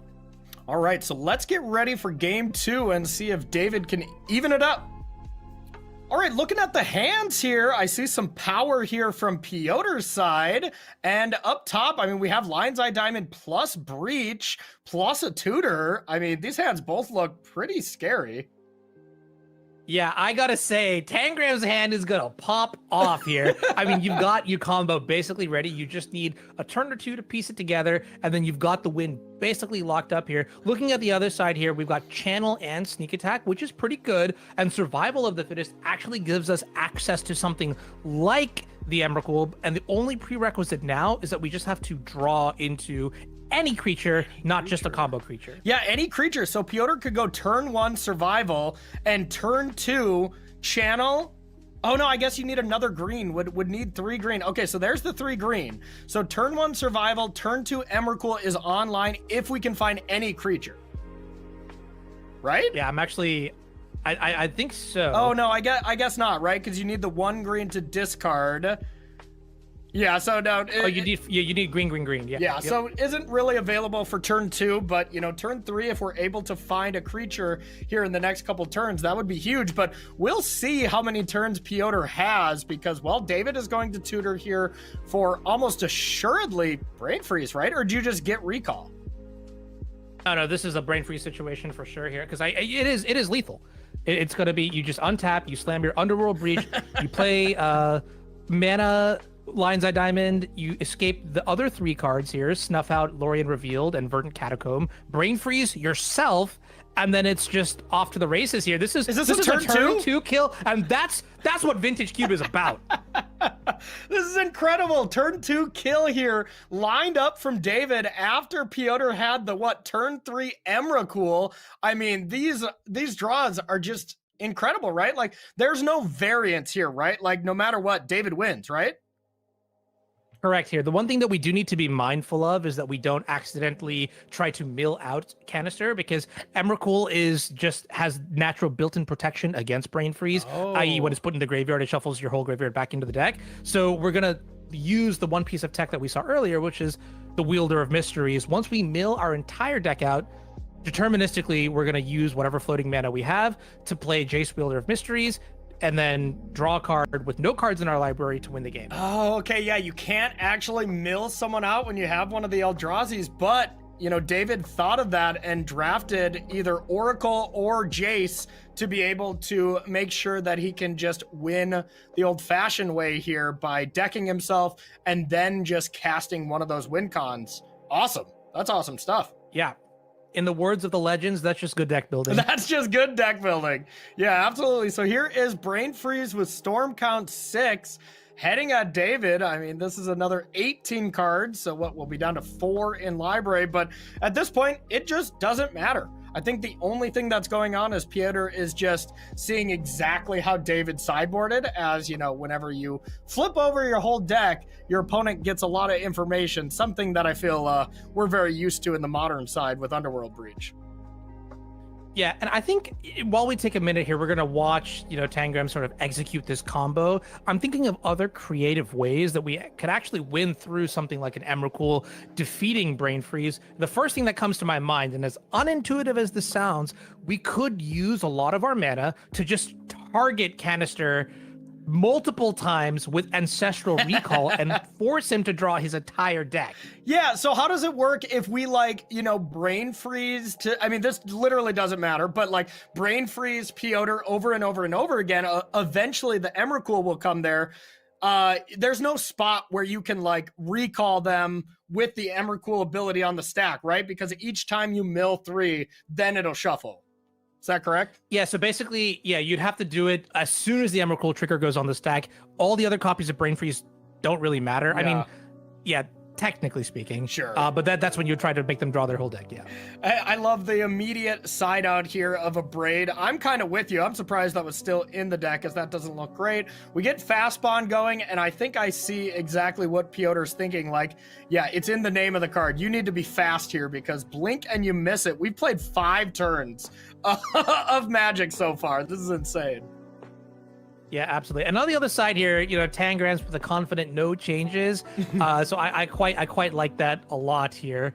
But looking at sort of how the construction of Piotr's deck has changed a little bit, the only real call out here is Hex Drinker now in the sideboard, and I believe the Tyrant has been switched out for Craterhoof Behemoth, just as a more surefire way to end the game. Yeah, hoof, there it is. Try to just get your opponent dead when you just get some value with the Tyrant. Doesn't seem amazing to me. And I'm also wondering if David's deck, as powerful and awesome as it looks, there's just not many cards in the sideboard that even look remotely playable besides Tendrils and Cabal Rituals. So it seems like maybe David just kind of barely squeaked into a squeaked into a playable deck is maybe not the right way to word it, but squeaked into a busted deck. Yeah. I mean, who needs the extra sideboard cards when your main deck is that good?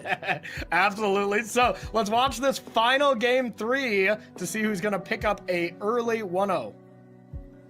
Okay, looking at the hands here, we have Piotr on the play. We see some power. We don't see any super explosiveness. And then looking at David's side, you have the Lion's Eye Diamond, you have the Brain Freeze, but we're lacking lands.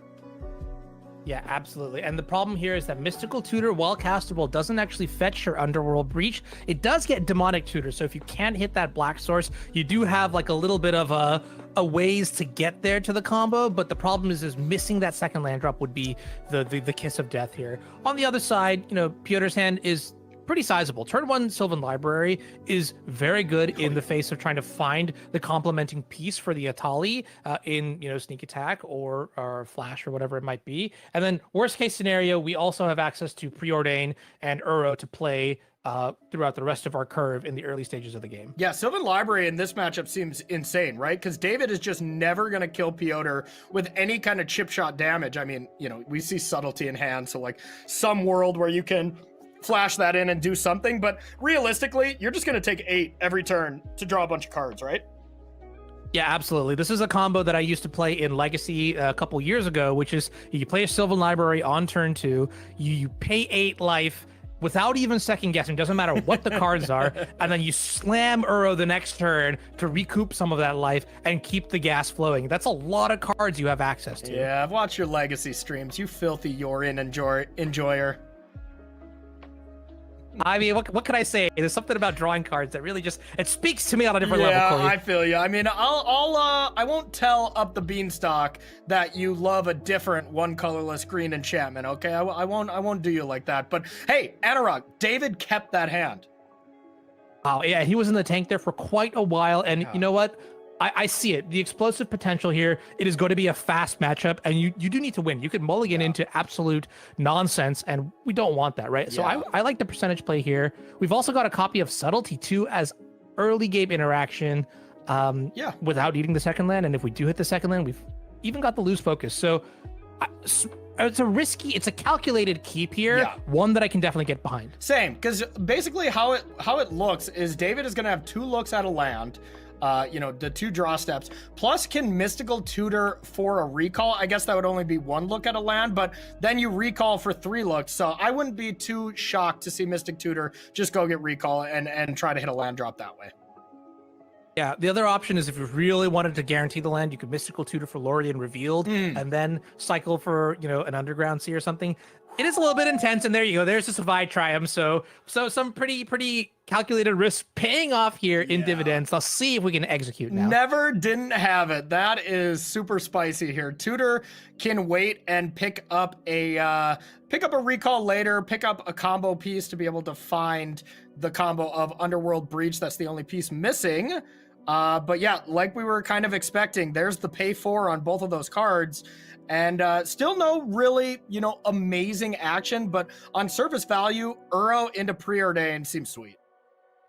Absolutely, yeah. And who knows, maybe this turn we take off for a little bit, play the Shifting Woodland instead, and then just wait till next turn to get a better Preordain. Yeah. Because, I mean, Preordain does give you some synergy with the Sylvan Library. If they're cards that you don't want, you can actually just push them to the bottom of your deck and then get a better Sylvan Library next turn. One of the reasons why you don't see Sylvan Library in every deck, simply because sometimes you're just looking 1 card deeper. You need ways to sort of clear the top of your library with Sylvan Library to make it truly good. Yeah, I mean, and this is also pretty wild. Like, David might have to Mystical Tutor for a recall.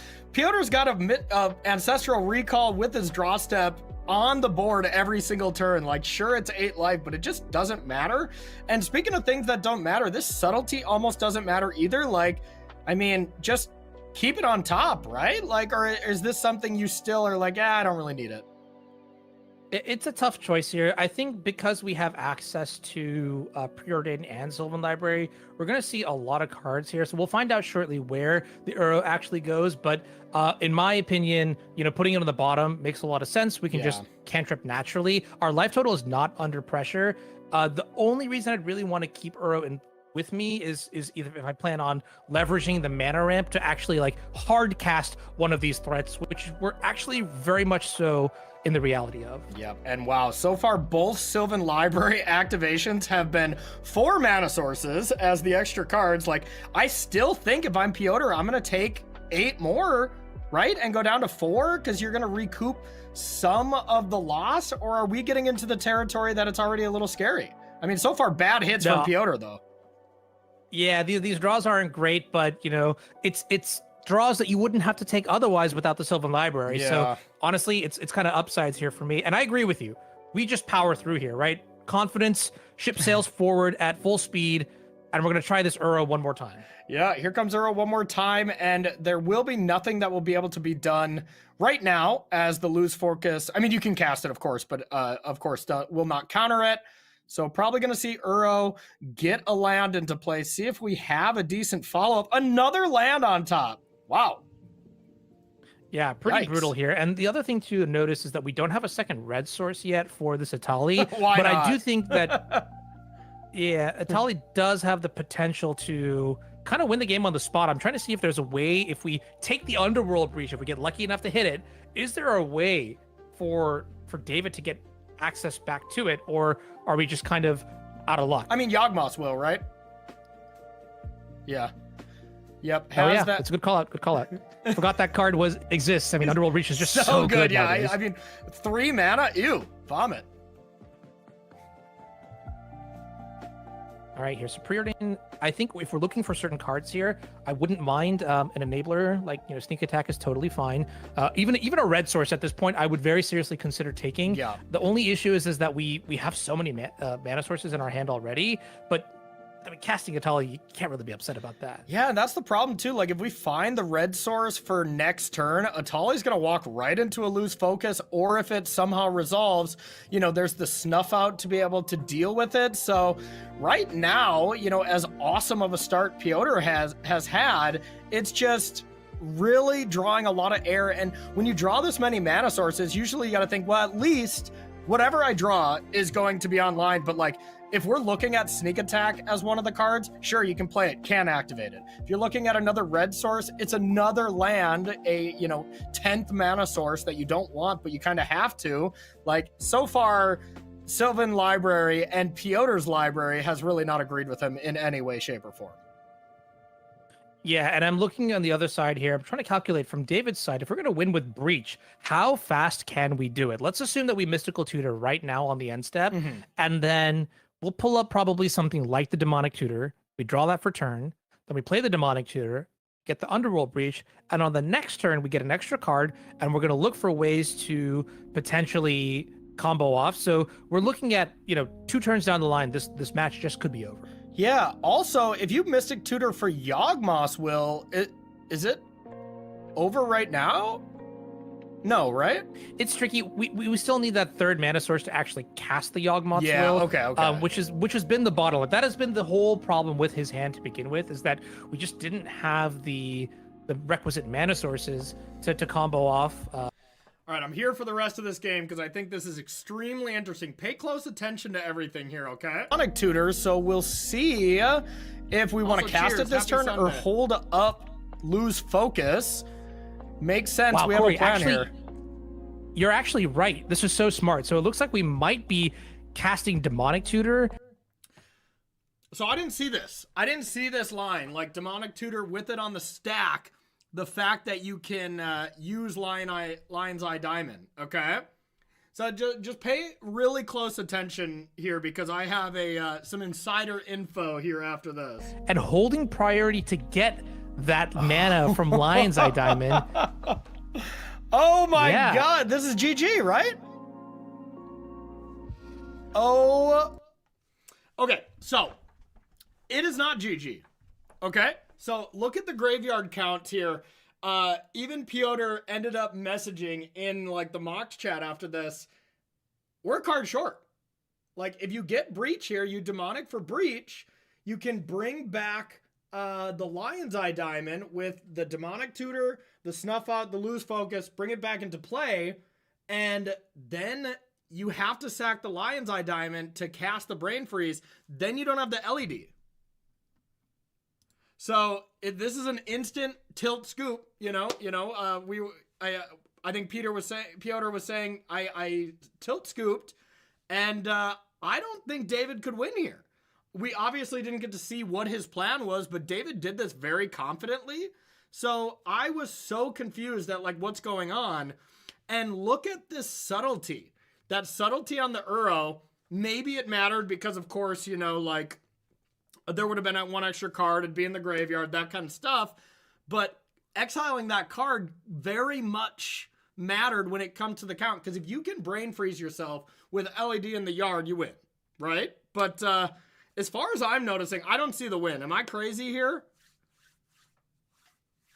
But, yeah, so I think this turn would have ended with, what? Piotr, with David sacrificing the breach?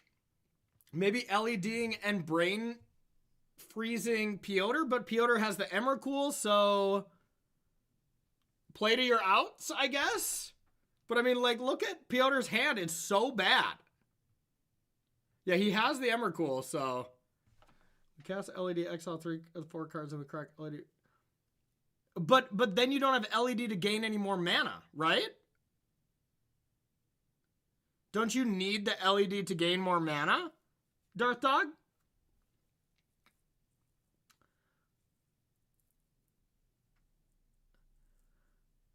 That's what I'm thinking. Yeah, I think David should have lost this game. And I mean, both of these decks were insane, right? Like both of these cube draft decks, I think were busted. So I even was kind of considering like maybe this was the finals, you know, of the draft. But am I right? Like I don't think it was enough. And I didn't want to say it on air because I don't want to say, oh, that was silly or whatever. But you know, in hindsight here, I don't think it was enough. You define recall. Yeah, because you get breach, you LED to get more mana, and then you tutor for recall, and you start going. Is that what you would have done, Chris? But or you would have demonic tutored for something else and not win for this combo line, right? Well, I mean, there's 3 red floating, so the demonic tutor is getting underworld breach, you know, but. Yeah, especially at stakes like this, you know, like just F6, be like, yeah, let's see it, you know? Yeah, you're locked into breach. That's what I would think. Yep. Yep. Yep. Okay. So I wanted to come down and make sure to figure this out. To cast relevant spell, you need to spend all your... Yep. Yep. So yeah, if you didn't subtlety, there would have been 1 extra card, right? Whatever the lose focus or whatever the blue card that was exiled, there would have been that 1 extra card. So if that card would have been there, you exile tutor, blue card, snuff out, play LED, blue, exile lose focus, tutor, subtlety, brain freeze yourself, locked up. So, I mean, David, I think could have won if he didn't do that, but also just didn't have to go for it right here. Wild stuff. Wild stuff. All right. And he concedes here. Wow. What? Crazy. That was just over? That's insane. So the way to beat Emrakul, he has a Jace. He has Jace Mystery. So he mills himself out and then just plays Jace and upticks. That's how he won the other game. So doesn't have to mill with Brain Freeze. Sick, right? His deck was busted. Like, who do you think had the better deck between those two? I think it was close. I think they were both great. I think they were both 9s, personally, but I do think maybe David's was a little bit better. Yeah. Because, I mean, that's the thing about sneak attack decks is you can draw the fatties, not the sneak attacks and the flash, and, you know, you're not doing much, you know? Like, quite a lot, yeah. It seems like it. I mean, when you can have LED breach and brain freeze, like the only thing that's better is like breach, grinding station, and Mox Amber, you know, like or Mox Opal. I think that's pretty good too. But yeah.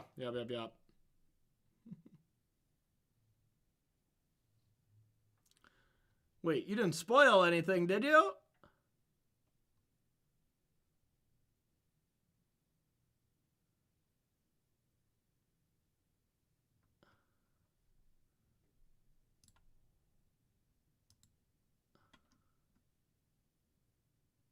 Okay.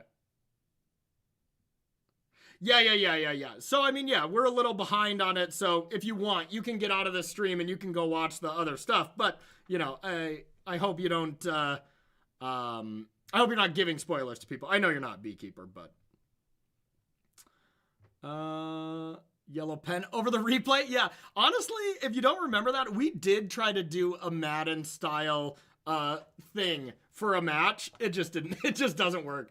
Magic isn't exciting enough to do the whole circle, like, here they're attacking. Like, we tried at the Pro Tour for quite a while. It didn't work. It didn't work at all. No, yeah, Beekeeper didn't spoil Yeah, anything. just Demonic Tutor for Underworld Breach, buy back the Lion's Eye Diamond, and then crack that for blue, and then you Brain Freeze, and you just That's what win. I was wondering. Yeah. Was there enough cards, you know, in the library? It all happened so fast. Of course, I'm sure there was, but wow. I did not think it was going to be over that turn, but impressive stuff there. I'm blown away. I'm blown away. That deck looks incredible, Anurag. Yeah, this is what it was like playing with it in Legacy. You just win out of no. Do you guys want me to like fast forward through just our talking points? Like, I mean, you know, we're of course talking about some things here, but do you guys want me to just jump into the next game? So the way it works, we do a main match and we do a backup for the first round of each 8-person. And then once we get to the top 4, we do the 2 top 4s that matter. And then the third round, we do the 1 match, obviously. So up to you. The backup, you know, like the backup match is always in contention to win the pod, you know? So I'll, yeah. So lucky, but if he didn't hit, you know, the land right away, he still had the.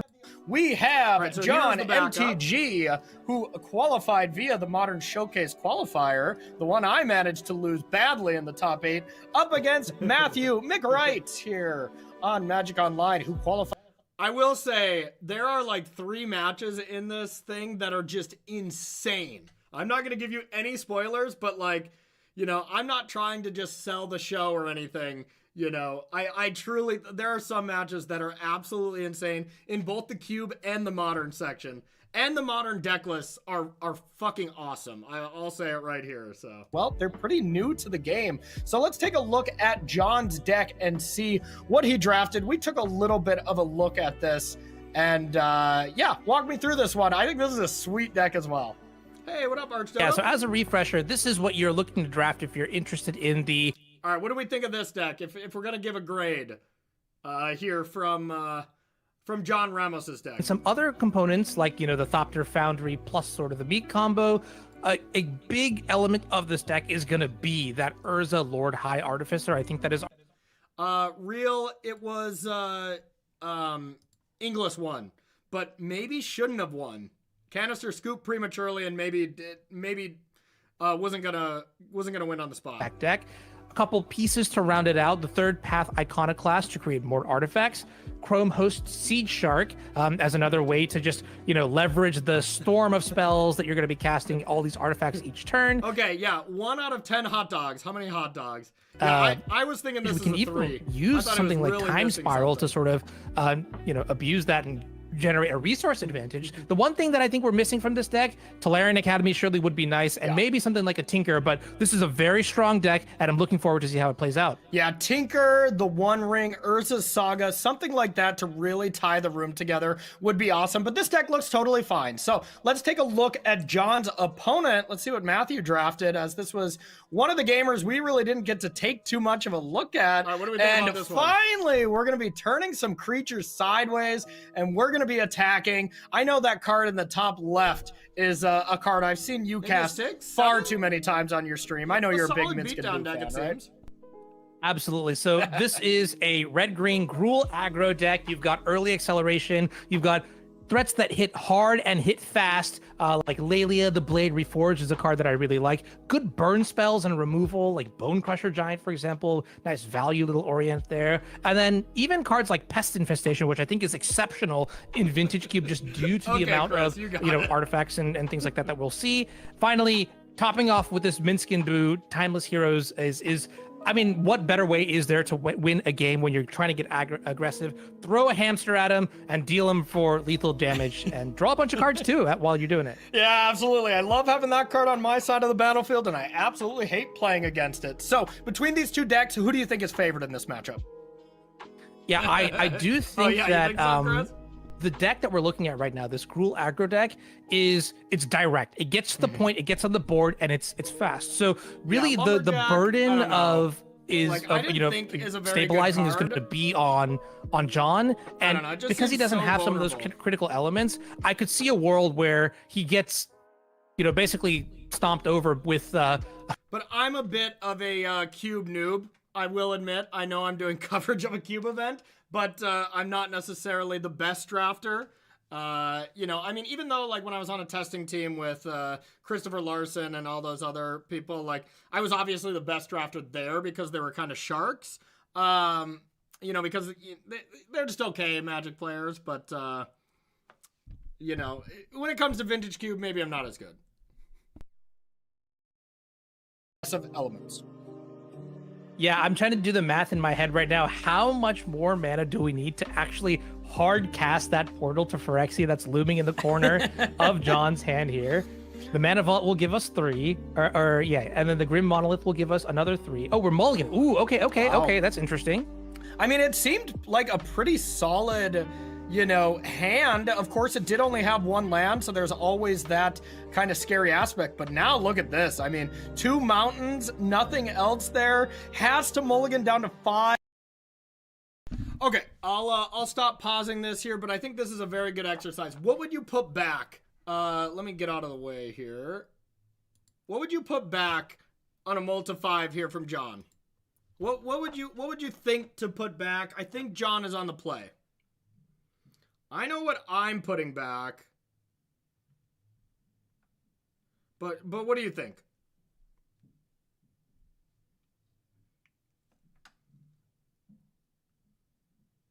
Ice Urza? Okay.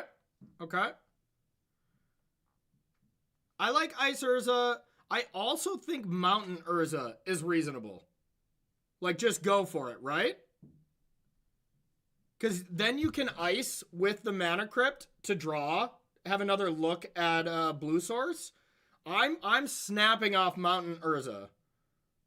And just hoping for the best. Because you get to put Mana Crypt down. You get to, go Island, Mana Crypt, and then you have another look at it. Because, like, you don't care that much about the mountain, right?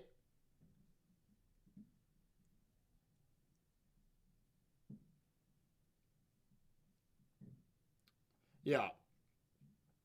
You guys like, yeah.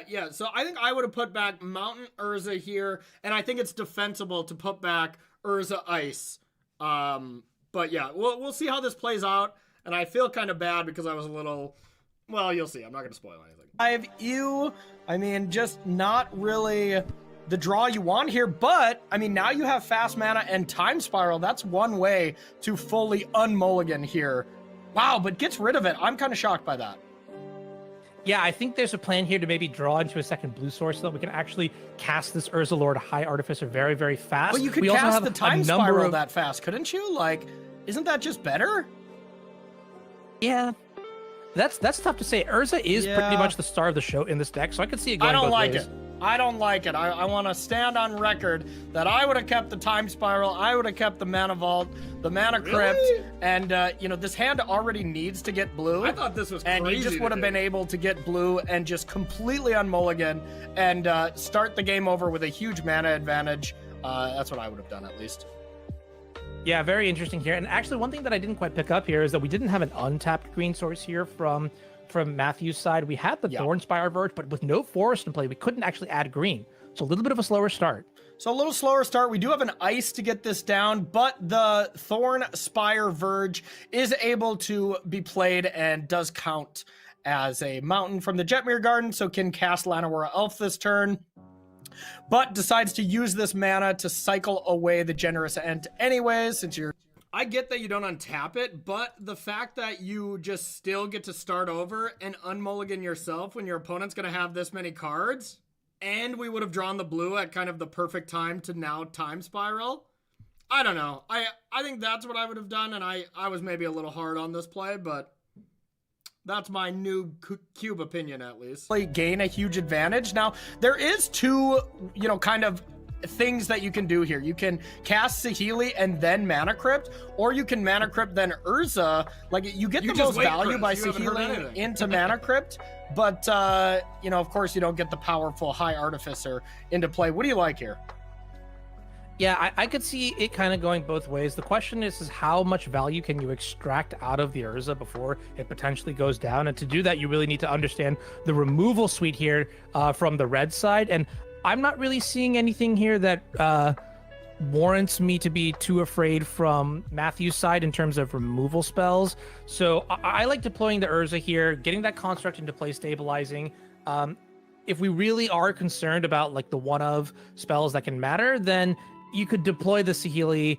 The problem is that Saheeli is then vulnerable, so you have to sort of make the evaluation of whether or not the Saheeli is critical to your game plan or not. Yep. Totally agree. So here we go. Just decides to play Urza anyways. I like it. I think I would have Saheeli'd into Mana Crypt to start creating some more artifacts, which then make your constructs bigger. Then you can tap those for mana as well. But I think this play is totally defensible. And now, as far as Matthew Wright goes, we are going to have a turn where you can actually play one of your big threats here. And it'll just be the question, do you want to play Gut? Do you want to double spell? Or kind of get Screaming Nemesis into play? So looking at this, it's going to be the Screaming Nemesis. Corey, how do you feel about this as the option? I don't mind it. Being able to attack with this, it's basically unblockable if there's any life gain that can happen. And the one thing that we have from John's side is there is the Sword of the Meek Thopter Foundry thing, so like that is something where you want to be able to gain life. But yeah, I think it's fine. I think I would have liked to be mana efficient, but... Okay, well, Forensic Gadgeteer is going to come into play. Now the question is whether or not we start spinning the wheel here with the Urza or look for other plans. Yeah. And I think, the cards in our hand right now, they're not great. I'm going to be honest with you. So I do like to see, I think this is going to be an Urza activation. Right. Yep. Spin it, see what you can find. Not sure. Yeah, wait till Chris gets on the broadcast. I'll just say like that, it was an absolute punt, and you just know that's really bad. Yeah, we did play the planes. Yeah, because you can still play lands off Urza, if I'm remembering that correctly, so maybe we wanted to activate it first. Oh, sweet! Walking Ballista for 0. Love it. Technically, you can cast that card. Yeah. I don't know if it does what you want it to do. Storm count 1. That was a little unfortunate there. I'm trying to see if there's... Oh. Yeah, if there are ways for us to buy it back, because if we had... Oh, boy. Okay, that's a big one. No, not woo. Boo. It's time for Minsc and Boo. Let's get the hamsters going. I can't imagine you want to play anything besides Minsc and Boo here and just get that going as...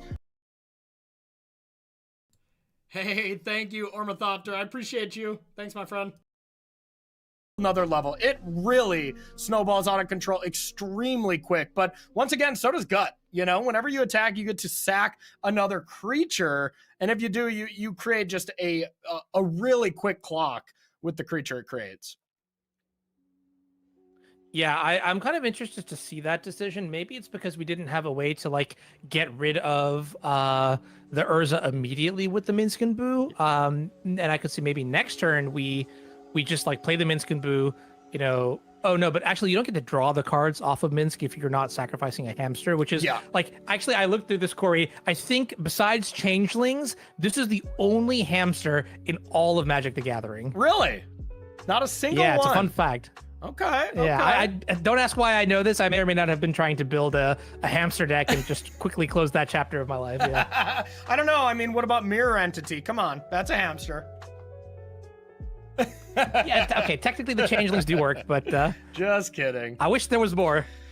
Yeah, definitely get the hamster stuff going. But I do like this play here. Gut being able to create basically the same amount of pressure that Minsk and Boo can have. And, you know, I'm not sure if there was any kind of counterspell. And actually, now that I remember this correctly, I'm pretty sure John Ramos had the mana drain, right? He actually did. Yeah. That is true. Drafted the mana drain to combine with all the artifacts for big plays like the time spiral. Yeah, so that makes a lot of sense to me. Being able to double spell in the face of a mana drain just is a much safer play. So I actually really like that play from Matthew Wright. And now you just got to think, like, what can John actually even draw at this point? Like, he's so far behind. There's not going to be any catch-up mechanism. I think this game is just over on the spot. I actually think it is. And with the Minsk and Boo coming down next turn to just cement that tempo, there's not much that you can do. I guess one thing that I would consider as a top deck is one of the cards that we put on the bottom for our mulligans, which is the time spiral. That could technically get us into a position where we get Thopter Foundry and that combo online. But yep. Matthew's going to take the match here. Yeah, I'm going to take it down, and I'm kind of with you. That was the one thing that I think when you mulligan to 5 up against a deck that's going to have a nice streamline aggressive plan, I think I would have loved to just keep the mana vault, keep the mana crypt, keep the island, keep the time spiral, and one other card, and just say, hey, if I draw the ice, probably you keep the ice as then you can just tap down something. It meant just resetting the hands. The game would have looked completely different there. Urza's great, but when that's your only thing and you're going 5 mana, flip the top card, you know, sure, it can be awesome, but sometimes it's just not exactly what you want. So that's Matthew Wright winning 2-0 up against John Ramos, and we are going to see Tangrams, Matthew Wright, and 2 other players are going to have a chance to play off, and winner will go to the finals of this Vintage Cube to play off for a spot in the grand finals. But before we go to round number 2 here on our next video, let's give away some more play points. If you want to win yourself some play points, make sure to leave a comment below. We're going to pick one of the comments with the most likes, and we're going to DM and award 500 play points to one very special winner here. So that's going to do it for the first round here of Vintage Cube, but you do not want to go anywhere. You want to make sure you click that next video as soon as possible, because, well, if it's anything like the first round, we played what, like 7 turns? So the one thing, y'all, I could not stop screwing up my outros. So I could not stop screwing up my outros for this because I'm so used to us just, you know, saying, hey, we'll be right back after this break. But trying to say, hey, click the next video, you know, like I screwed it up basically every time. So just listen for my outros. I could not get it right. All right, so we're going to start round 2. Let's see if it auto plays. Yeah, it should auto play to this. No, now we go to round 2 of the cube. Yeah. Hey everybody, welcome to coverage here of the Magic Online Champion Showcase here. We're about ready to get you started here on round number 2 here of our Vintage Cube. Now, reminder everyone, this is the spot where... You want to jump right into the match, y'all? Do you want to see the decks at least? Wow. Chris is just like, Corey, shut the hell up. All right, so I'll show you... I did check it. It's right here, right?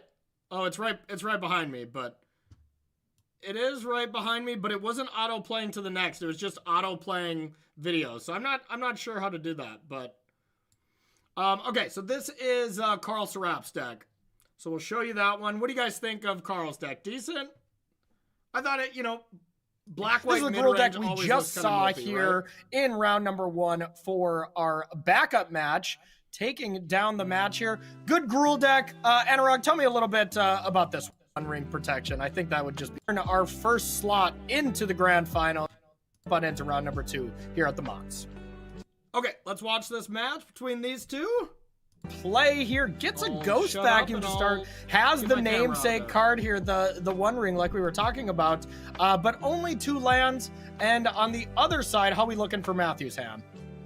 Yeah, Matthew doesn't have access to some of the turn 1 aggression, but a lot of our other cards here are just fantastic, right? We have the top end in the form of Minskin Boo. We even have Bone Crusher Giant, which we could just stomp on turn 2 and then play back on turn 3. Giant, which we could just I think overall, this isn't maybe like the best draw that Matthew could have, but what's kind of interesting is we will see the battle between past and present, the One Ring against Minskin Boo Timeless Heroes. And if I have to be completely honest, it's going to be, I suspect the One Ring will be the winner. Yeah, I would agree. So here's Magda. This is going to be really interesting because now Fila can come into play without getting stomped, and Carl does have the ability to just cast Blade Splicer, attack, flash out Blade Splicer, get 2 golems, and then probably offer the trade here with Fila and Magda. But I mean, that was the big cost, where if Matthew didn't play that, was able to stomp Fila and prevent a lot of this nonsense from happening. So huge start for Carl. Yeah, and Magda was looking like a really good draw here from Matthew's side because, you know, you get that sort of acceleration. You could have even played the Minskin Boo next turn, but the amount of aggression coming from these first striking 3/3 goblins is just enough to make Minskin Boo look not so powerful here. Yeah, and that's the thing. Like, I respect Matthew's play there. Oh, shit. Did I get it wrong? Is it Fella, not Fila? Oh, shit. Well, I say it wrong the entire broadcast. The entire broadcast. No one corrected me. It's Fila or it's Fella? Felia? Oh, whatever. Felia. Well, I'm going to tilt you all for the entire show because I say Fila the entire time. So enjoy. I agree, would have done the exact same thing, and this is the reward that Carl's going to get here by playing with the card as powerful as Felia that has flash, instant speed, and these are the synergies that, you know, Carl is looking to take advantage of to win, you know, his Vintage Cube segment. Yeah, absolutely. And we'll see kind of, you know, how Matthew Wright's hand here kind of keeps flickering out. Well, we do screen capture to capture these games, to capture their hand. So if they do switch between their screens, as we're going to... This is kind of the most annoying thing with the mocks is you'll see their hands disappear because, like, exactly what I was describing there. But, like, if you don't have 3 monitors like most people don't, you have to go in between to, like, look at the deck list. So we haven't figured out a good way to fix that problem yet. So that's the only thing I really want to fix with the mocks, and I just don't know how. But anyways, enjoy. I guess Mana Screw not hitting your 4th land on time happens to me all the time. Not able to play the One Ring this turn, which is kind of a big deal. Not being able to play the One Ring, not even be able to play Steel Seraph as you need double white. So can Portable Hole here as the only option. And I think, you know, since Carl's mana will be really tied up if he draws any land, I like this. Just jam Portable Hole, get rid of the Spring Heart Nantuko, and hope to draw land here. All that being said, with Carl missing a land drop, of course that hurts a bit, but I still think he's quite far ahead. Yeah, absolutely. With 7 points of power in play. And, oh, all right. What comes around goes around. Matthew also not having the 4th land for the turn here. Now, fortunately, Matthew has a decent number of playables. We have the Lelia that we can deploy this turn. Or if we wanted to, we could, you know, not necessarily use our mana the best, but Smuggler's Copter could also come into play and, you know, sort of help the board a little bit. Is there a land? Really looking for a land here from Matthew's side. We'll see if we're able to play that after this. But no. Old? No land. It wasn't. Okay. So we have the Squadron here, which is at least a body, something that Carl can play. But once again, a solid miss here, as land 4 would have been ideal. But, you know, still putting any kind of pressure on the battlefield is definitely what Carl wants. Like, I would have even been curious if he drew a Plains, if he jammed Sarah Paragon, Steel Seraph, or the One Ring. I think the One Ring would have been the last thing played on a battlefield like this. I think Carl is just so far ahead, he'd want to press his advantage. Yeah, I think at this point, you know, with both players sort of stumbling and Carl having the better board, you probably just end up using the One Ring as a way to get in some interesting attacks rather than actually leverage the card advantage version of it. But like, you've got the Sarah Paragon that can buy the Felia back and things like that, which I'm pretty much looking forward to. Of note, by the way, the Ghost Vacuum did not target the Felia, so that tells you like a little bit of the push-pull in where Carl is thinking about how the next few turns will play out, given that, you know, he draws the lands as necessary. Yeah, you never exile the good dog. Absolutely not. You know, leave that dog alone, okay? It already dealt with enough having to attack Magda. All right, well, the board is going to develop here for Carl. Securitron Squadron from the Fallout set is a really cool card here. Squad with the tokens and the ability. Also kind of pairs alongside nicely with the Sarah Paragon. So we'll see if that is a synergy that Carl is looking to use. Yeah, absolutely. And we'll see what we reveal here as another card. You know, being able to draw 2 cards here from Matthew is great, but the thing is, this Lelia really can't hold back, you know, on defense if you want to be drawing that extra card. And there, did hit the 4th land. That is huge. You know, being able to play Minsk and Boo post-combat, not ideal, but I still think it is good enough. And you're able to put some counters on this, which makes your hamster a 4/4, which can conveniently block Golem and really stabilize the battlefield. So, I mean, this is excellent. If Matthew Wright can keep that hamster around, I would think big advantage to him next turn. Ooh. Yeah, you know, what's interesting is that if you sack the hamster, you could draw 4 cards, deal 4 damage to something, and you really start then pulling ahead here. So to deny those resources, Carl is going to have to go through some interesting attacks, because the way the hand is shaping up right now, there's really nothing. And it's really unfortunate that we're not drawing that 4th mana, because we have all these really powerful spells in our hand that we just don't have access to. Yeah, and right as it stands right now, Carl can actually not kill Minsk and Boo if Matthew Wright wants to just block the 2/3 golems. You know, so it looks like, you know, it is going to be the case. Matthew is going to untap with that Minsk and Boo if he wants to, which is just huge. Yeah. What's also kind of interesting is, even if the hamster didn't survive this turn, Lelia has haste, which means you could actually use the uptick on Minsk and Boo to put counters on the Lelia. So that could just be a 7/7 Lelia that swings in for 8 next turn. Oh, that's gross. Yeah, I don't know why. I always thought it was trample, but you know, the Boo had haste and trample, but yeah, of course it boosts up the haste creatures and can just be a gigantic hit where Matthew can go from being in defensive, you know, in the sense that Carl has been all aggro this whole game since that Fila attacked and blinked out Blade Slicer, to just all of a sudden Matthew can look like, okay, I can just kill you now.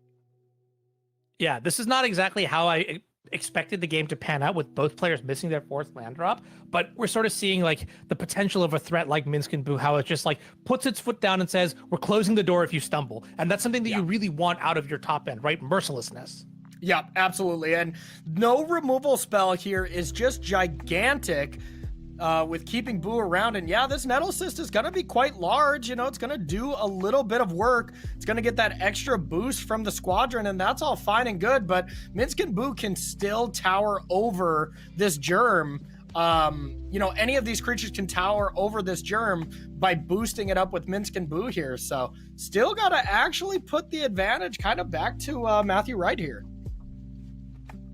Yeah, so drawing another land here for the turn in the forest, that's pretty good. So we can at least get a really good attack in here and then stabilize our board with a number of blockers. I think if Carl is going to win this game, the plan just has to be to have a really good top deck that allows us to get those last 5 points of damage in.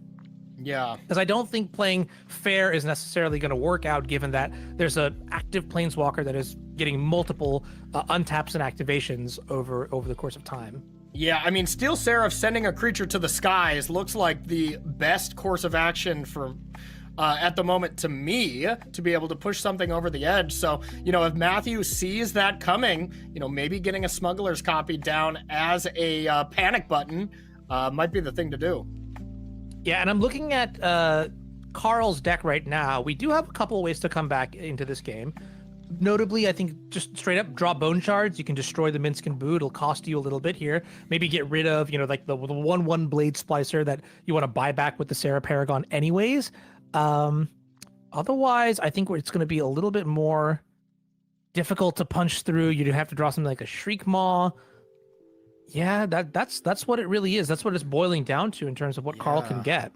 Yeah, not, you know, I mean, this black-white deck, of course, it has some decent ways to catch up with a little bit of spot removal. It has the One Ring to fight back, but, you know, Carl does not want to be falling behind on the battlefield here, and he's definitely starting to.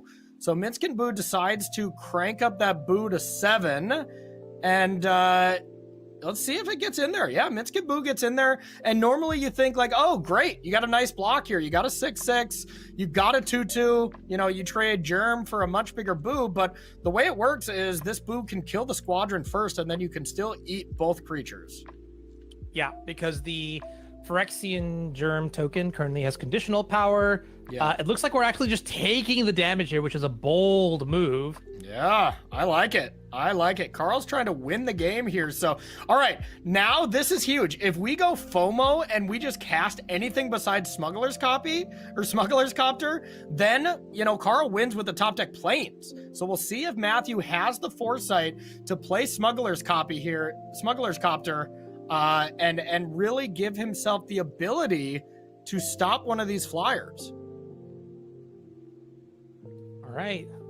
Yeah, that Tough call attack here. might have been a little aggressive, Anurag. Yeah, it's going to be tough to say. Hopefully there's not a punish. I mean, this game has been entirely, you know, just like walking this like delicate tightrope between aggression and balance and blocking and things like that. And honestly, like, this is why I think this matchup is so much closer, right? Is both players are playing to the board. Earlier, we kind of just saw, you know, an unfortunate mulligan to 5 and a bunch of like synergy pieces coming in from the artifact deck. Simply not good enough. But now, this is what I'm talking about, right? We've got good blockers, we've got good attackers, we have a top end here from Carl, and there it is. Okay, Huge. Smuggler's Copter. That was huge. So now Carl doesn't have the out to just draw planes, win the game. But, you know, he can, of course, still draw something. But the thing is, a removal spell isn't a win. So huge play by Matthew, as there was the planes. And now we have Steel Seraph. Now, I believe it's still not game. I mean, you can send the Germ to the air, then that gets chumped, and then Lelia blocks the 3/3 Golem, and Matthew would go down to 2. But maybe this is just a lifelinker and start trying to win the game that way.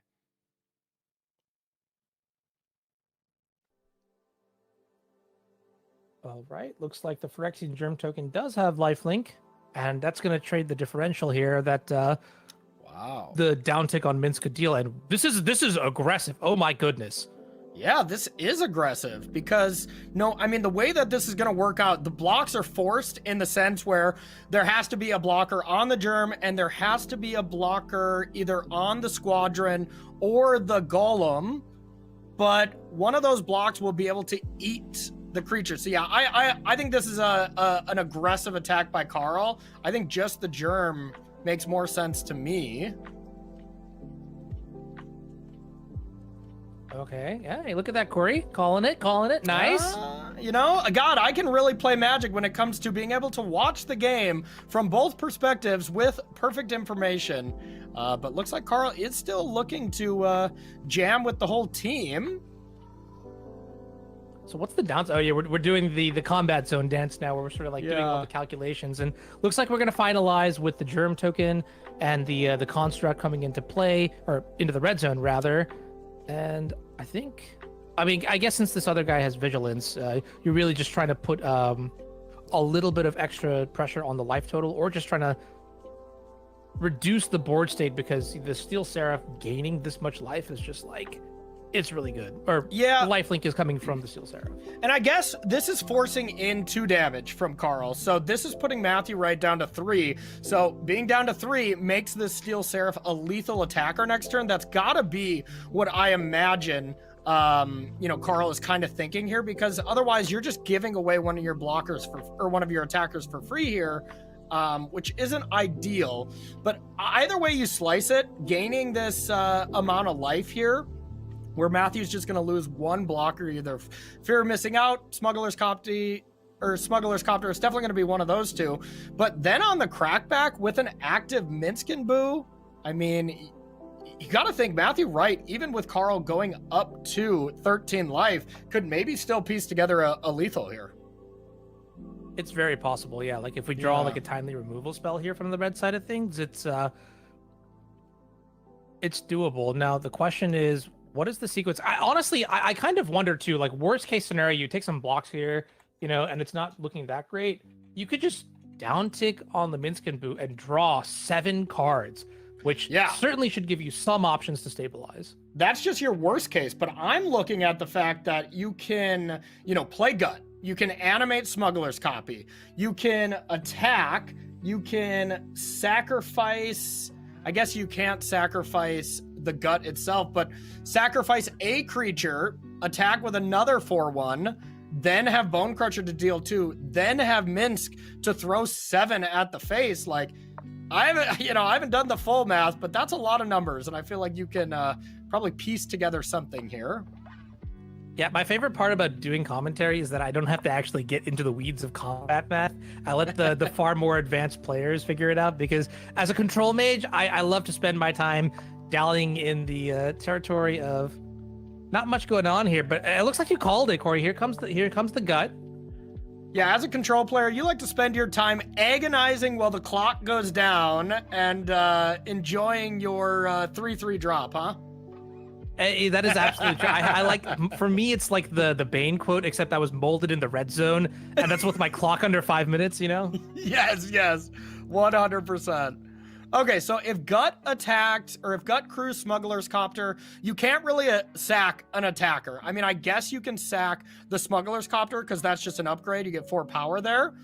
And then this Lelia, the Steel Seraph blocks the Lelia. You take 11, Carl goes down to 2, and then Minsk and Boo deal 7 more. So, I mean, it was not even close, right? Like, I mean, I think Matthew Wright has 18 damage. That's actually so ridiculous. And that makes me wonder if like, you know, I mean, a lot of this stuff was on board already. Should we have attacked as aggressively as we did? Perhaps Carl was actually just posturing to, you know, maybe that was the best out there. Yeah. But this is decisive. Yeah, because honestly, without the Gut, without the FOMO, without the Smuggler's Copter, yeah, I mean, the Bone Crusher and the Gut were unknown. I think if Matthew Wright had either one of those, it was lethal, but, you know, Carl didn't know that, so he played to the best of his outs, and Carl just recognized, like, okay, if I attack like this, and sure, Matthew has a piece of removal or has Gut, you know, something to push in some extra damage, I'm going to lose anyways. So, you know, Carl put himself in a position where maybe he could squeak it out if Matthew's hand was just complete air. All right, now we are evaluating sideboard options here. And I see Harvester of Misery being pulled off to the side here. Kind of nice as a threat that you can cycle early on to deal -2/-2, you know, curve early aggression, or just play it late and sort of impact the board at a larger scale. But it is two-sided, so or symmetrical rather. So going to be cautious about that, but a good card to bring in for sure. Yeah, absolutely. And we see from Matthew Wright's side pulling up Carl's list. This is an open decklist tournament, so these players have perfect information, and will be using that to sideboard the best they can. Looking at these opening hands, both players decided to keep. Man, the pace of play between these two, they're not messing around. They understand their decks, and they're trying to get you dead. Wow, I gotta say, I mean, we got a nice little curve out here with the Squadron on turn 2, followed by the Barrowgoyf. Sure.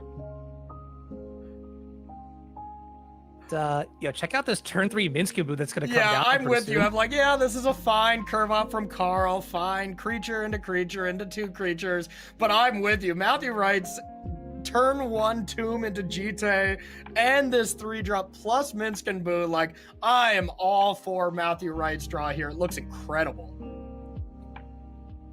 All right, let's see. Oh, okay. Interesting here to play the portable hole here. I guess, you know, you got to kind of play to the board here, which makes more sense. But I mean, we saw what Minsk and Boo could do over a course of a couple turns in a congested board state. Now we're sitting in a place where it has full reign to take over, and I think we're going to see some hamsters getting into the red zone.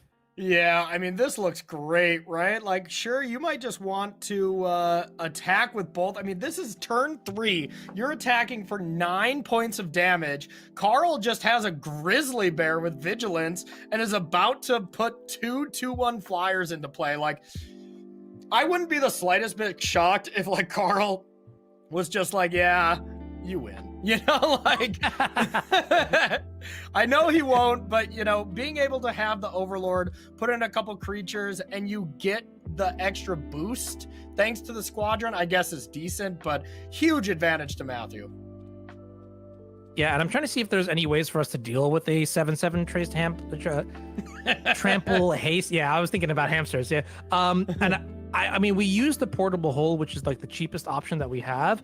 We do have a couple other things that we could do, like the Shriek Maw that we might be able to pick up. I mean, that's just Or putting a Band-Aid Thalia, over the too. problem. You know, it's like, yeah, you deal with the boo, but you haven't dealt with the thing that makes the boo over and over, you know? Like, so I just don't think there's too many avenues for Carl's deck in general to beat Planeswalkers. I think these Orzhov decks in general struggle against Planeswalkers already.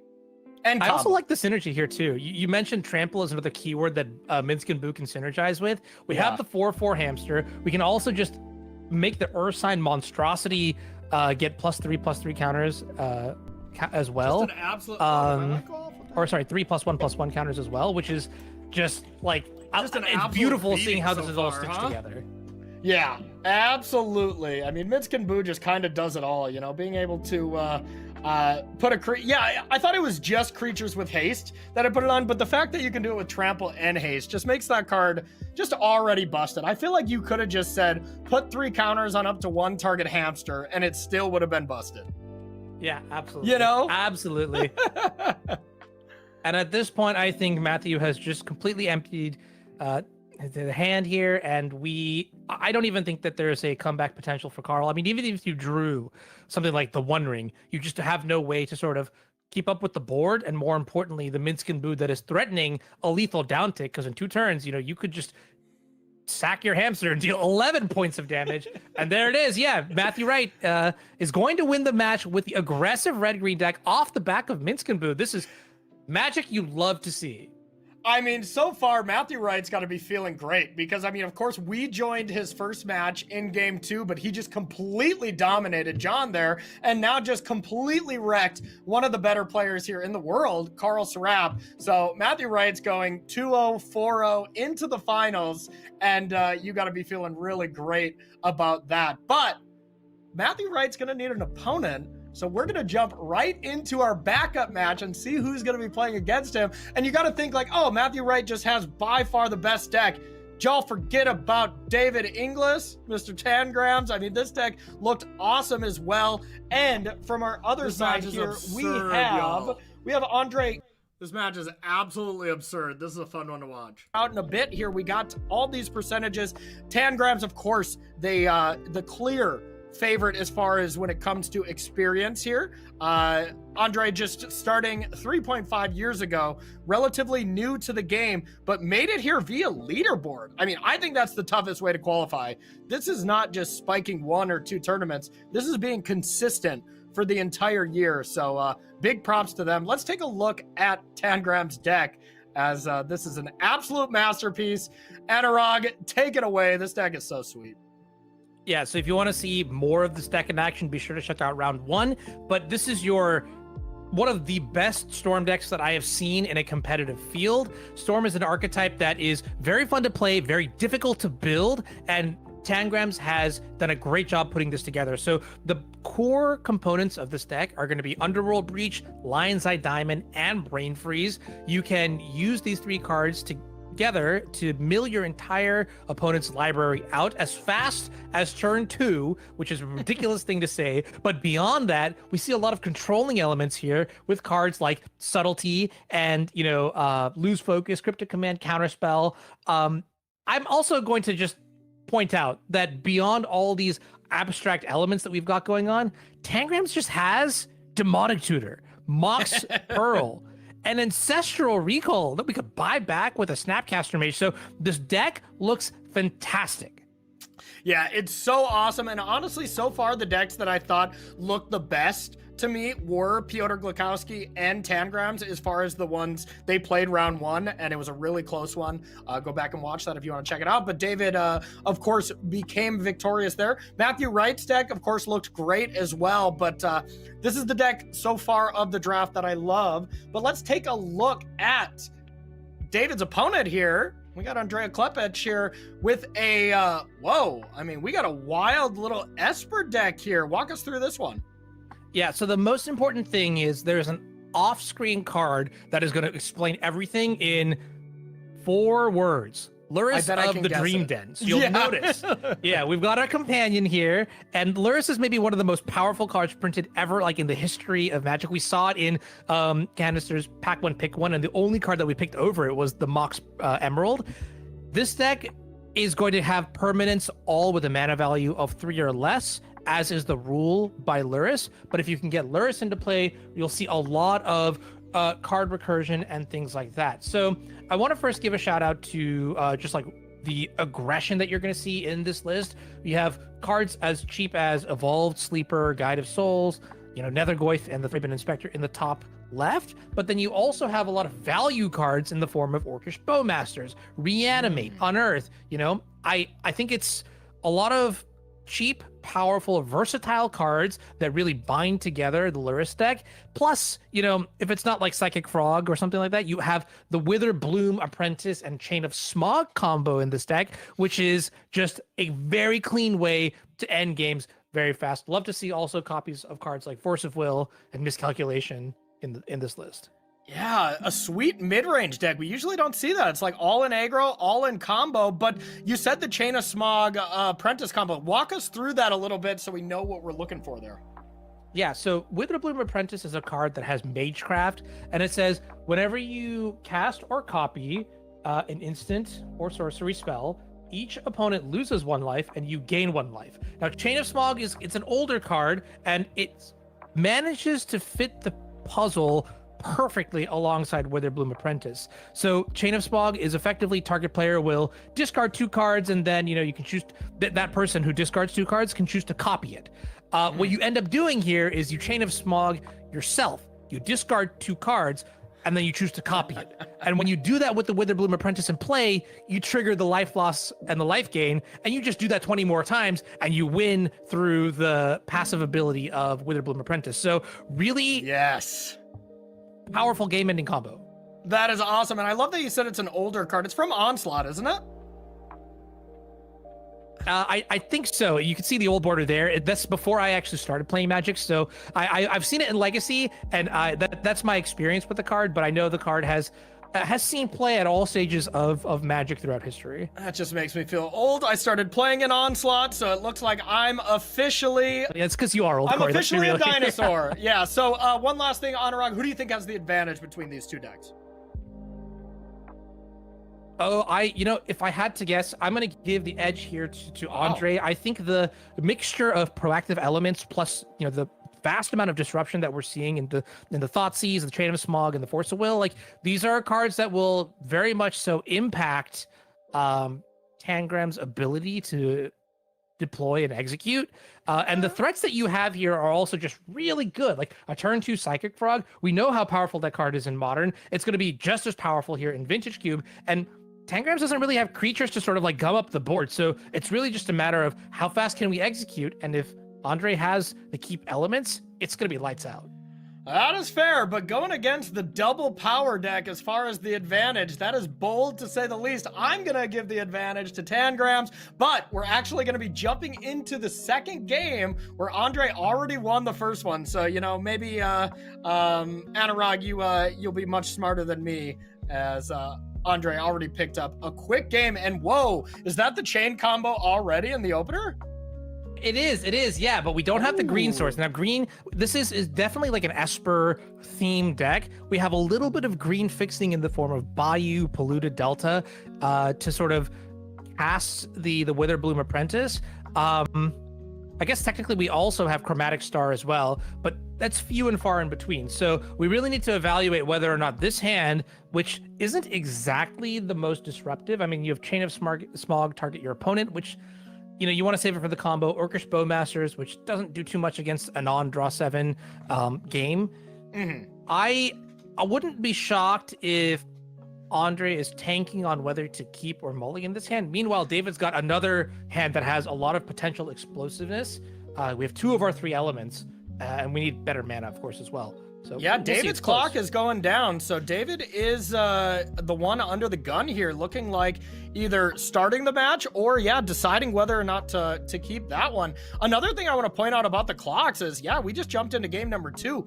Andre has 7 minutes left, and David has 13 minutes left. So this must have been a crazy long game 1. Yeah, it must have been a crazy long game one. And also, I think it goes to show that both players are very meticulous and detailed. When you're thinking about a format as I guess as wide as Vintage Cube, where anything can happen, you know, you can, with open deck lists, put a lot of time into sort of the ultimate Doctor Strange scenario where you're just like, all right, this is the timeline, this is what's going to happen. You can calculate everything. It does take a little bit longer, and that's you're going to see represented by the amount of clock time that is left by both players. Yep, makes sense. And I mean, playing for tens of thousands of dollars here in not only equity, but actual straight USD, you know, winning this tournament, you can win a ton of money. Plus the equity you get from going to the World Championship, you know, I mean, most of the time, last place in that tournament is usually around $4,000 or so. So just making it to the finals of this event, honestly, just making it to this event is a huge accomplishment. But making it to the finals of this event, you feel like you're on top of the world. And I think all of us as Magic players would snap that off in a second if you could, going into, you know, your first qualifier event on Magic Online or something like that. Now, looking at David's hand here, we've got a couple key cards that I want to give a shout out to. Counterspell is naturally just going to be a good card. Tishana's Tidebinder is a pretty exciting way to actually stop the Witherbloom Apprentice combo. The Magecraft is a triggered ability, so if you can flash Tishana's Tidebinder in at the right time, boom, that's lights out. Okay, all right, that's a nice way to interact there. And, you know, we are seeing only 4 cards in hand for David, as he did take a mulligan on that close-ish hand. You know, he's definitely tanking about it. And now we're going back to Andre. And now you have the choice. Do you want to leave up Orcish Bowmaster? Do you want to Jace? Or, you know, you could always Phantasmal Image. Kitsa decides to Bowmaster proactively. So David can't have any counter spells available. And there's no kind of timing restriction where, you know, you could go to end step, then Andre would flash in Bowmaster, and then in response, Kitsa can draw a card. So I like that aggressive, proactive play from Andre. I love seeing this main phase Orcish Bowmaster so much too. I mean, you know that with the deck list available, there is a copy of Ancestral Recall looming somewhere in David's hand. And David's seen like 14 cards. It's possible that, you know, that one of those is an Ancestral Recall. So this is a very heads up play here by Andre. I'm very impressed by it. Yeah, that's awesome too. So look at this. We have Phantasmal Image, which, you know, this presumably is going to copy an Orcish Bowmaster and get, you know, just the ability where Ancestral Recall is basically uncastable. And if it gets countered here, you can just reanimate it. Great sequencing here. Absolutely great sequencing here. And it's kind of interesting too, you know, this is kind of how I envision this style of deck playing. If you've played any Vintage before, this is a similar play pattern that you'll see out of the Esper Luris decks in, you know, the Vintage Cube Progenitor, actual Vintage, where you're really just playing this like denial style based deck, which is Orcish Bowmasters, you know, a lot of counter spells, and then you generate an absurd amount of value with Luris and Mishra's Bauble and whatnot. So kind of exciting to see that this is the same game plan that's being executed. Cards will not be drawn this match. Yeah, really incredible stuff, you know, unless David is about to combo off. But yeah, I mean, looting for him is something he very much wants to do. And that is looking like that avenue is being taken away. So yeah, remember, for Andre's size, look right below his picture there. There's that little heart on the far right side of, you know, the clock, all that kind of stuff. That is the companion. You know, you click that button, little Luris is going to pop up, pay 3, get it to your hand, and then be able to put it onto the battlefield is awesome. And the nice thing about these Luris decks, and specifically Andre's Luris deck, is, you know, has Reanimate, has Unearth, has these abilities to be able to get Luris back, even if it were to die. So kind of just has this never-ending cycle of value. Yep, and we're gonna see Tishana's Tidebinder. I like this execution. Basically, the problem with holding up your interaction at all points in the game, yeah, okay, that treasure cruise does not look so great on this battlefield. No, is that you're gonna get caught at some point without, you know, the mana to, you know, deploy one of your pieces of counter magic. So I like just using your mana here, using the Tishana's Tidebinder, and then relying on the counterspell maybe at a later point in the game, but actually being able to cast it. Yep, totally agree with you. Decides to just block with this Phantasmal Image to presumably reanimate it next turn. Now the counterspell is available for that. So you just kind of, air quotes threw that away. But, in the reality is it was just a 2-mana 1/1 with the ability being shut off from Tishana's Tidebinder. Jackrabbit, a very interesting card that's been added to Vintage Cube last year. A card that I have a personal, oddly enough, affinity for. I mean, I don't know if you've seen the muscles on that card, Corey, but I like to think that the art inspiration was based off of me. Oh, yeah. I mean, I've seen what you bench like a solid The Bar, right? How does he know that? Hello? Huh? Okay, well, pretty exciting card here. And like you called out, the reanimate on the Phantasmal Image, probably going to, clone the Orcish Bowmasters again.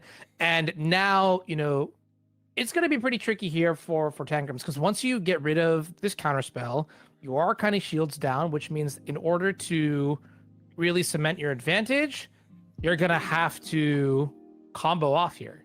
Yeah, absolutely. And I just keep looking over at Andre's clock. We're already in the red, so I just keep thinking, man, this game 1 was just absolutely absurd with Andre picking it up, late into the process. But, I mean, right now, if we go to a game 3, that's going to be a huge concern here from Andre. Yeah, I think time equity is something that you want to be very conscious of in these high-stakes matches. I will say something about the red zone. It really does get the adrenaline pumping for me, especially. In some world, I hope that there's like Magic Blitz where you only get like 5 minutes to play a match. But beyond that, it's going to be something that is on both players' minds, right? David may actually pivot to trying to extend the duration of the game and force Andre to get very creative with actually closing out the game. Because, you only have a certain amount of time. It is a resource, much like your life total. Yes. Yeah, absolutely. And, there's always those debates, you're playing against someone, they got the win on board, but, they're about to time out and stuff like that. And I am always on the side of, time out. If you can't win in the time, you got to pick your deck accordingly. You got to play fast.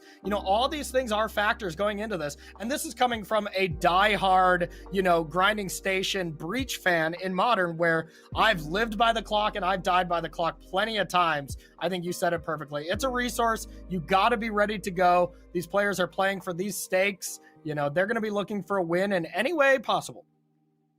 Keeping in mind here, by the way, that now with the counterspell gone, we are a single green source away from just outright winning the game on the spot. So that's another thing that David has no idea about, that just is lurking in the darkness. And so I'm kind of curious to see, what must be going on in Andre's perspective. Also, that's another thing to think about, right? You have to actually execute the Chain of Small combo, which means that's a lot of clicks. You've got 4 minutes. At some point of time, when your timer goes down too low, you won't even be able to combo off, even though you're looking at the 2 cards in your hand. Yeah, I've been there before. I got like 2 minutes left and I'm starting to combo off and you're like, well, there's no way I can do it in time. I have to mill my whole deck. That kind of stuff does take some time. So looks like we picked up the Touch of the Spirit Realm, and basically 3 mana Oblivion Ring here, being able to exile something here, presumably the Bowmaster. I mean, that's been the card that is just really the most annoying threat here. But like you said, now we're all ready to go if we do draw that green source. But I like that from David. Get rid of the card that's just pestering you, especially when you have Ancestral Recall at home in your hand.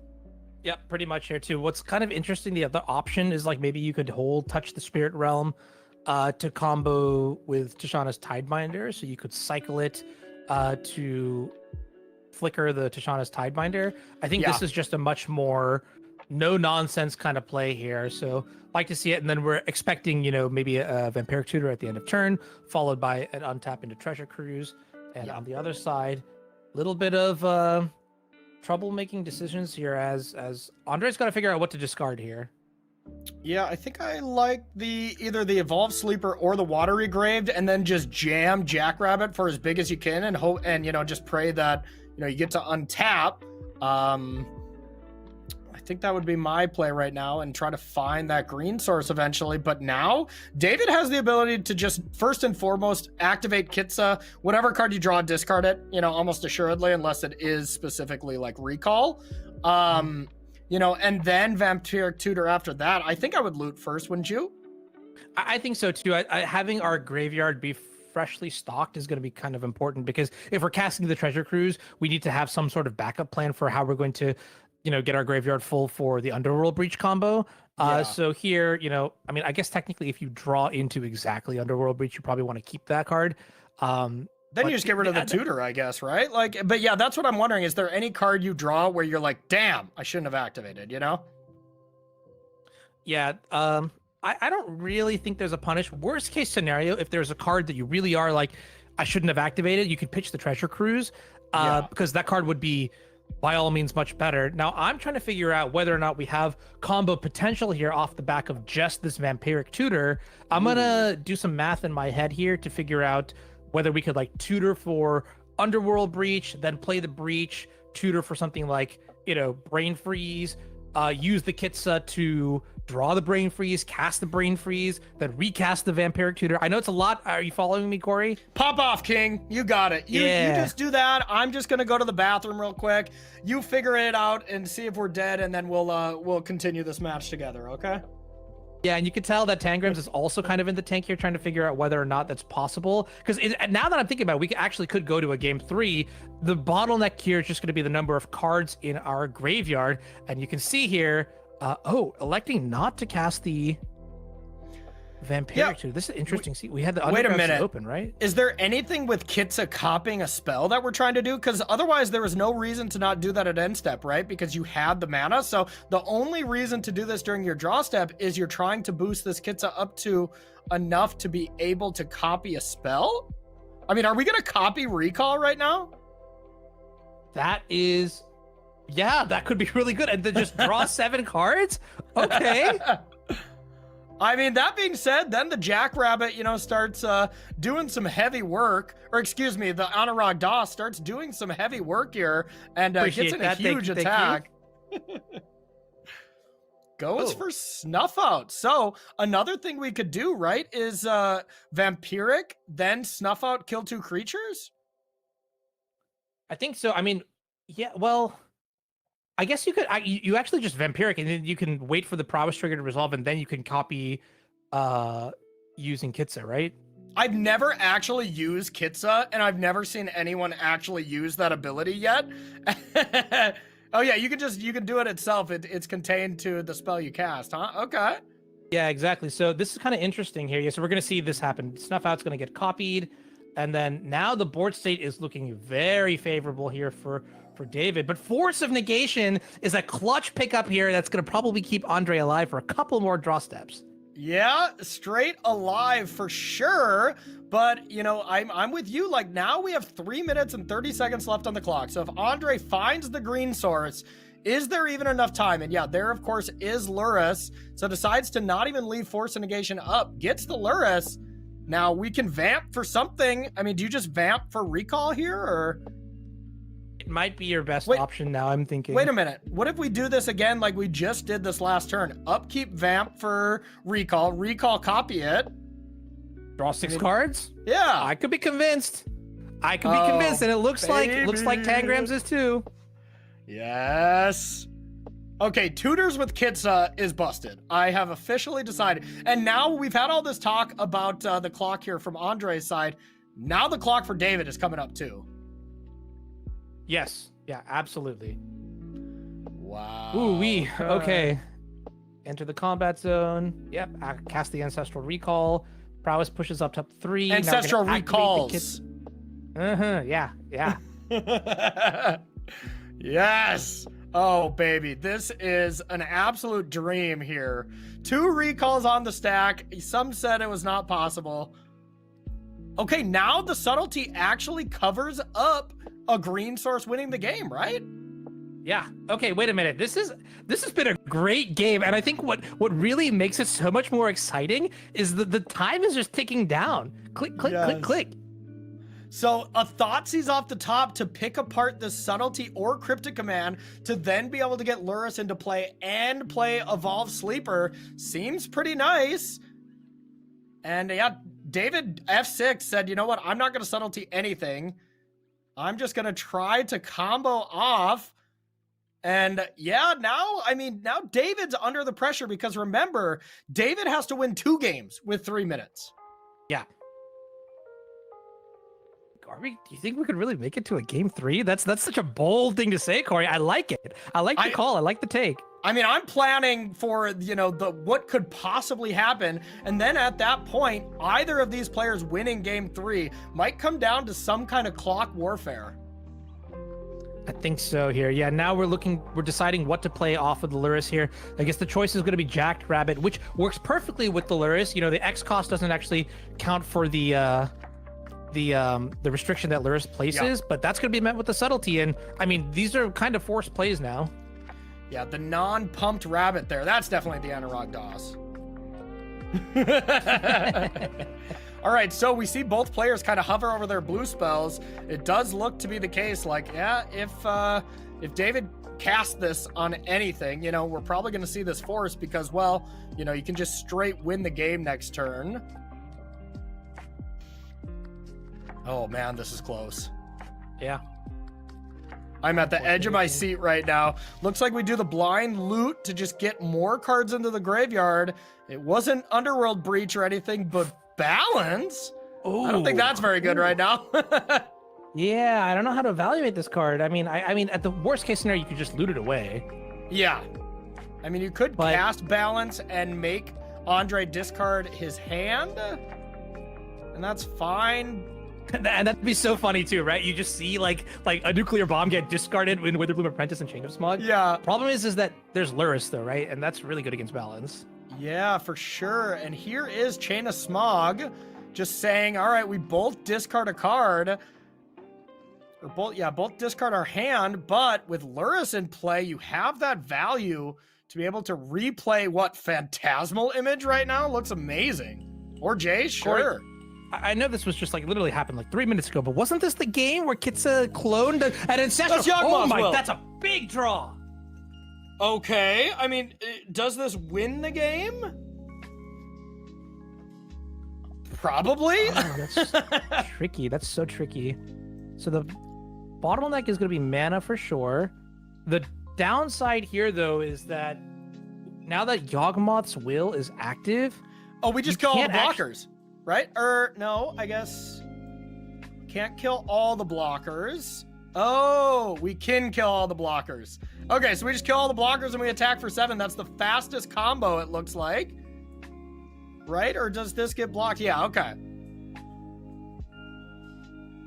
I guess does not have the ability to kill the last blocker, but just kind of F6 value there, getting Tishana's Tidebinder into play and saying, okay, I'm going to win the game next turn. Now, there's an Unearth, though. Against the Lurrus. Now you need a flying blocker, though, for sure. Which, that's not a flying blocker, so... Baleful Mastery. You don't even need it, right? You just kill an attack in the air. And that's going to be David winning game number 2, sending this to a game 3 with both players sub 2 minutes on the clock. What the heck is going to happen? I don't think anyone can win in that amount of time.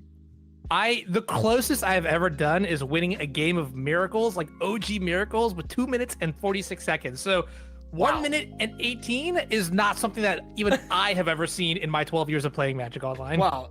That's a true miracle right there. So now it'll be interesting to see how these players sideboard with this in mind, because normally you're like, all right, against this deck, I want this. Not in this scenario. It's like, what do I do? Do I just try to F6 over and over? This is where things are going to get a little weird, I imagine. Yeah, and at the end of the day, like we talked about, the clock is a mechanical part of the game. I don't think players are going to sideboard for what it's worth. One of the things that's going to come up is what deck list configuration has the fewest triggers that go on the stack.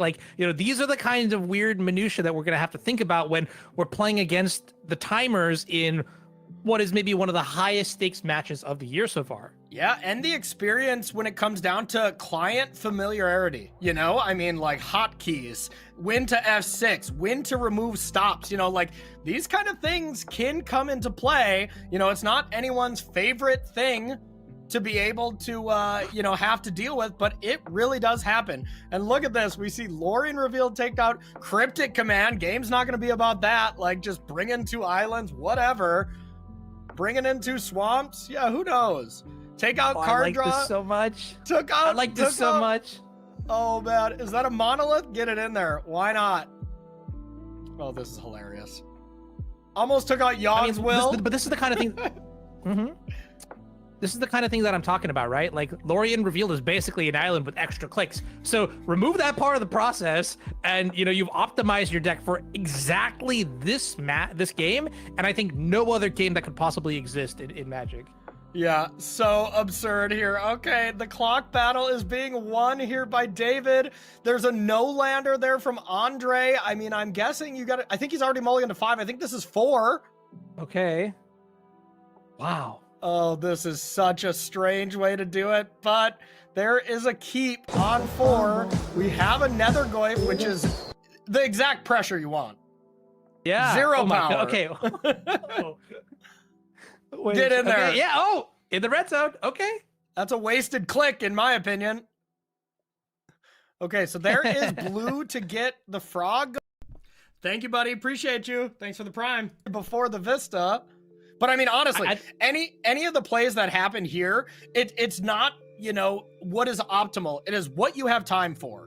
Yes. Yeah. And that's something critical. We're going to see a lot of plays that may not be, the most sensible, but when you look at the red zone, sub 60 seconds for both players, that's all you need to know. Like, do we even cast it? I guess we cast the Ancestral Recall here. But, yeah. Okay, so that gets forced. I was like, do you combo? Do you tendrils here? At some point, because I mean, I would be discarding my cards to the frog too. I like that as well. The thing is, it's so hard to judge their plays here because we've all been in this spot where it's like, okay, the clock is a factor. You just have to click. No one's going to play optimal when you're in this kind of pressure. Pressure's tough. Discard cards to the frog. Not really. Yeah, I mean, we have the combo here too with Underworld Breach, but we just don't have the time to execute it. Do we? Yeah, we're going to find out here. Here is Cabal Ritual. We're going for it from David. David recognizing he has to go. Can counter it. Miscalculation. I mean, I do think that stops it right now. Does. All right, 30 seconds to 34 seconds. I think it's just going to be from David. He's going to recognize he can't win anymore. It's going to be F6 from him from here on out. Maybe. That's a removal spell. Okay. That's what I would have done. Here it is. David can't win, Here is Underworld Breach.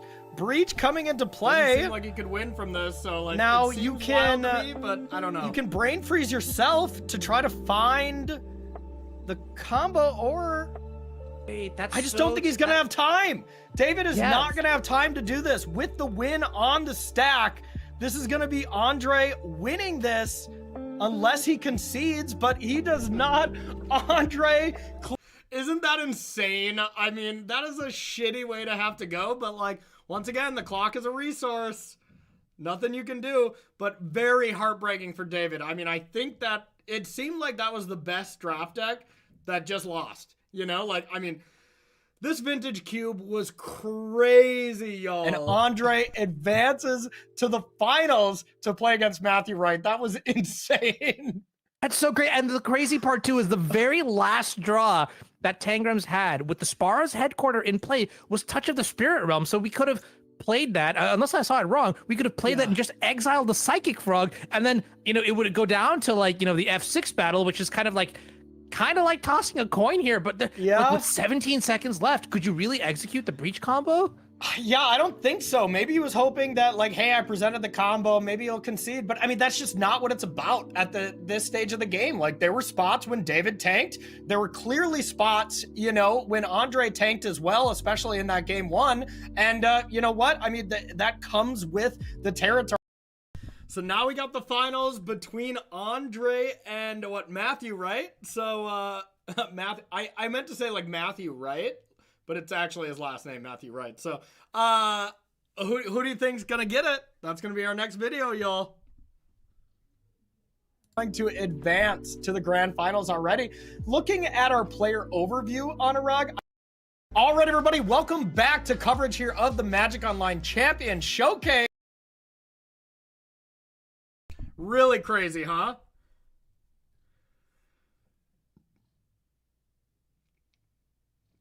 Yeah, and honestly, I'm not good in those kind of spots. I have to fight the clock all the time with what I play, Beekeeper, with playing Breach. I'm always fighting it, and I never get mad when someone times me out. Even when I got the win, It's part of the the game. So I always, I've timed out maybe 10 times, which is a lot. And I never really feel bad for doing so. But when it comes down to like just a normal non-combo deck where I'm not racing against my deck, when it's just one of those like, okay, we're both low on clock, we're like in limited, and it comes down to like, okay, you got to remove your stops, you got to F6, but you got to know how to click right. I'm not well versed in that, and I never feel advantaged in any way when it comes down to that kind of stuff, and I absolutely hate when those games come to those F6 battles. But if I was David there, I would have went for the F6. Like, Andre was already kind of playing slow. His clock wasn't enough to win. Andre was making more clicks. I think if David F6 there and Andre was going to continue to try to attack and stuff, I think David would have won, personally. But what do y'all think? Yeah, and your strategy has to change, Archdoda, for sure. Like you gotta stop thinking optimally, and you gotta think, hey, this is close enough. This takes less clicks, all that kind of stuff, Yeah, Nassif and honestly Anurag, all the time, they're always fighting the clock.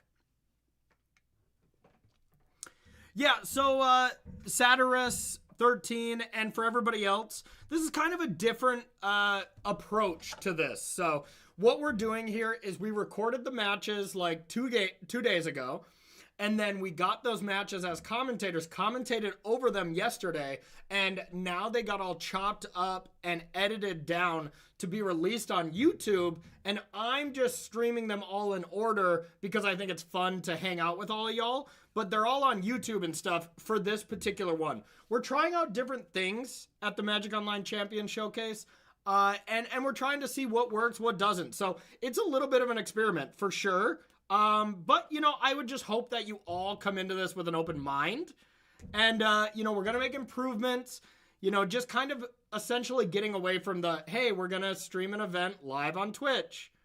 Now we're going to put it on YouTube. Like it's just always been the same for so long, and maybe that's the best way to do it. Maybe it isn't.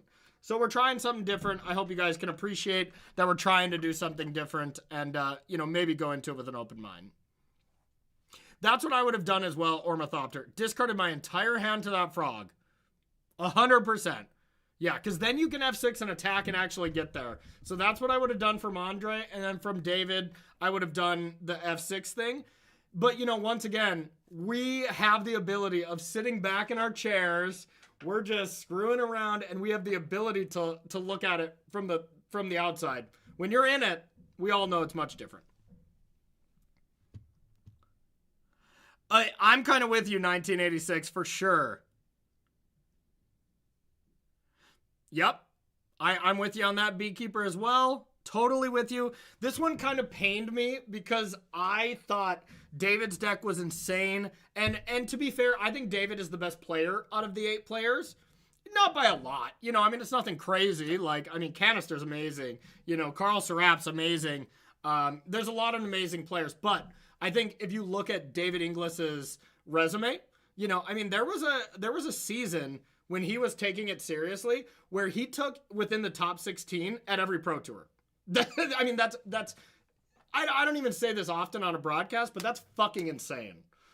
So David is an incredible player. He's an incredible deck builder. So I think he's the best player out of all of them, but yeah, not by a lot. Let me just catch up on chat, then we'll get this going. What's the best way to get someone into Magic? Someone and all instructed. Hey, I have a how to play Magic series, Darth Dog. Did you know that? Let me check it out for you. I don't know if it's better than his, but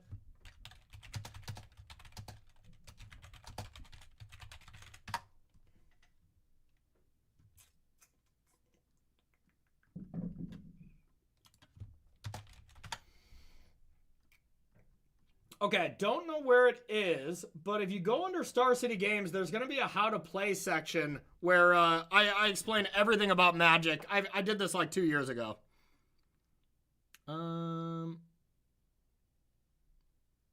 Yeah, and honestly, that's what we're trying to do. We're trying to cut out the dead air without the, hey, we're going to start the broadcast 2 hours later and then cut out the dead air. It's just a different thing. I don't know what's better.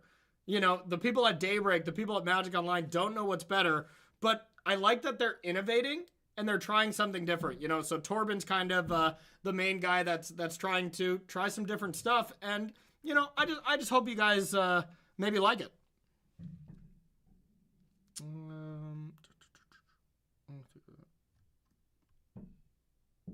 Yeah, it's under StarCityGames.com YouTube channel, and then it's under the How to Play. But I don't want to eat up more time here, but yeah.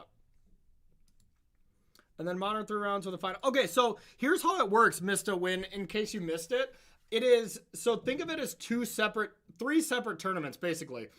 If you 3-0 the Vintage Cube, you automatically go to the finals. And if you make it to the finals, you go to Worlds at the end of the year. And then there's a Modern tournament where if you 3-0 that, you go to the finals, you go to Worlds, and then you get wins, you get money throughout just going 2-1. Each win, you make money. But that's kind of the structure of it.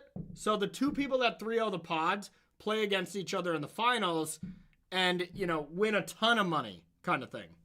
That's the structure. So the winner of this match goes to Worlds. I'm going to explain this here pretty soon to you as well, but just don't happen for Modern, right? How does that work? Supers and super qualifiers. You know, I actually don't know the difference on that. Okay, thanks, ArchDota. I appreciate it. I don't know how to explain that kind of stuff, so I know ArchDota is familiar with the Magic Online stuff. But anyways, so it is a 38-minute video here. We're going to start this. The winner of this goes to the World Championship. So this is exciting. And then after this, we switch to the Modern portion. And for me personally, I'm going to get food from a local restaurant and bring it home. So I won't be with you in chat for this one, but I hope you all enjoy it, okay? And then I'll be back in a little bit. Anurag, we have an exciting one. We have two players that are 2-0 getting ready for our Vintage Cube Draft finals here. Are you excited? I am. We've seen the steps that it's taken to get here, and between managing complicated boards to battling against ticking timers, this is going to be the highlight of the Vintage Cube portion. I'm stoked to see what's going to happen here. Yeah, I mean, a little behind the scenes. Done that. 1986, you just win the tournament, so you win a bunch of money, and then whoever has the most points gets the other world qualification. But if you 3-0 both, you win both pods and you win the finals, which the finals, those players are playing for $4,000. So if you 3-0 both pods, you get all the money you get from winning and then a bonus 4K, and you don't have to play the finals. Me right. The winner here goes on to the grand finale of this tournament, but most importantly is going to go to the World Championship here in 2025. The location still unknown so far, but going to be really exciting, and one of these players will be heading there. So looking at our player on the right, we got Matthew up against Andre. Both some of our newer players in the field, you know, in an absolutely stacked field. You know, these are some of the players that are flying a little bit under the radar, and they're doing quite well with their decks. I'm going to start with Matthew's deck here. So let's take a look at his. Matthew has not dropped a game in this tournament so far, has been absolutely dominant. This is the Gruul special, Gruul Smash. Anurag, walk us through it. Yeah, it's like you say, right? We're being an aggressive red-green strategy predicated off of, you know, just getting on the board very fast, maybe leveraging a little bit of mana ramp in the form of the Hierarchs, the Llanowar Elves. But we've got a very focused strategy that is really just trying to pummel through with as much aggression as possible. All right, sorry, y'all. I'm teaching my fiance how to do this just in case we have to. There's gonna be a round 4 thing that'll pop up on the side after this video. Just in case, you'll just have to click that, okay? Round 4. Round 4, yep, that's what we're looking for. The curve, you're going to see it by itself. Minsk and Boot, Timeless Heroes, has absolutely carried game after game during this event. Let's see what it can do in this final Vintage Cube match. Yeah, you say carried. Minskin Boo has absolutely smashed face in every game we've watched so far. Keep an eye on that keen-eyed curator as well, as that's going to have a lot of applications going into this. Let's take a look at Andre's deck, and this is the Esper Surprise with everyone's favorite nightmare in the sideboard. We got Luris there off cam. Yeah, and that's a good shout out that you make for the Keen-Eyed Curator. So this deck is a companion-focused deck. All the cards per Luris's rule all the permanents rather, must be mana value 3 or later. So you're going to see a lot of 1-drops here on the left side. Evolve Sleeper, Guide of Souls, Thraben Inspector. But we're also looking for cards that can either enable our graveyard. So you'll see like Psychic Frog, very good value card on its own. Or Ledger Shredder, for example, with its ability to draw and discard. Plus, we've got another subset of valuable 2-mana threats in the form of, Orcish Bowmasters. We've got Jacked Rabbit, my favorite, but then also, Jace Prodigy. You can see sort of how this deck is coming together, right? It's a very value-focused, low-to-the-ground deck that even gets to splash the Witherbloom Apprentice Chain of Smog combo, and then also combines with a lot of really powerful cheap spells like Reanimate, Force of Will for its alternate cost, and then cards that you can recur with Luris like Urza's Bauble. Yeah, I like this. And I would say, as far as the last match goes with Andre up against Tangrams, I know we disagreed on who we thought was favored, but I would think this kind of deck struggles against combo and these big ramp style decks. But the thing it would want to play against is these Boros, these Gruul decks. You would think if this deck is really good against a certain archetype, it would be the other aggressive decks. Wouldn't you agree? I think so too, right? Because they're both kind of trying to do the same thing, where they're low to the ground, but Luris just gives you so much additional card advantage and ways to pull ahead during board stalls that I would not be surprised to see Andre holding a ticket to the World Championship. I mean, and let's just jump into it. This is going to be a match of Vintage Cube for around $10,000 minimum or so. So easily the biggest match of Vintage Cube for either of these players' life. Let's look at the hand here. Anurag, what do you like? I am very shocked to see Orcish Lumberjack coming to play as early as turn 1. That means that we could have an explosive turn 2 if there's a good top deck in the form of like Minskin Boo. But on the other side here, very solid start from Andre with the Thraben Inspector. And Reanimate is a kind of card that I think is just overall exactly what you want to be picking up early and often in Vintage Cube. Very flexible card and pairs really nicely with, Luris should it ever go to the graveyard or any other creatures that might find their way there. Okay, this is wild to me. I mean, we are just sacrificing all of our lands here to get this going. What do you play? Do you get the powerful artifact going to be able to draw some cards? I mean, I guess this answers the question, but... Yeah, it looks like Matthew wants to get on the board, which makes sense. You are, in fact, playing Gruul aggro. Palantir of Orthanc is a very powerful card that can generate you value, but what I like to do first here is really just get on the board, push the tempo, set the pace of the game, and then we can use the Palantir later on to, recoup the card advantage that we've sort of lost by sacrificing our lands to get, our aggressive curve into play. I mean, this is a solid turn 2. Yeah, it's a solid turn 2, and in the face of a bunch of removal, it would be terrible, but that's something we don't see in Andre's hand right now, so maybe this plan from Matthew Wright might work out. Yeah, absolutely. And I mean, here right now, we're drawing the Evolve Sleeper. I think our next goal here is just going to be getting onto the board as fast as we possibly can to sort of keep pace, minimize the amount of damage, life loss that's going to be incurred, and then hopefully draw into a couple cards. Keeping in mind that next turn we could even add something like Luris into our hand. Yep. But beyond that, it's going to be a little bit of a rocky climb to get back into this game. Yeah, because I mean, even on surface value right now, Matthew has 5 mana, right? Would lose his last land, but I mean, this seems like the game plan that Matthew is willing to play here is, get 5 mana, play all, get Screaming Nemesis. I believe there was a 2-drop as well. There's the hand back.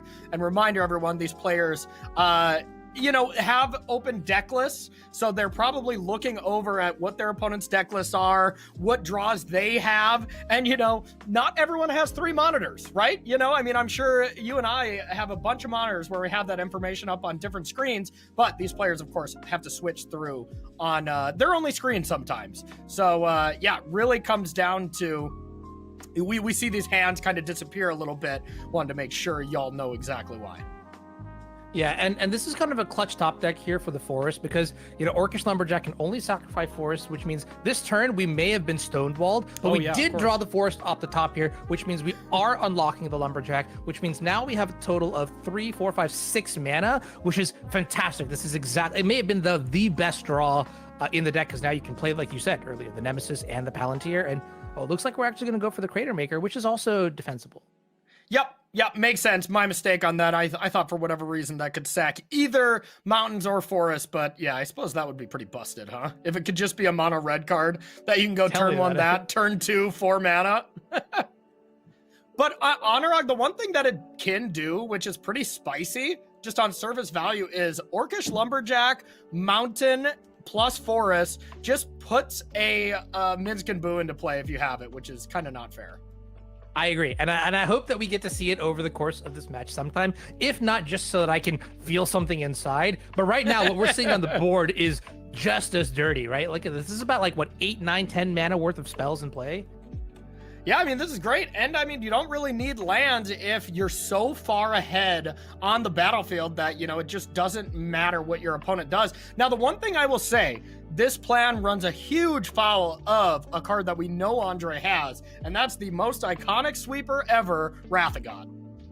Yeah. So a timely Wrath of God here is going to be exactly how Andre can just clean up the board pretty nicely. And that's how you also exacerbate the cost that Matthew was playing. You know, I was going to say earlier, like, move aside Black Lotus, you know, Lumberjack wears plaid, but a single board wipe and all of the, all the work that Matthew has put in would just go to waste. So we'll see what happens here. Psychic Frog, not the worst pickup here because you can, in fact, just grow it pretty large here, but it would require a pretty solid commitment.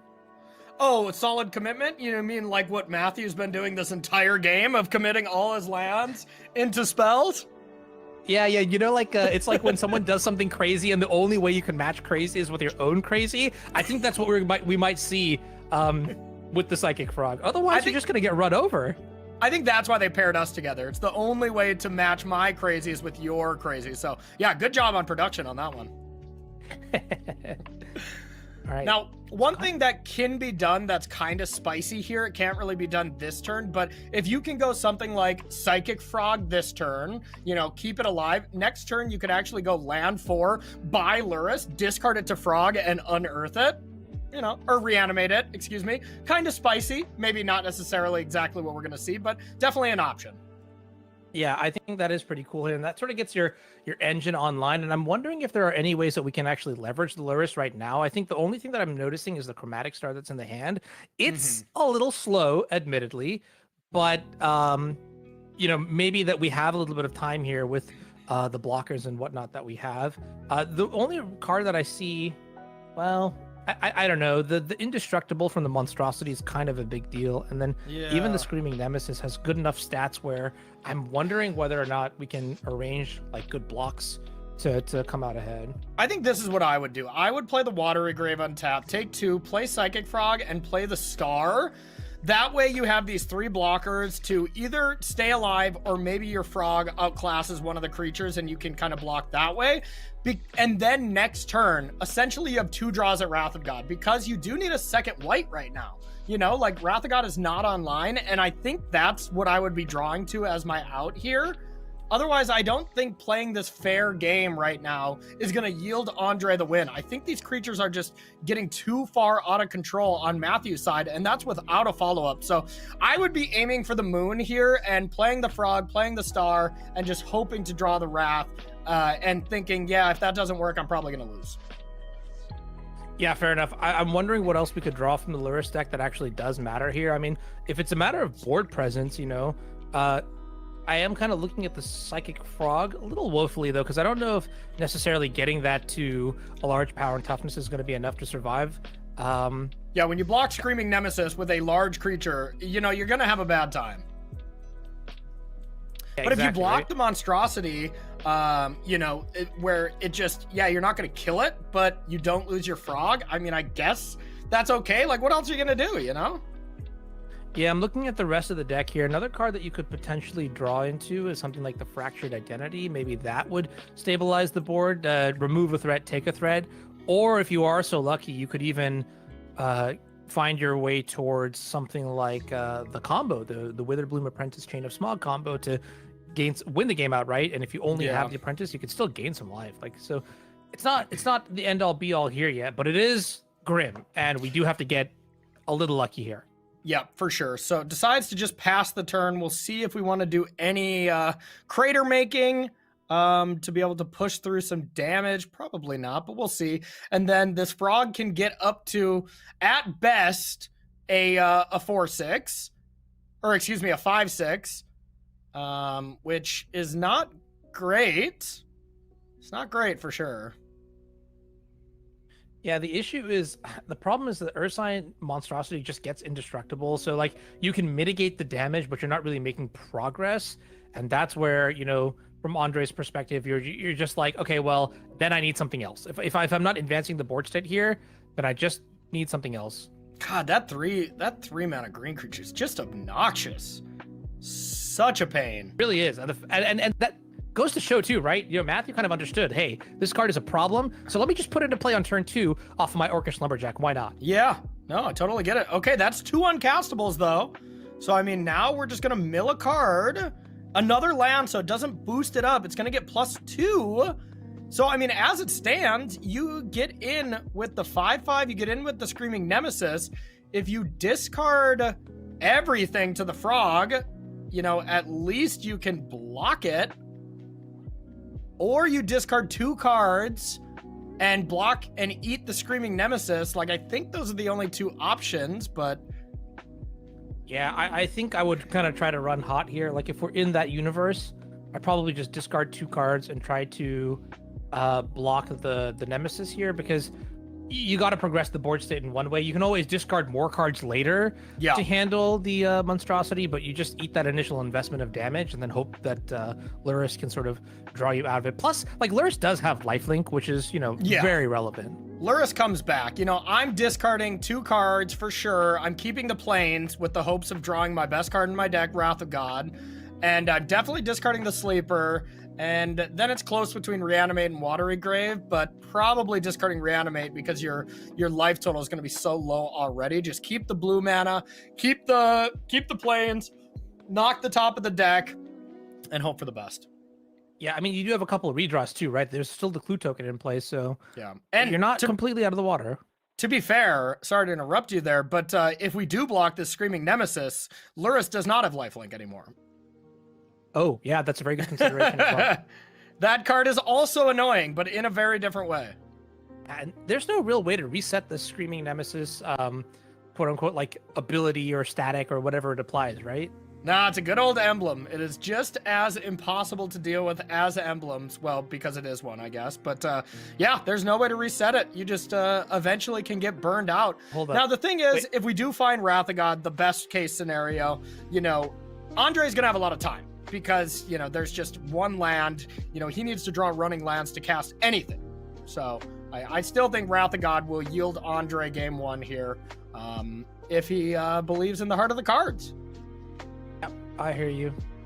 And I mean, the downside too is that any forest here is probably going to win Matthew the game on the spot here too. So it's a ticking time bomb a little bit. I mean, if we're going to look at the game that way, then shouldn't Matthew be just massively favored? Because, you know, drawing your exact one of Wrath of God can't be that likely in the top 29 cards. Whereas you've got so many forests, and I don't know, it's advantage bar is definitely skewing towards Matthew for this one game, and it looks like he's going to follow through with this Psychic Frog line, discarding the Evolve Sleeper.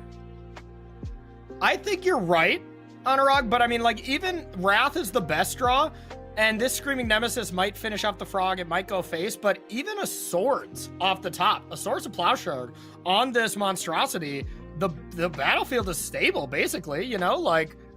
So I think Andre has more than one live top deck, and even Fatal Push, because you can Fatal Push while sacking a clue. So some of that efficient removal spells that Andre has can get him back in. So I think those are the 3 best draws. How about a Plains though? Okay, no, not what I'm looking for here. But you can sack the clue and draw into one of those 1-drops still. True. This might just be another turn where you're chump blocking with the Thraben Inspector, adding Lurrus to your hand and saying, hey, this is what I got. Or maybe you actually cast this Reanimate on something that can interact well. Unfortunately, Goblin Crater Maker only deals 2 damage, so it can't really get rid of the monstrosity. Mm-hmm. And you can Psychic get the Frog frog also great. back down to 6. And then you can have 2 cards in hand. And once again, that's just a chump blocker. So I like sacking the clue. It hurts, but sack the clue, figure out what's next. Well, okay, hold on. How about this? Counter proposal. This turn, we put Luris into our hand. Mm-hmm. We can block with the Thraben Inspector. Next turn, that sets us up for, we'll have 5 mana in play, and we can go play the Luris, buy back maybe the Inspector, and reanimate this turn some sort of creature that we can use later down. Yeah, very reasonable. I think, of course, we would have went for that if we knew the top card was a land. Then maybe you just snap off something else. But as it stands, Reanimate can get back, you know, something. You can get back the frog. You can discard 2 cards. And depending on what this monstrosity flips over, we'll see how large it gets. But it's already a 6/6 attacking right now. Yeah, that too with trample. Yep. Oh, God. Okay, so now you get to cast a spell as well, which I think it's time for the artifact. Like, Lelia, if you attack, it's just going to go into the frog and get sacrificed. So I think you just drop the insane artifact and just say, this is going to kill you eventually, because Andre's deck is not fast. He can't gain life anymore, you know, like... Exactly. So for that reason alone, we're going to just be able to draw so many cards here off of the Palantir of Orthanc that I think it's just a solid play to make this turn. So now let's see if we're attacking for 6 or 7. Looks like just an attack for 6. Gosh, the fact that this card also has trample is just so nice. Why not? Why not? You know, 3 mana, 3/3 that attacks as an indestructible. We need some more keywords on that. Yes. That I mean, it goes to show, though, I really do appreciate that sort of Matthew foresaw this kind of potential line board state. Yeah. It's a big commitment to deploy your Orcish Lumberjack and then sack a land here, because should anything go wrong, like there's like a Swords to Plowshares or something like that, you know, your entire offensive strategy just crashes. So giant risks here, but also at the same day, you love to see these kind of risks being rewarded. Yeah, I'm a coward, and I would have played turn 1 Jetmir's Garden for sure. Not close. But I'm an absolute coward, and I think I would have gave Andre more time in this game, where, you know, now I think this looks much better for Matthew. It's funny, the Palantir of Orthanc, Corey, is a card that I saw for the very first time when doing coverage of your Team Trios win a little while ago. And that's where I saw this card Reddit, and I was just like, this is a ridiculous card in the right circumstances. And when you look at how this red-green deck is built, this is a deck that really leverages the power of the Orthanc very well. What Team Trios was this? Which I honestly don't remember winning a Trios event. Is that sad? It's the one where your teammate didn't show up for the first round because they were still in the air, and then you guys just won the whole event anyways. That is fair. We did take second. I got to correct you on that one. But yes, that was absolutely hilarious there. I of course was playing Breach up against Classic Scam at the time. So, all right, here's a miscalculation with no blue mana and no chance to play anything. And I think this is just it, huh? We could cycle here, maybe. Oh, we're just... Okay. Yeah. Okay, draw into Wrath. I do like this better. You get to at least draw one more card. Knocking on the door. You know, what's funny is I thought earlier that Wrath of God would be lights out here, but the only thing that it does is it lets Andre breathe for a little while. Yeah. With the Palantir of Orthanc, Matthew's just going to draw back into a board state, which to me is kind of crazy to think about. Like, you know, we have this really explosive plan A and our plan B is kicking in, and really just like filling in the holes and covering for where our plan A was weak. Really, really interesting stuff that you only find in Vintage Cube. Yep, totally agree. Vintage Cube always or never disappoints when it comes to the Magic Online Champion Showcase. You know, I mean, a lot of these players qualify either via constructed or limited with like the most current set. Nobody qualifies via Vintage Cube. You know, so this is always a wild card scenario, especially some of the newer players. Like, you know, one of the newer players that qualifies via Pioneer or Standard or something and has only been playing for 3 years, like, you do not expect that person to know a lot about Vintage Cube, you know, plain and simple. Just because it is it's something where the people that get rewarded from this are the people that have been playing their entire life. Luis Scott Vargas, Eli Cassis, those kind of gamers. They're the ones who dominate Cube. So to see these two relatively new faces at the top of Vintage Cube is just really awesome and shows the skill of these two gamers. I do think it's admirable because it does require you to kind of like take a look down the history of Magic and study, you know, what saw success, what were the best cards and what events and what are the synergies that you'll see here and there. And then you're combining it with a lot of new stuff that you're seeing. But let's get on to sideboarding here. One thing that I'm noticing immediately, Andre Klepach taking out that Chain of Smog, taking out the Witherbloom Apprentice. Snap took it out too. It was not close. You know, just immediately took it out. I think that was really impressive. And then we see Andre flip over to the Gruul deck to see maybe what is Matthew going to side in and out. It looks like he didn't change anything, right? I haven't seen any changes so far. So while Matthew is going to keep the same stock list and just kind of Gruul smash, I think for Andre, the burden of adapting is quite high. You do need to be able to match that aggression. And that's why, you know, something like Witherbloom Apprentice that you can't really even consistently cast on turn 2, turn 3 is a liability. I think even just boarding in some creatures to gum up the board, help with combat math, could provide a little bit of value. And the one thing that I think is really awesome so far is Matthew Wright was definitely right when it came to drafting Gruul because he has not lost a game yet. He is 5-0 in games. Yeah, I think that's kind of crazy to say out loud, right? 3-0, 6-0 into World Championship is an intense feat, but Andre has been playing ecstatically well today, and the way that this deck is built, I don't think it's going to be a free ride here, so I'm curious to see how the next game plays out. Yeah, and when Andre wins, it's not this dominating, oh my god, I had the sickest draw. Like, it's a grind. You gotta play some Magic with this style of deck. You know, this is usually why most players don't gravitate towards these style of decks. Like, of course, when you can make Lurrus work, great. But if the Lurrus wasn't there, and this was just, you know, a bunch of small creatures, like, you feel like this deck did not turn out very well. But Lurrus, of course, is the bow that ties this all together. All right, so getting into it here, Andre Klepach starts it off with a basic plains, and look at Matthew's hand there, Anurag. Yeah, good mana, good acceleration, Minsk and Boo again, and I'm going to say it right now, every time we've seen Minsk and Boo in the opener, Matthew Wright has just completely taken the game away, so... Well, anytime Matthew Wright's been in the feature match area, he's completely taken it away. So that's not fair. There is the perfect answer to this 0-1, though, and that is every 0-1's nightmare, Orcish Bowmaster. Yeah, so that's going to be a fantastic answer here. Now, the downside is that we don't actually have our blue mana. We do have 2 blue cards, but the way that this deck is built, we have plenty of white cards to play in the meantime. Staff of the Storyteller, synergizing quite nicely with Orcish Bowmasters, but you can't really pass up on the opportunity to delete the Ignoble Hierarch here.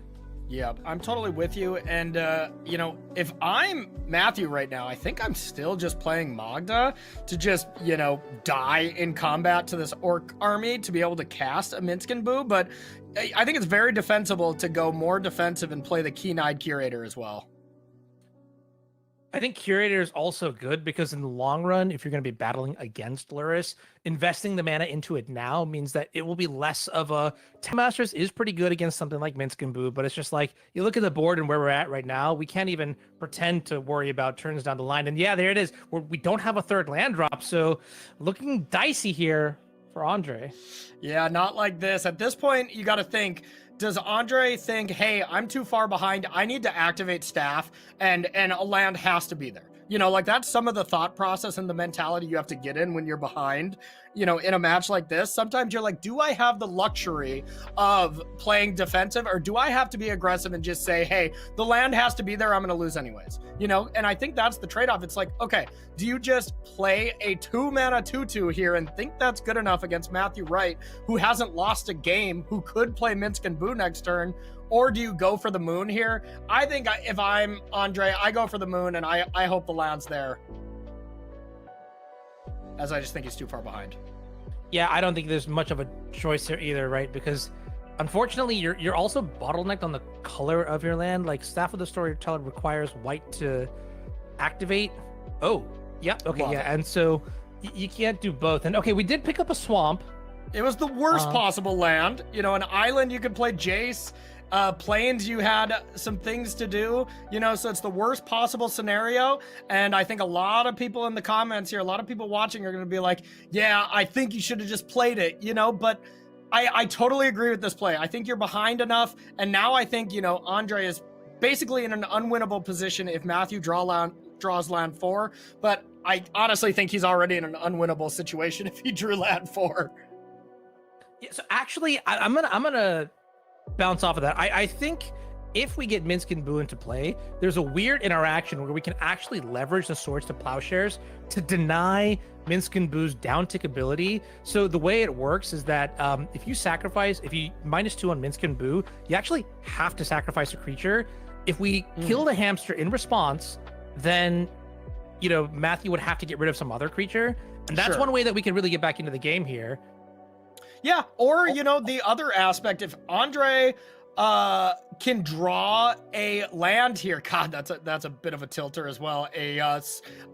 Azorius Guildgate, basically, right here. That is a tilt, but if Matthew goes Magda next turn and you have Fractured Identity for the Magda next turn, maybe you can claw back. But of course, that being a tap land here was quite frustrating. Yeah, I'm hoping to see another land with the window of maybe casting Fractured Identity to steal the Minsk and Boo. That would be kind of tight.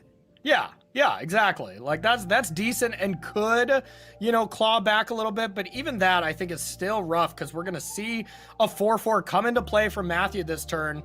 And, you know, there's already a pretty sizable battlefield. And this Jackrabbit, like, it's been lifting some dumbbells, but is not jacked by any means. Like, it's just doing a little bit of light cardio and stuff. Like, nothing ripped about this rabbit.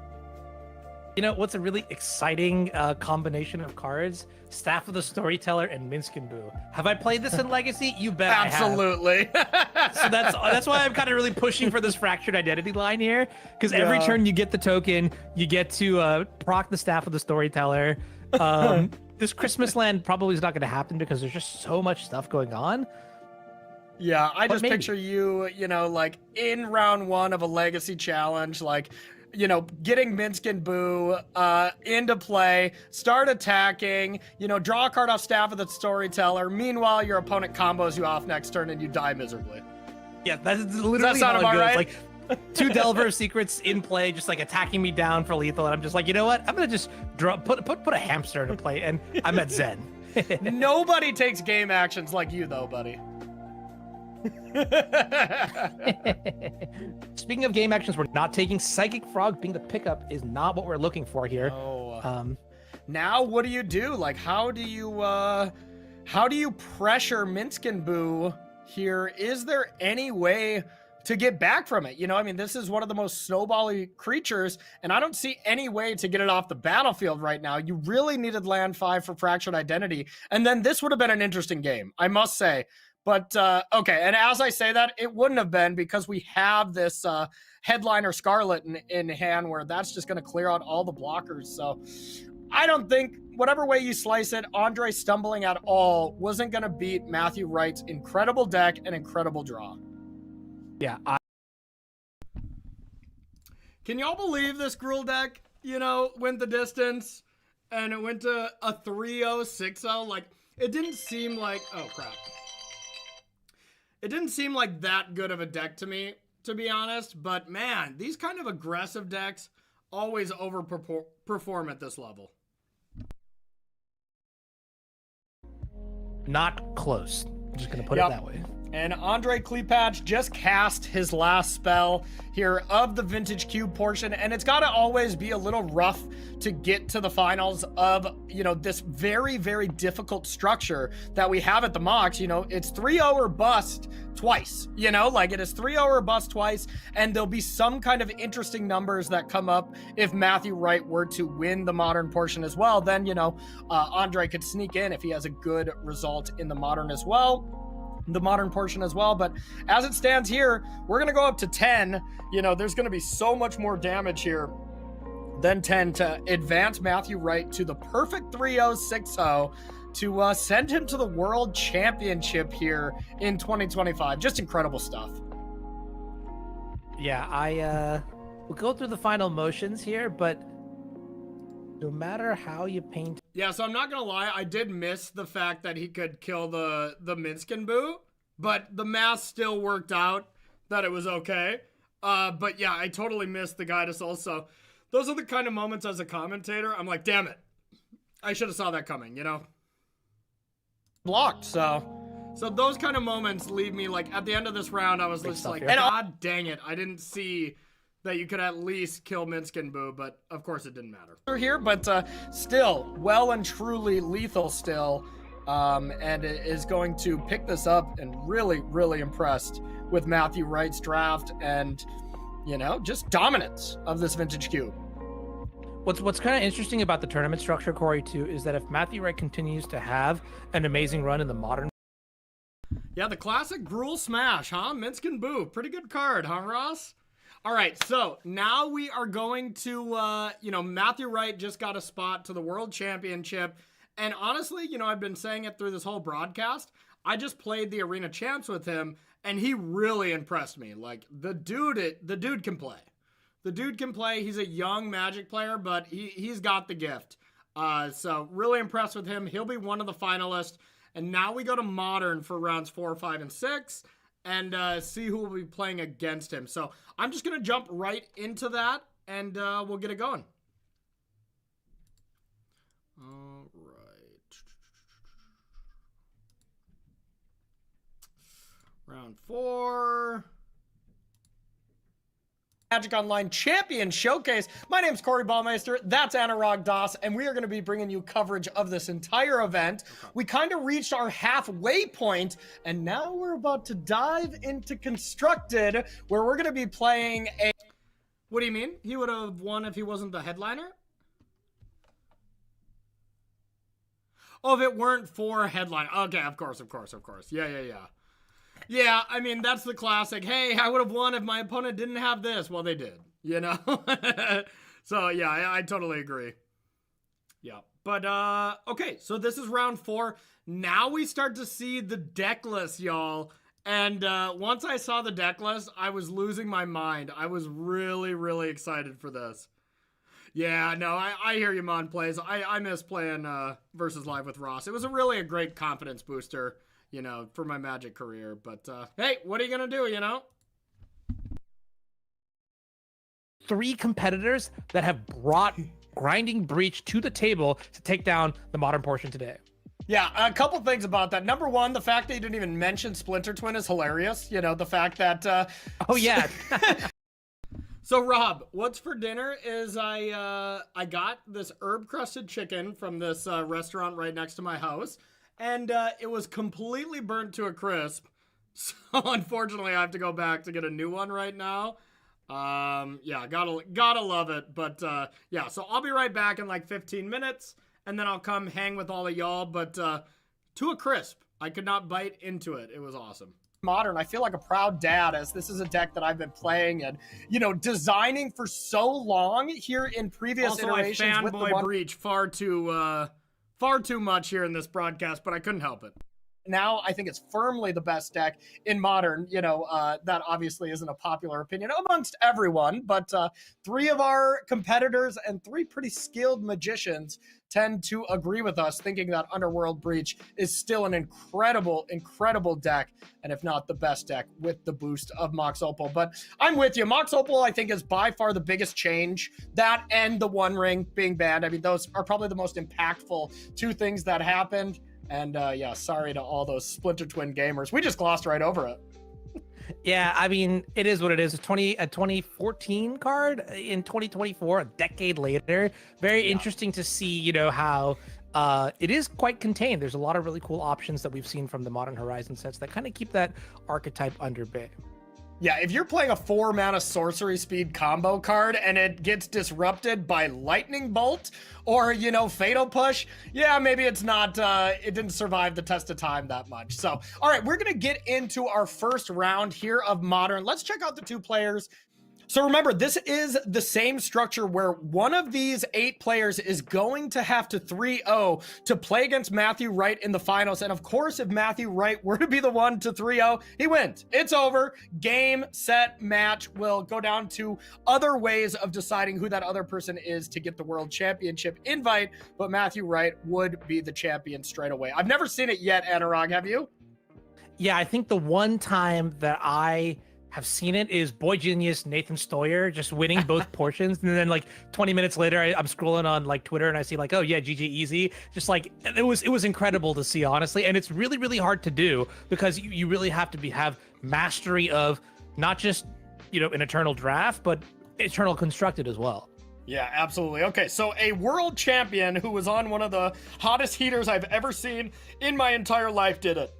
Cool. Pretty tough to do outside of that. So let's get this started here. We have Piotr Glukowski up against John Ramos here. We are looking at their stats here. Piotr has the best stats of anyone in the tournament, and Piotr did fall round 1 to Tangrams there in Cube, where he drafted quite a nice one. So that will be the players qualified via leaderboard for Piotr and Modern Showcase qualifier for John. And good news for John, well, he's playing Modern. So let's look at Piotr's deck list to see what he brought. Very smart human being here. Piotr Glukowski bringing Grinding Breach. Tell me about this deck, Anurag. Yeah, normally when you think of the canister brand, you really are leaning towards Amulet Titan, but we had a chance to talk to him and he said it's too obvious, and so I want to pick up maybe a different deck, a deck that I have comfort with, and also one that has become very powerful thanks to the unbans and bans. So this is a deck that we have seen a little bit in the Vintage Cube. It leverages Underworld Breach, but instead of using Brain Freeze, we are combining Grinding Station with a bevy of our 0-mana artifacts. What we end up doing is we will sack one of these artifacts, mill 3 cards in our deck, and then buy it back with Underworld Breach, rinse and repeat until we have... Hey, Yellow Hat!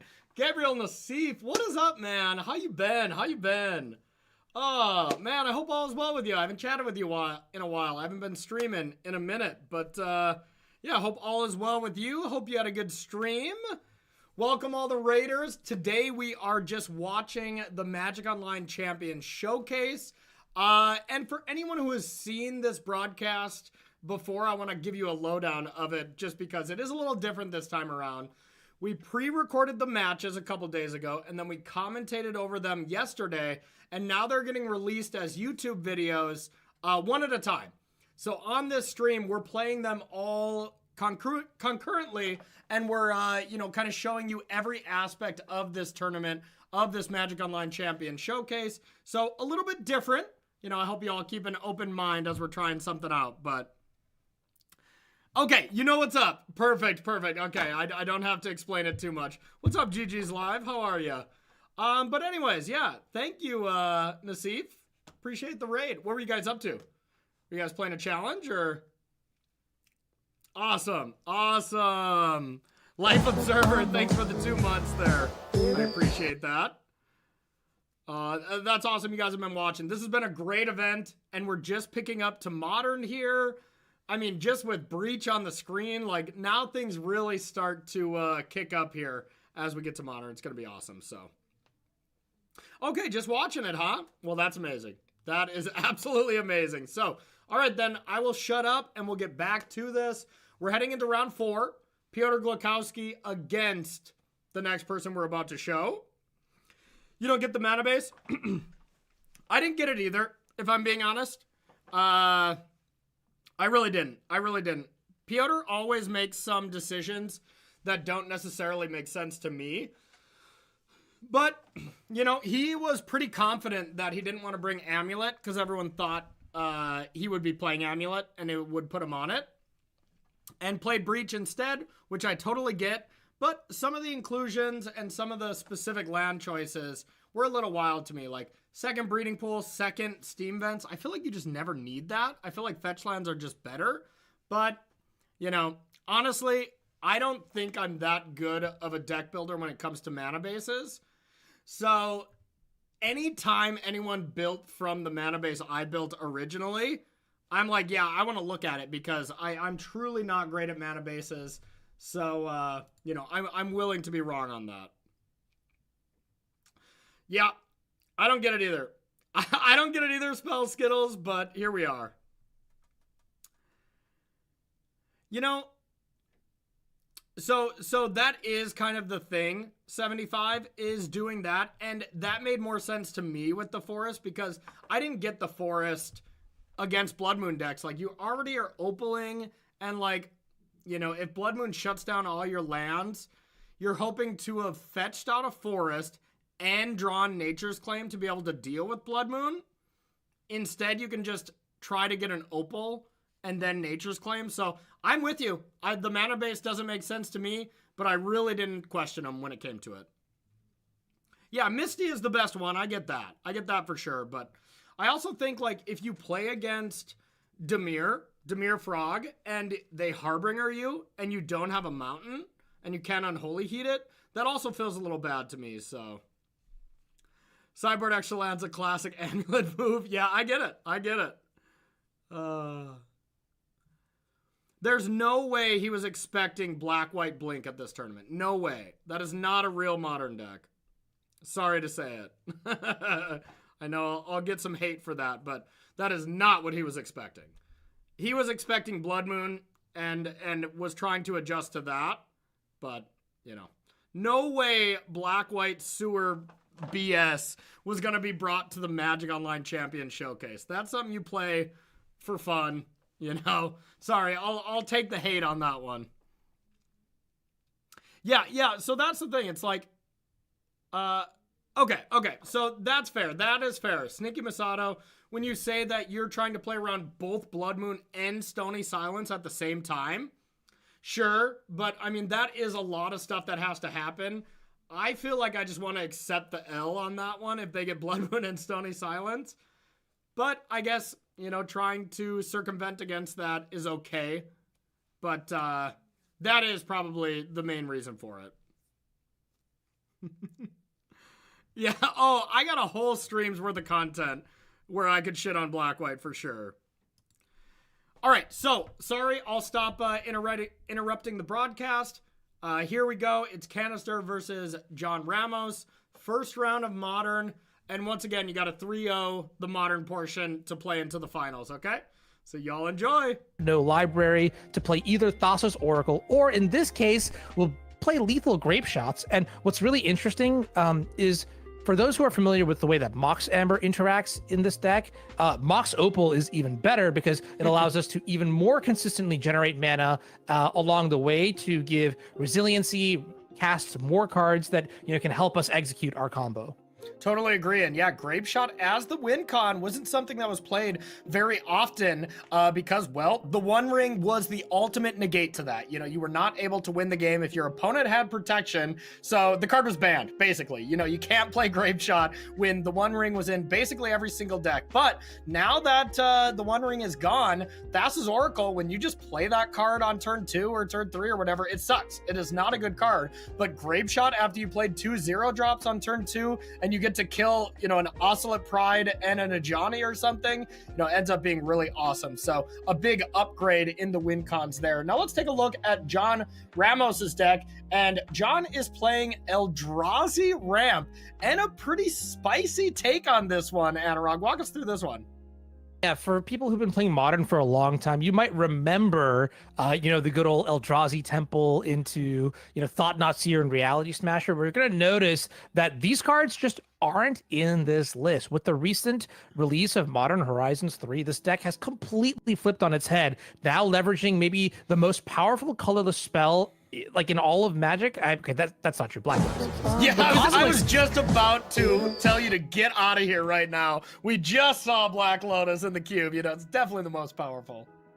How about modern level then? Kozilek's Command is a card that has overperformed. It's such a flexible card, and in this style of deck, just does so many different things. Whether it's graveyard hate or ramp or card selection, things like that. And then with all the acceleration that we have, either in the form of Eldrazi Temple or the newly printed Ugin's Labyrinth, we plan to cast our heavy hitters in the form of World Breaker, in the form of Null Drifter, using cards like Sowing Mycospawn, a card that is torn apart Eternal formats just by how powerful it actually is, to sort of just take over the game with cast triggers. Very Eldrazi, very, well, depending on how you like Eldrazi, demure, I guess? I don't know. We'll see how it goes. This is a very interesting deck because in game one, its proactivity in the matchup might not be enough to sort of battle against, the effectiveness of the Breach combo, but I think when we get to the sideboard, there'll be a lot more things to talk about.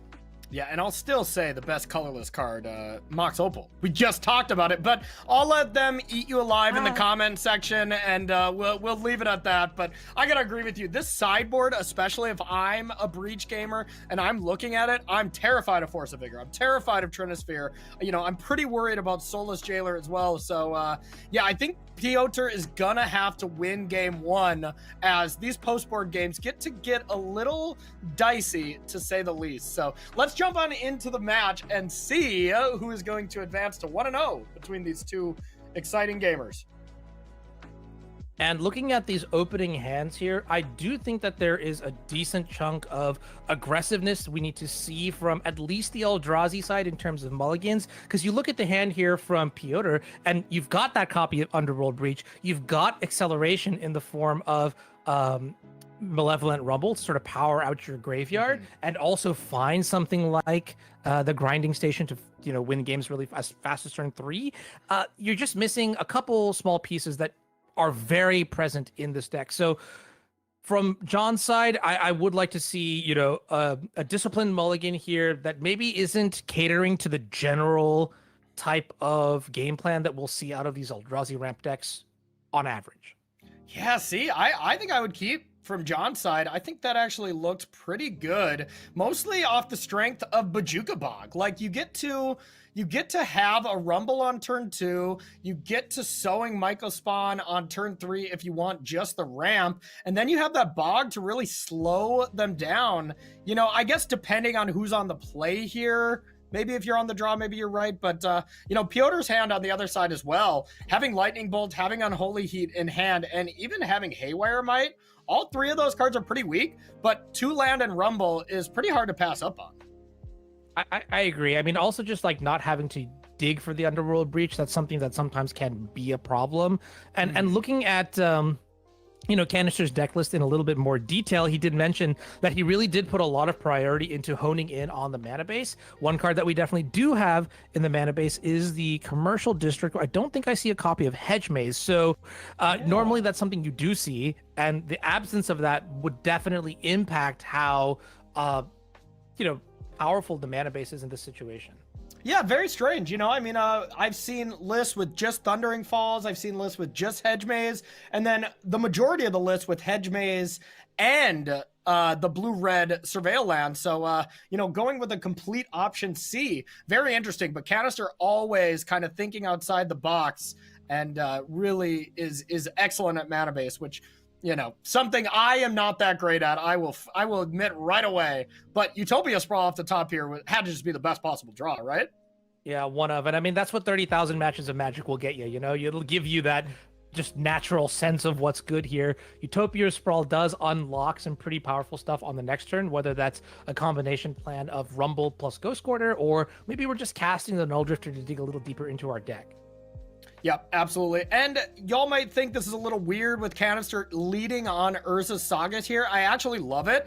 The whole point of this matchup, especially for game one, is you want to be comboing very quickly. So Urza's Saga on 1, I like to do, against like hyper aggressive combo decks and Eldrazi, where you can just go either get a Mox Opal extremely fast, or post board, you get to get a hate card, like Soul Guide Lantern against a Storm deck or something like that. Pithing Needle against a deck where you need it, Urza Saga on turn 1 can be pretty valuable.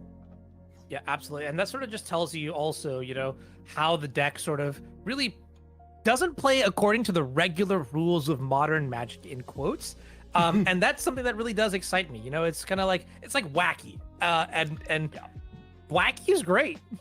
Yeah, I mean, I think this deck feels like a legacy deck amongst modern decks a lot of the time, but, you know, Eldrazi is another one of those decks where you're just punching above your weight class. You're doing some absolutely busted things. You know, Kozilek's Command is one of the best cards we've ever seen, you know, just full stop. Just one of the best cards, can do so many really busted things. Like, you know, even now, just doing that for 2, pretty awesome. You know, you get 2 spawns, you get to draw a card, you know, and that's already like one of the smaller things that you can do with the card. So now will be interesting if we want to see a Myco Spawn or a Rumble, or just say go with the command. That kind of surprises me.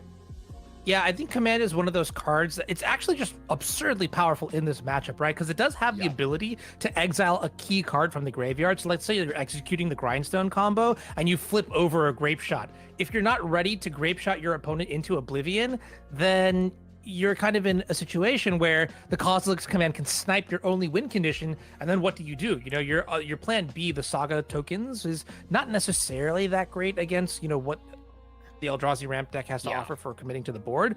So a lot of push and pull here, and you know, just knowing Canister and the level that he plays at, nobody, you know, one does not simply draw go with Eldrazi ramp. He's probably picking up the signals here that there's a looming K command in the distance. Yeah, 100%. Like, you're not keeping this hand with no plays. So this should very much be on Piotr's radar. And, you know, post-board, you have Consign to be able to deal with this. And as it stands, Piotr does have the win on the battlefield right now. But this Kozilek's Command, depending on the timing, depending on what happens, can very much disrupt this plan. And, you know, it comes down to some weird stuff, too. You know, like if you're trying to get the win con out of the graveyard with Kozilek's Command, there's sometimes Piotr can time it in such a way where he can cast it first and have priority before Kozilek's Command can even do that.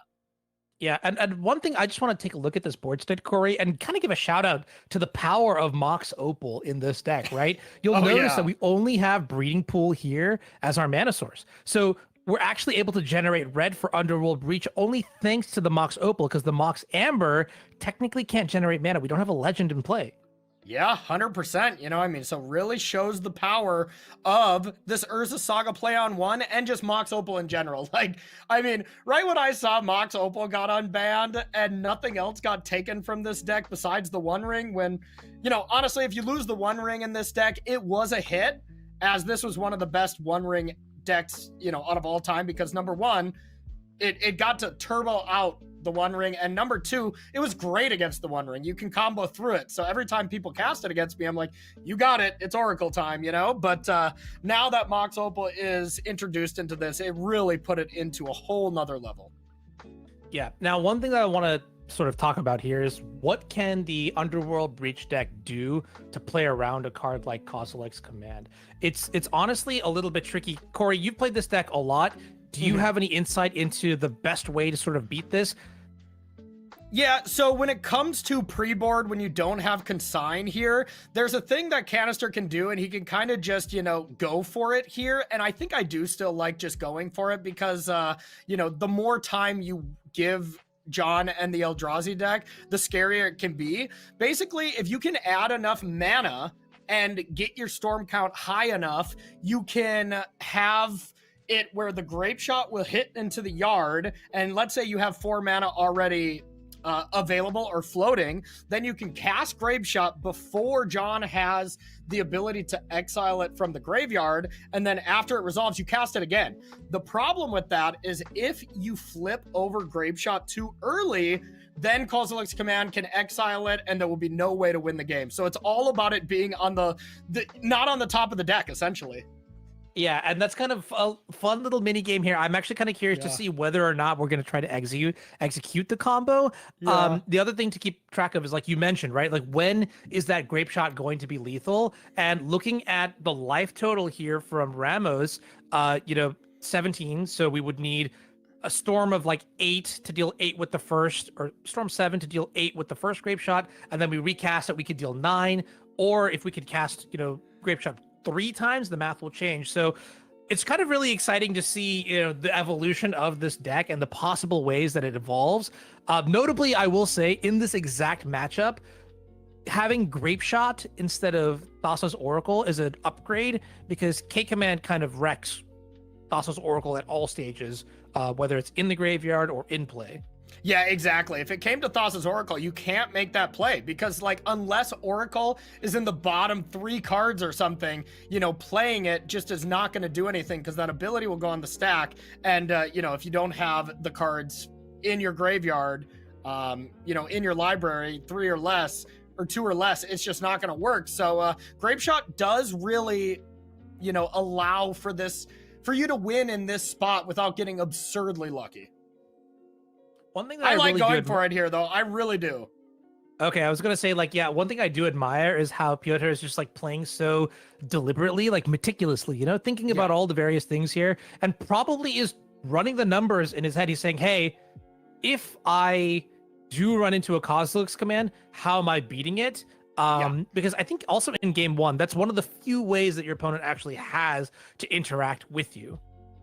Now, if John tries to get froggy here in any way by casting this now, John will lose for sure.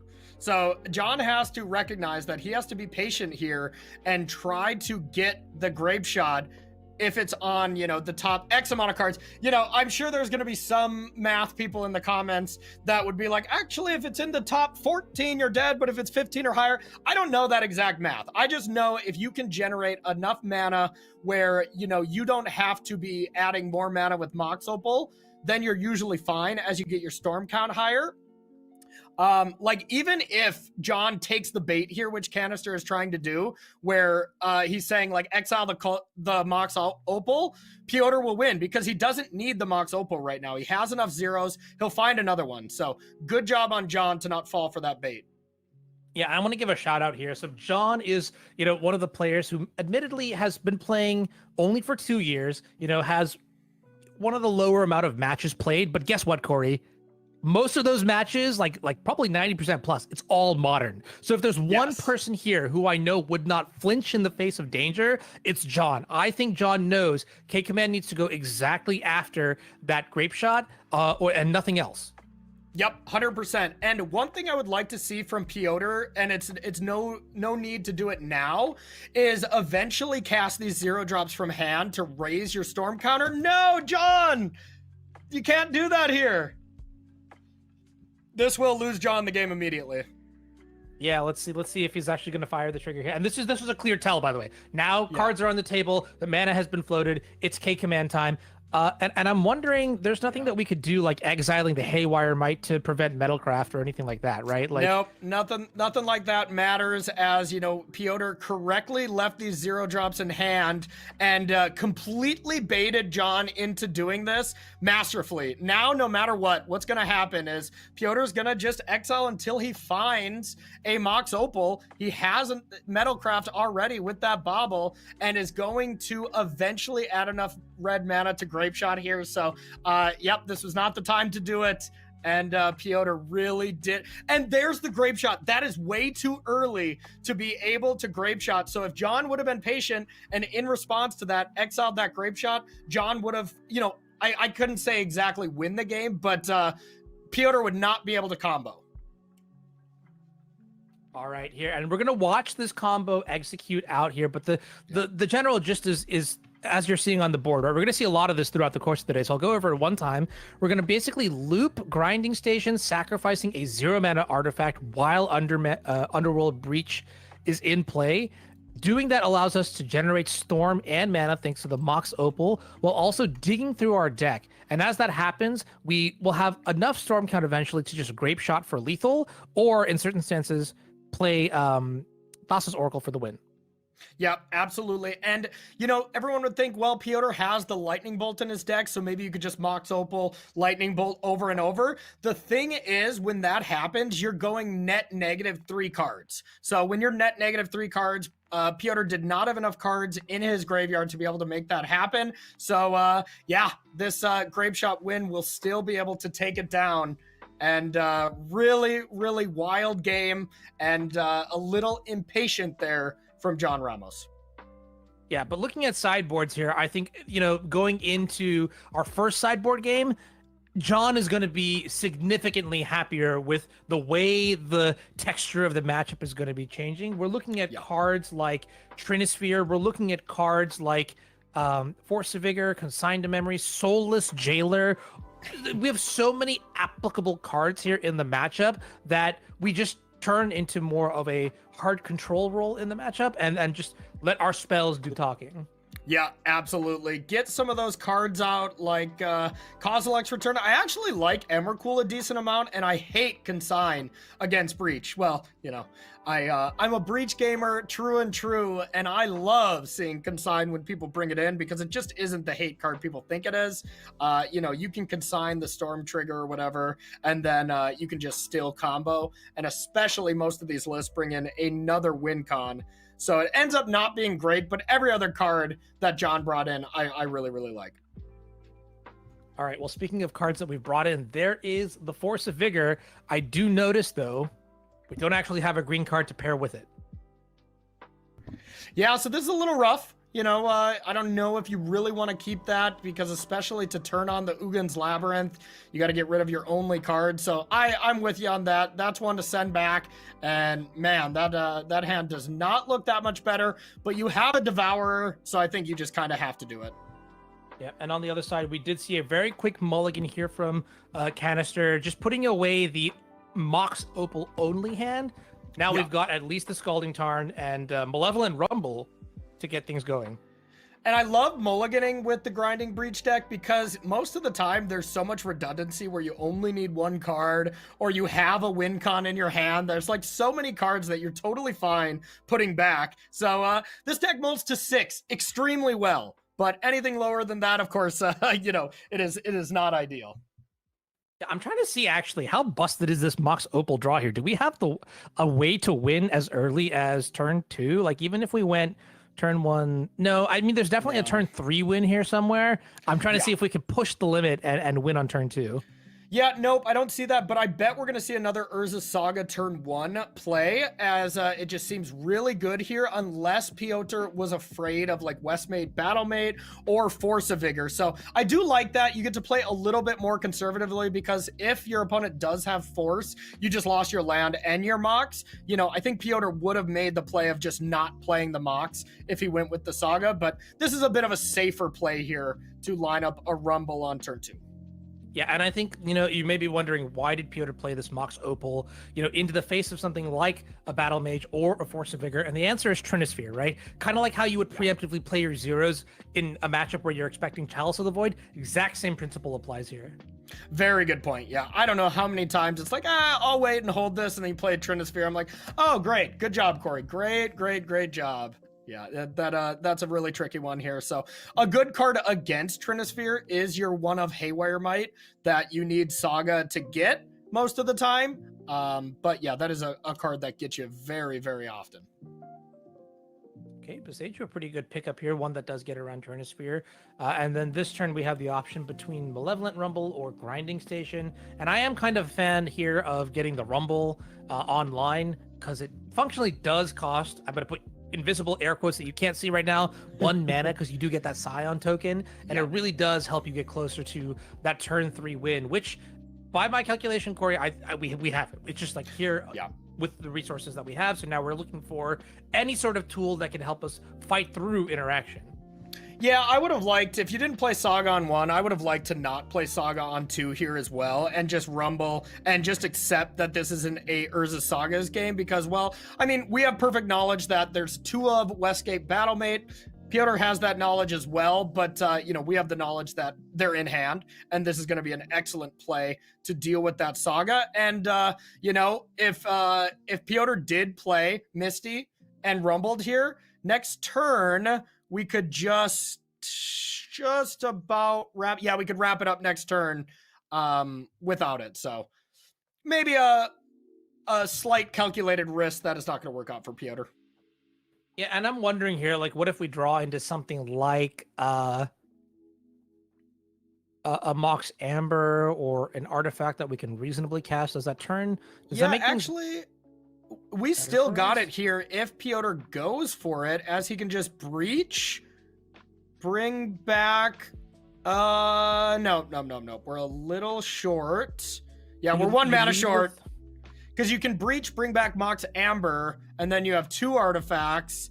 But then you only have 1 mana floating. You can play the Aether Spellbomb, and then your Mox Opal is on, but then you still only have 1 mana. So no matter way you slice it, we are still 1 card short.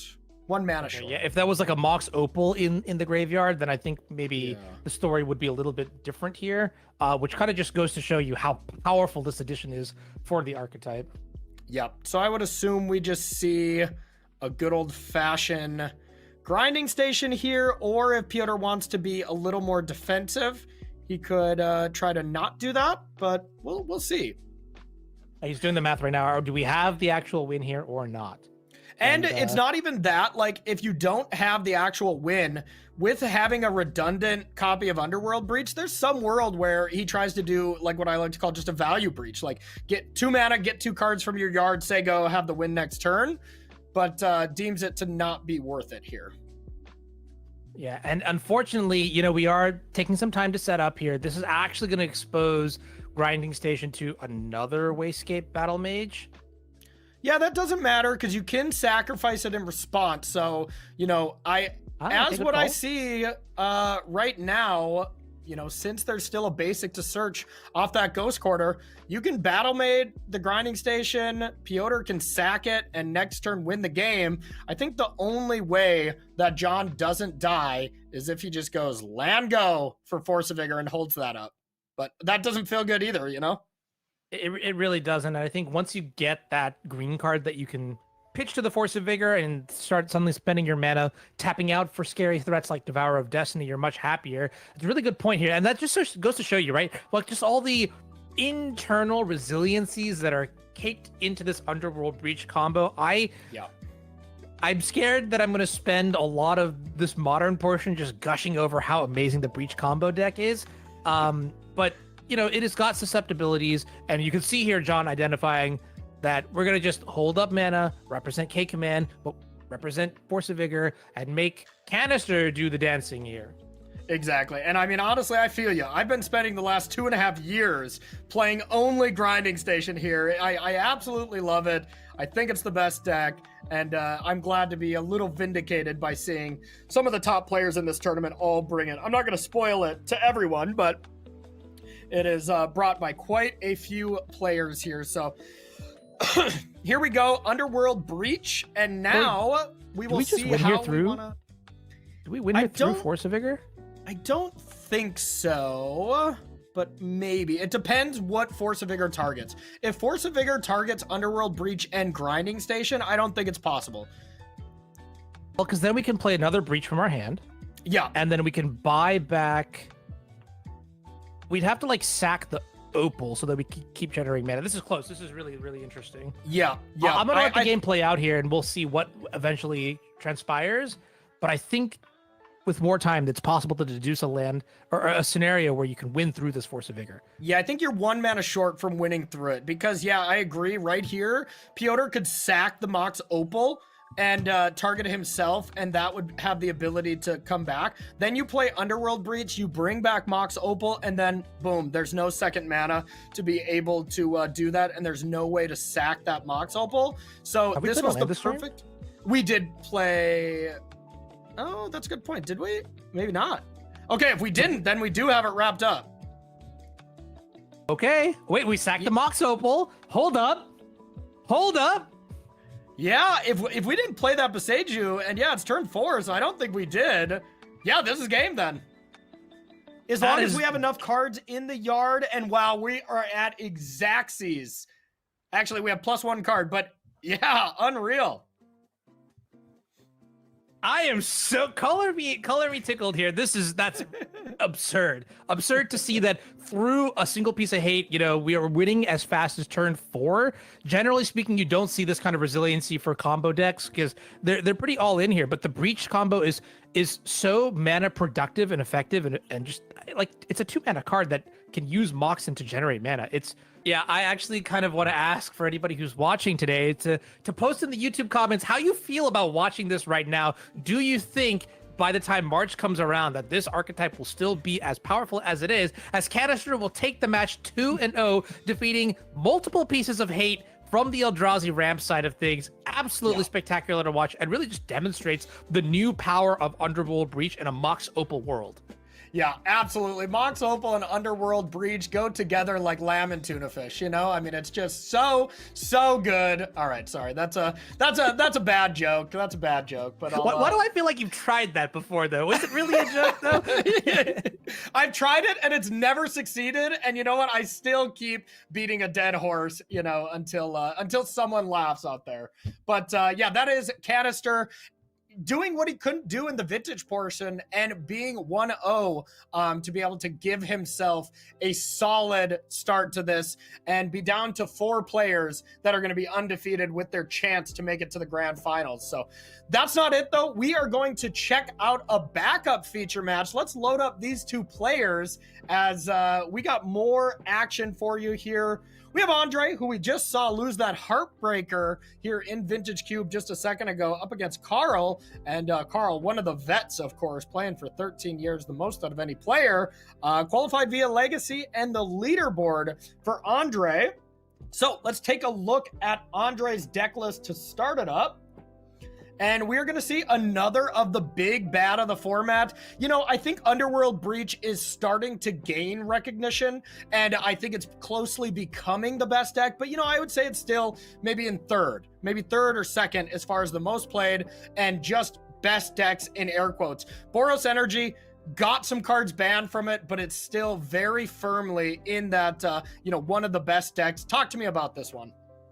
Yeah, I think Boros Energy is a deck I kind of expected to falter from Amp Raptor being banned as one card that we didn't mention earlier alongside the One Ring. But lo and behold, I think it's still like one of the best performing decks post changes. And the reality is that, you've still got very powerful cards in your Guide of Souls, Ocelot Pride combo, a Johnny plus Goblin Bombardment, and even Flage, which is a card that we've seen sort of come to rise here. These are all cards that belong to a very strong deck with a very strong core. And one thing I want to point out is that, looking at the sideboard, you can see Andre knows that Breach is on the rise, and he has a very respectful sideboard for it as well. Yeah, totally agreed. The best card against Breach. I almost don't even want to say this on air, so hopefully we can edit this out just so not all these Boros Energy players can get a leg up. It's Stony Silence. Stony Silence was starting to pick up popularity with the One Ring being everywhere, and then everyone recognized, they're like, oh, well, if Breach is going to be played a lot, this is the card that absolutely takes it down, as one of Breach's #1 tools is Haywire Might to be able to deal with it. And yeah, that doesn't work. So let's take a look at Carl Sarab's deck list, and you guessed it, it's Breach. It's Grinding Station, but Anurag, a way different version. Yeah, so I know, Corey, you're a fan of the Temur variant, but I have secretly been eyeing this 4-color version. Now, wait, bear with me for a minute. I know I'm saying 4 colors, and that does mean the mana base might be a little bit of a puzzle to figure out here. But what white gives you, in addition to having access to powerful green cards like Malevolent Rumble, is Portable Hole, fantastic at providing Metalcraft alongside Mox Opal, and then Prismatic Ending, Teferi, and a card that I have played in Legacy longer than I can remember. That's Seven's Reclamation. Seven's Reclamation is a card that lets you basically buy back breaches that you may have milled, through Emeries or Rumbles or Grinding Stations, things like that, for the cost of 5 mana, while also giving you additional, an additional cast if you specifically cast it from your graveyard. So all in all, I think this version of the deck has a couple more tools available to it in white. I see in the sideboard too, something like Dranith Magistrate does come up here. And I guess I'm not seeing any copies of Teferi, so that is kind of interesting deck building choice. And 2 copies of Tameo, very interesting. Yeah, super interesting list. I think this, is a team deck. So, there's another gamer that has this exact same 75 as well. And I'm with you. I think the portable hull is awesome. I think prismatic ending is awesome. The reclamation, I just don't get it. Like, it just doesn't seem that great to me unless it's like Underworld Breach number 5 or whatever. Like, if you can bring it back and you can bring it to Fairy back or something, I get it. I think that's really awesome. But I think the main thing I want to point out in this main deck configuration is 2 Soul Guide Lanterns in the main. That leads me to believe that this team of Carl Serapt and Tangrams really thought Breach was going to be played, and having main deck Graveyard Disruption I think is awesome. Plus, the board looks really, really good. I am with you that I do think the Temur version is more what I would play, but I'm very interested in this. I think this easily could be a better version. So we are going to jump in with Andre already up a game against Carl Serapt. I do think that is the tougher game for Breach, but post board, if you got enough sweepers, you can really make it happen. But one last thing I'll say on this, Anurag, is this matchup actually got a little bit worse with the One Ring being banned, as, you didn't care about their One Rings, but, you were able to do like the One Ring loops with Emery against Boros, and they just could never beat it. Yeah, I'm gonna also give a shout out here. So this being such a small field, it's 8 players. You can probably guess that some people are bringing Breach to the tournament and things like that. I want to give a shout out to Andre's innovative deck building and his just adaptability to the metagame. There was a main deck copy of Surgical Extraction in Andre's list, as well as not one, but 2 Thraben Charms, which is a card that does have a lot of text against Underworld Breach. Yeah, no, that's really, really nice. I didn't even really pay attention to that. Easily could have been the reason why he snuck out game number 1. And, other lists have played Spell Snare in the main, which is excellent against Boros just through and through. Carl Serapt and his teammate decided to play Spell Pierce instead, which can be better, can be worse in certain scenarios for sure. Yeah, now this is going to be really interesting, right? We do have the Thraben Charm here, and I think, again, just going to gush a little bit more, the deck construction here for this Boros list, the one of Felia allows you to play it at that instant speed with Thraben Charm and yes. Our Shepherd Dog. So it's kind of interesting to see, like, if we're afraid of the combo happening next turn, well, sure, we just slam Felia on their end step or hold up Thraben Charm. And that also, based on the way this hand is shaping up, if we get to that turn 3, what's really good against 4-color decks, Corey? Don't tell me. Don't even summon those 2 words to existence. There is one card I hate losing to, and it's about what you're about to say. It's Blood Moon. Yep. Sorry. No. Yeah. Blood Moon is fantastic against Urza Saga. It's fantastic against Temple Garden and Thundering Falls mana bases. So really, Andre's got a lot of tricks up his sleeve that he might be able to deploy in the next few turns. Of course, we're gonna have to hit mana sources to sort of exact it into fruition, but these decks are designed to deploy it. All right, Bob, there's a pointless tank here. Okay, I'm just going to go back into it, but maybe edit that out, okay? Yeah, it must have just been like a internet thing or something. So edit all this out. I'll start right now.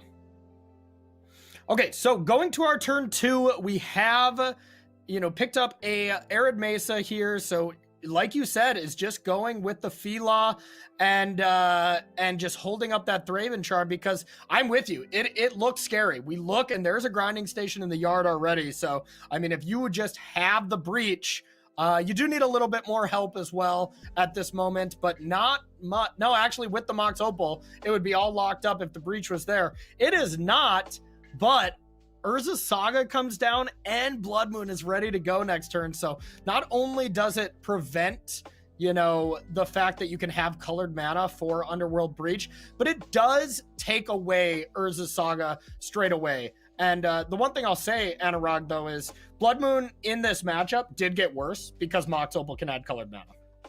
That's a great observation here for sure. And one thing to note is that there actually is a Spell Pierce that's been picked up here from Carl's side, which is going to come absolutely in clutch in stopping the first Blood Moon, which means if Andre feels confident in holding up the Thraben Charm this turn, tapping out for Felia on the end step, keeping up the shields, untapping, and then slamming Blood Moon in the face of an Urza Saga, which is very tempting. Very, very, very tempting.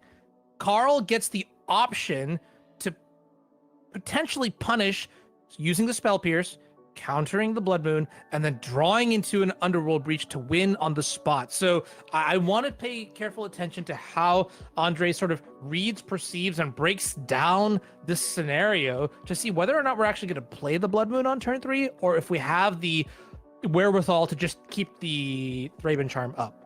Yeah, and I think the other thing that Andre is thinking about right now is Thraben charming the Urza Saga with Chapter 1 on the stack to prevent it from actually adding mana straight away. Like, that's tempting, of course, because, well, it's a 2-mana Stone Rain, but you have your Blood Moons about to come down and Stone Rain as well. So, yeah, I mean, it's a tough spot here from Andre. I do not envy him, as I don't know what I would want to do either.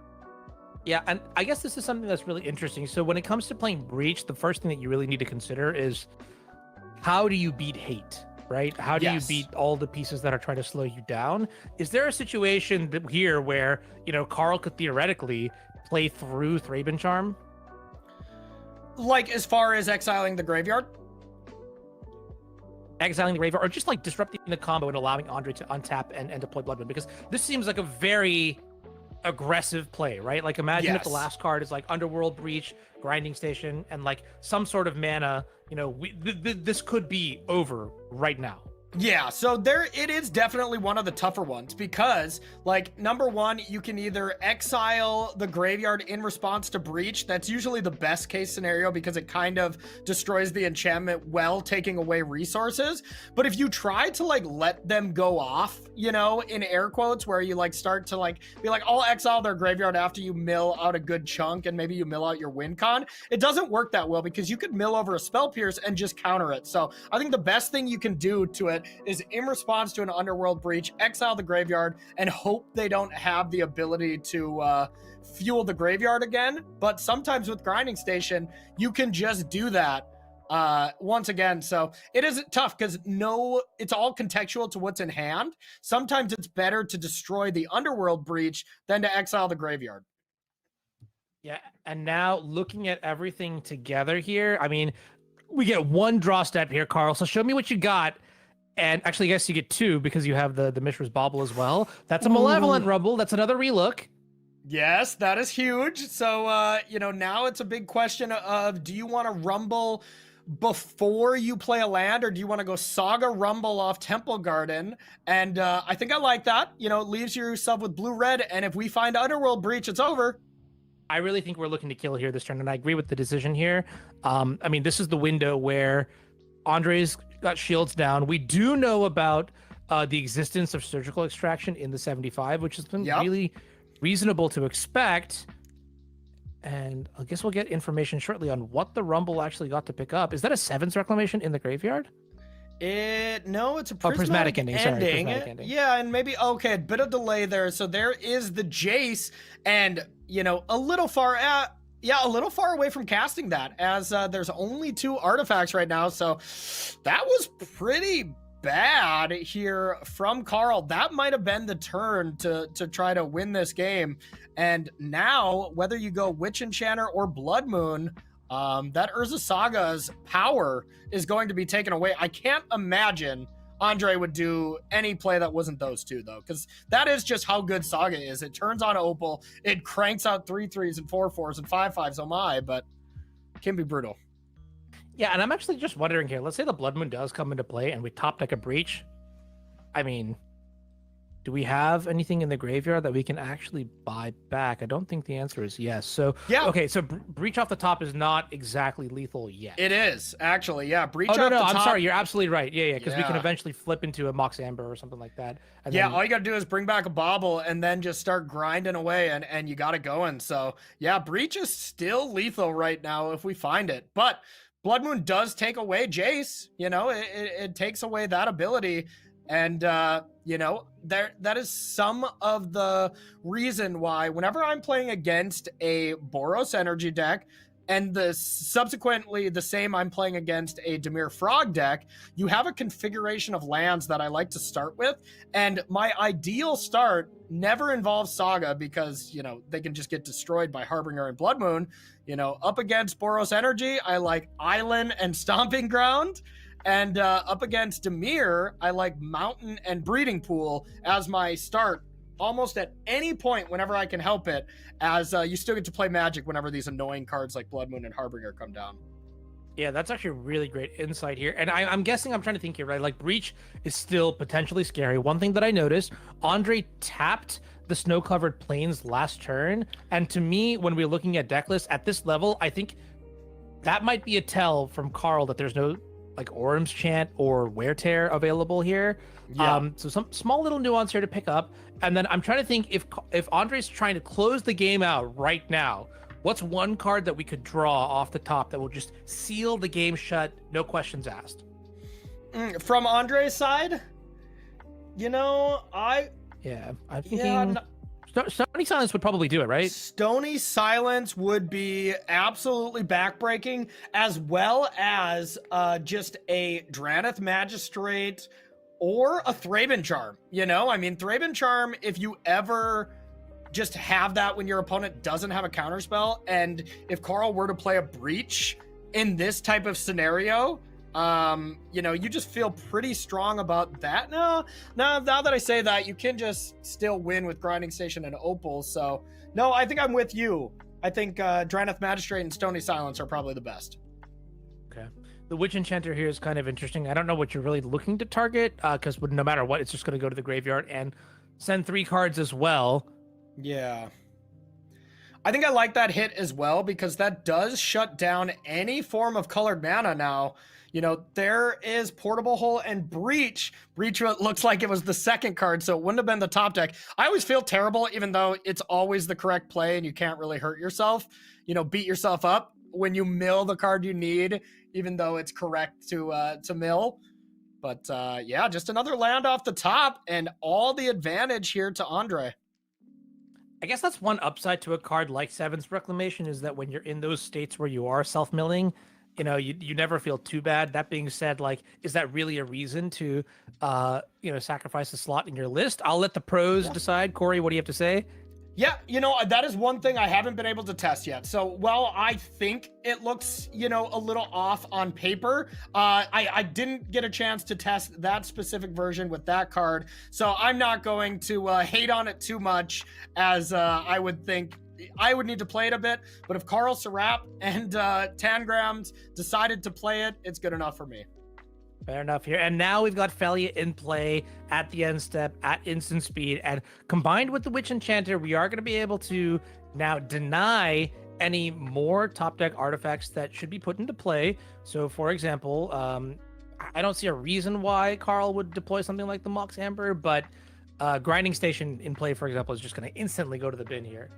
Yeah, you can definitely do that. You can start eating away at the spawns as well. Both of them are kind of non-impactful plays. You know, realistically, neither of them do anything too exciting, because as it still stands, as far as I'm seeing, if Carl top decks Breach, it's still over in favor of Carl. Oh, yeah, great point here. Good point. So I guess with Felia, then maybe you don't go after the Grinding Station, but you just, blink the Ajani, put more damage and toughness into play to reduce the number of draw steps that we'll see. Yeah, I'm either taking out the blockers or I'm creating more cats, and it's basically the same when you're putting in another 2-power creature. Carl recognizing I'm going to get these blockers in, well, the getting's good, and you know, this Flage not looking amazing. Carl's running out of turns. This would definitely be a prime turn for an Underworld Breach. I keep saying that I keep trying to come up with these lines where, you know, oh, the Boros player doesn't have to worry about a top deck Underworld Breach. And quite honestly, it's just like every time, Corey, you're just like, nope, there's actually just an out here. This is how we could do it. And it's crazy, because now I'm like sort of racking my brain. What actually beats this deck? And perhaps it's just, you know, a combination of cards like Stony Silence, like you mentioned. Yeah.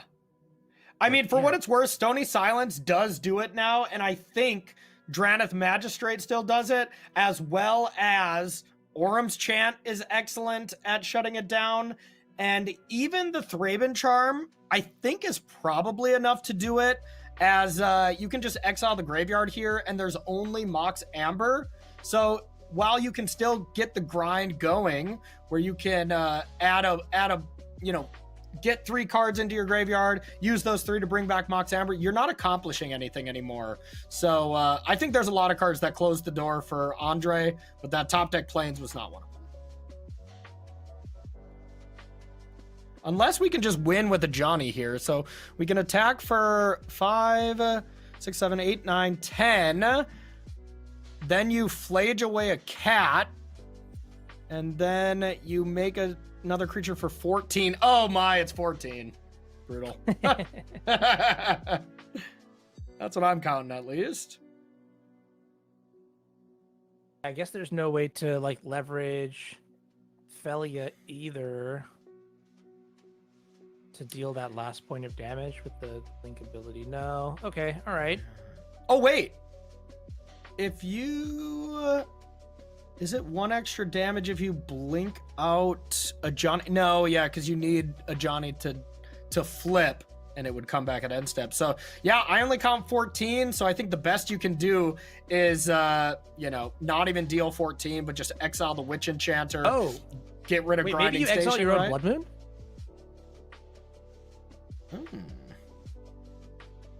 That's interesting. Yeah, Flicker the Blood Exile Moon up to 1 play. up. Pretty spicy. Von Ducky, nice job. Nice job. Oops. Oh, sorry about that. Okay. If you do that play, you add 3 damage to the numbers that I figured out. Yeah, Von Ducky, nice line. That's I didn't see it right actually, away. you add 4. So I would think, yeah, we have 18 damage if we go for it. But the problem is you unlock Blood Moon, and what could Carl have, you know? That is great risk assessment here. So, do we Yeah. try to win the game on the spot, or do we rely on Blood Moon here? And We're going to know the answer with what this Fila targets. Nice line to find Anurag if we go for it. Oh, baby! all right, there we go. Yes. It looks like Yes. sort of doing the math, crunching the numbers here, sort of realizing, No, it doesn't flip okay, a Johnny. I'm just gonna kill you here. What could you possibly I have? love this. So, Andre really impressed me in this match. Like, he really thought it out. You know, I thought he really impressed me in the limited portion a decent amount. But when it came to this constructed match, amazing. Like, I really think Andre either really knows Boros energy or is just a constructed master, as he really, really, really impressed me here. I thought it was awesome. Let's look at what's going on here. In the main deck, I Yeah. see 1 castable Unholy Heat, and in the sideboard, I see a couple copies of Fire Spout. But you kind of know that unless it was exactly top decked this turn, Carl would have already played these cards out. So, you know, it's fine to be a little bit aggressive here. And then also with the Blood Moon coming back, you've got a good turn as well. You can also just buy back Flage and still threaten lethal the next turn too. So really, you've got great option coverage here. This line by Andre is strong. Yeah, so he could have, I mean, depending on the life total, could have flaged a cat, and that would have been plus a couple extra damage, as that would have put Andre down to 4 creatures with an Ajani. You down tick, or you 0, and then you get a cat, deal 5. So actually had 5 damage here if he really needed to. So, you know, honestly, really impressive stuff. Letting us know what the next card was, because I would have died not knowing if the Breach was there. I kind of wanted the Breach to be there just for the content, where... Okay, I'm going to fast forward to the next round. Round 5. All right, everybody, welcome back to coverage here of the Magic Online Champion Showcase. My name is Corey Baumeister, that's Anurag Das, and we are this is a starting to match. heat up this Modern portion. We're in round number 2 of Modern. That means we have 4 players that won their first round and still have a chance to make it into the finals to play against Matthew Wright. And, spoiler alert, Matthew... I think this might be my favorite match of the tournament. It's close. It's close. Next round is insanely awesome as well, but this round has some really great moments. So yeah, I'll leave it at that. semifinal matches, essentially, to see who will make it to the grand finals. If you 2-0 from here, if you're one of these 4 players, you're going to the World Championship. It is as simple as that. So let's see who we're going to see for round number 2. Here are our players. We got Andre on the left here, one of our newer players, but we've been saying Andre's name a lot on coverage with this sweet Boros deck that just beat that 4-color breach deck up against Canister. Piotr Glukowski, the Pro Tour champion, has won a ton of really, really impressive events. He's been playing the game for a long time, has that incredible win percentage, and I will just say is one of the most entertaining streamers y'all will ever see, and has one of the most unique tastes in music, I will say, when it comes to his stream. I really called out Canister's stream here. Let me know if I nailed it or not, okay? You ever tune in to the great Piotr Glukowski stream, Anurag? Oh, yes, I do. And I will say, as iconic as Amulet Titan is, I would say next up is the playlist that we cycle through, partly sponsored by, people who are watching in chat. So always a fun time when watching Canister. Always a fun time and always completely unhinged, I must say, in the best possible way. So let's take a look at Andre's deck list, as we just saw it a little bit ago. But this is a very teched out version of Boros Energy, Anurag. Yeah, so, Boros Energy, to nobody's surprise, is going to stay largely the same pre- and post-ban. You lose Amp Raptor, you lose the One Ring, but you still have your core, competency of Guide of Souls, Oscillate Pride. Looks like Ragavan kind of coming back into the mix. It was kind of conditional. Love to see that it is here. And then give a shout out to a couple interesting inclusions, including 4-season Pyromancer. Pretty nice with something like Flage. Synergizes with a Johnny Nakatl Pariah when it flips over. I will say that looking at this main deck, you can tell Andre has a lot of respect for... You'll have to take that up with the director, Beekeeper. Yeah, that wasn't my call. Wasn't my call, but, I'll have to agree with the production on Lo-Fi instead of the completely madness playlist that Canister has, for sure. I do love it, though. I'll listen to a Canister stream, and I'm like, wow, what the hell am I listening to? And then I just, can't stop listening to it. I love it. Graveyard, this is not cool, Andre. This is far too teched out against my sweet, sweet baby. And I gotta play on one thing that you said. It doesn't get to play the One Ring, but I think the best thing for this Boros Energy deck post-ban is it doesn't have to play against the One Ring. So I think as funny as it is that card was so good it made it into aggro decks, not having to play against it just makes this deck go from what people thought was the best deck to, I still think, probably the best deck, fighting for Underworld Breach as well. So now let's take a look at Canister's deck list.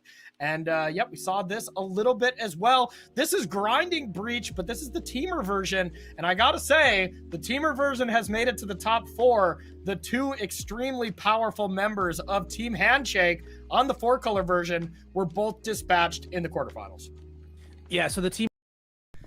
That just proves it. Temur's better than 4-color. We proved it right here. 1 Temur deck, 2 4-colors, 1 made it to the top 4, 2 didn't. I mean, come on, that's just math.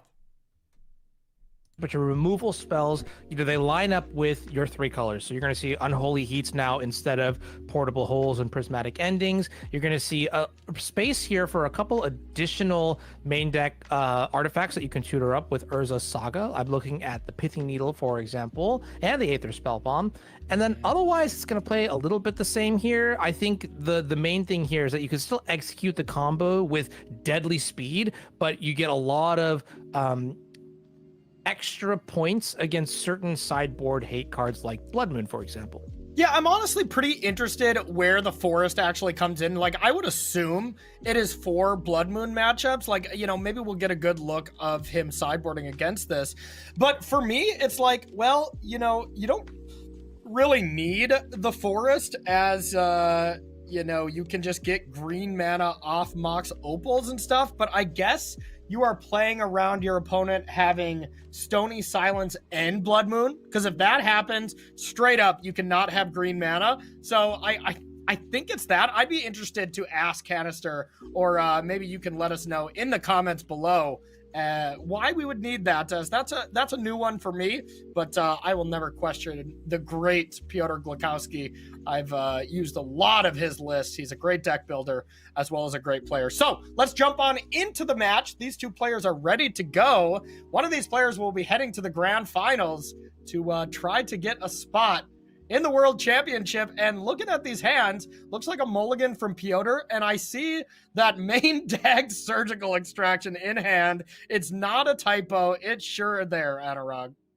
Yeah, absolutely. And also, in addition to the main deck Surgical Extraction, there's a copy of Thraben Charm, which is also good in the game, and that might have just been one of the best draws here. Ragavan Nimble Pilferer is going to put immense pressure, generating excess mana, all while letting Andre now play a Drago game. You know, we walked into Andre winning, being up a game in our last round, and this is probably similar to what happened. Just absolute mastery dominance. I mean, if you draw like this, Breach is not going to be a problem at all. Yeah, just you're going to have to do the rest of this match here. I got to go throw up after watching this draws here so far from the Boros Energy deck. Picking up the Ragavan is awesome here. You know, even just having the Ocelot Pride was going to just be a great follow-up. But the fact that you got to deal with these two really great sideboard cards in the main deck is just really difficult. So I want to remind everyone what we saw game one of Modern. It was Pyotr Glukowski up against Eldrazi, where, you know, we saw that that Kozilek's command was able to do some work at exiling the win con, you know, maybe if we timed it in the right way. But with Surgical, you can take out all the Mox Opals in that kind of scenario that we saw, and you will prevent Pyotr from comboing, or you take out all the breaches, stuff like that. So Surgical, much better than Kozilek's command when trying to specifically stop the combo. Oh, this is a cute little interaction. Anytime Ragavan puts a treasure token into play, Grinding Station's ability will trigger, if you're wondering what's on the screen right there. But yeah, it looks like Ragavan just going to generate that treasure token and gives the opportunity now to play Ocelot Pride while also holding up Thraben Charm. So just goes to show that, you know, this Ragavan card still pretty good. And it took a Mishra's Bauble too. Oh my goodness. Oh God. That just feels so bad. And you say that's like a cool interaction when artifacts come into play. I consider it a disaster. Basically a design disaster, as anytime I time out with Breach, it's because I have to click an extra 20 clicks every game because of Grinding Station's annoying ability. So, you know, there's my TED Talk and my rant. I don't like it. Fair enough. I guess also you're not gonna like what's about to happen here to poor Canister, because, you know, 911. I'd like to report just a heinous crime here happening to this this Breach archetype. But honestly, props to Andre for realizing and having a very fine grasp of what the metagame is going to look like. Ironically, you know, Canister was talking about not bringing Amulet Titan, but if people are loading up main deck Surgical Extractions, I kind of feel like Titan would be just right there doing a great job setting everyone straight. No, you make a really good point. Like, I think, you know, Grinding Station is a great pick, but it seems like everybody metagamed against artifacts and stuff like that, where, like, I'm looking at Andre's list, and, you know, I don't see a world where he would actually beat a Primeval Titan, like, like, at all. So, you know, we still don't know, of course, if Pyotr is going to get the invite or anything like that, but if he doesn't, you got to think maybe he would regret not bringing his Pride and Joy Primeval Titan. Yeah, absolutely. So now we're looking at our options here. Mox Amber is the pickup, which means we can actually achieve Metalcraft with our Mox Opals, which means this turn we actually have access to 4 mana, which also means conveniently this turn we could try to win the game here. And if we do that, unfortunately for Pyotr, there are 2 layers of interaction here that we're going to have to juggle through. Yeah, we even have 5 mana if Pyotr really wants to. And, you know, I think we're going to see Pyotr go for it because his hand does absolutely nothing else. You know, the one thing we might see that would be decent for Pyotr is the fact that, like, well, we can Grinding Station this Mox Opal away. We can get some cards deep. And, you know, then we can cast Underworld Breach.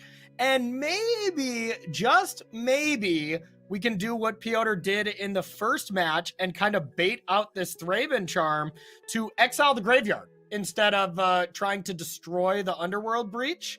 And then maybe, just maybe, he can figure something out. But I think if Andre plays this correctly, Piotr's basically drawing dead already. Yeah, I've seen Andre play pretty meticulously throughout the course of this tournament, so I would be shocked to see Piotr take it away this game, this turn. Yeah, so I think the only fault that we would see Piotr have a chance to win, it would begin with Thraben Charm, exile target player's graveyard, targeting Piotr right now. That's the only hope for Canister fans, in my opinion. Yeah, and I'm even thinking that, you know, if Thraben Charm does go to exile the graveyard, there's still the backup Surgical Extraction, which will be pretty good in limiting what Andre and Piotr both can do. I'm trying to think here. Is there a way that we could beat the Surgical Extraction if Thraben Charm goes after, for example, the graveyard? I still think it would be tough, but it would come down to one of those scenarios that I was kind of describing in, the previous match here. It's like where you have Graveshot on the bottom of the deck and you already generate a bunch of red mana. And by the time you flip over Graveshot, you have the extra mana, usually 4. You have 4 mana available to just go Graveshot without, Andre having priority with the Surgical Extraction.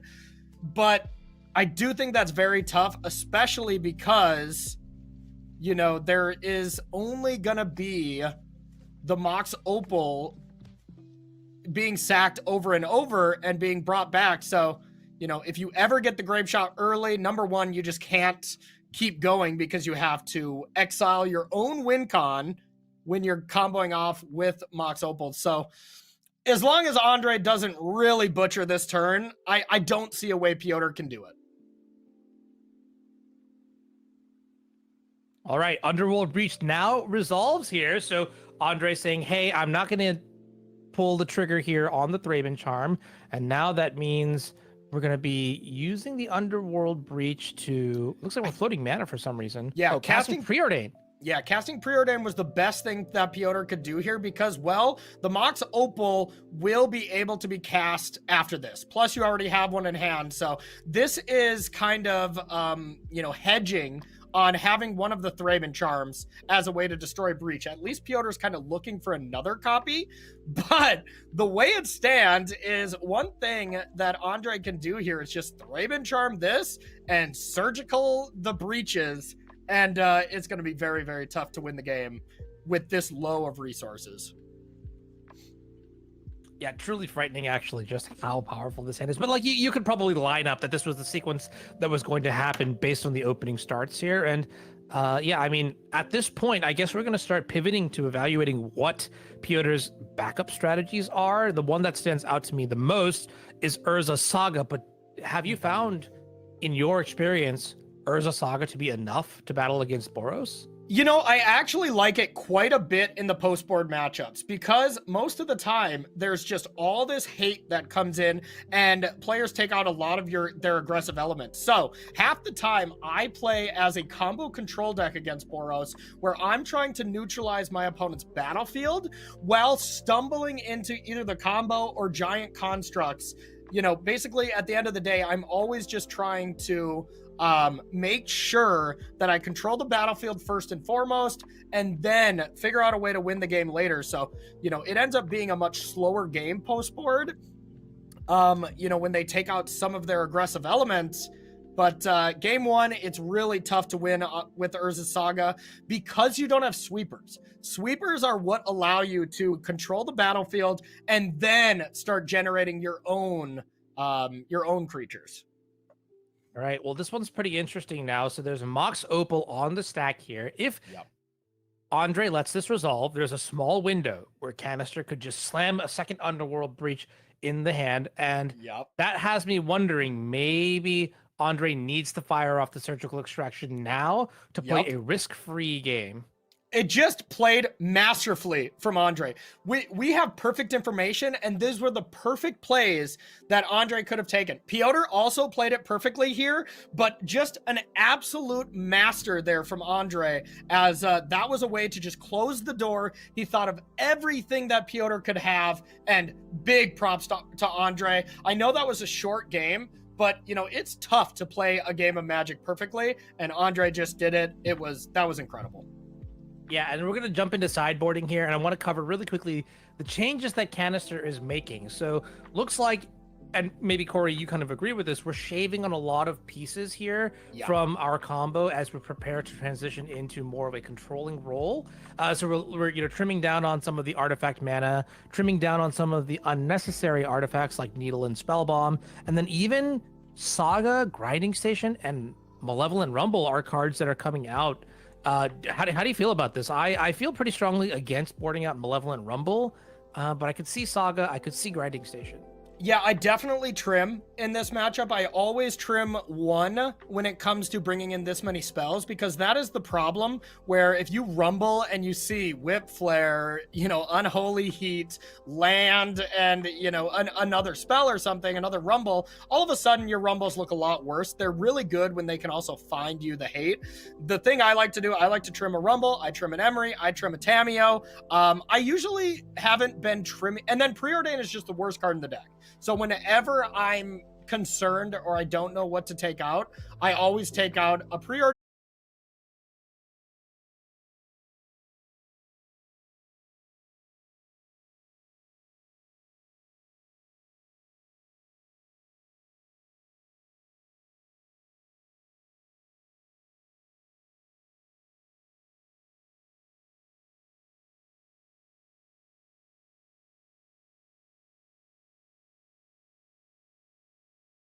For one. That's good enough. It slows them down enough. It gets to buy you a ton of time and make Urza's Saga and other slow cards like that very powerful.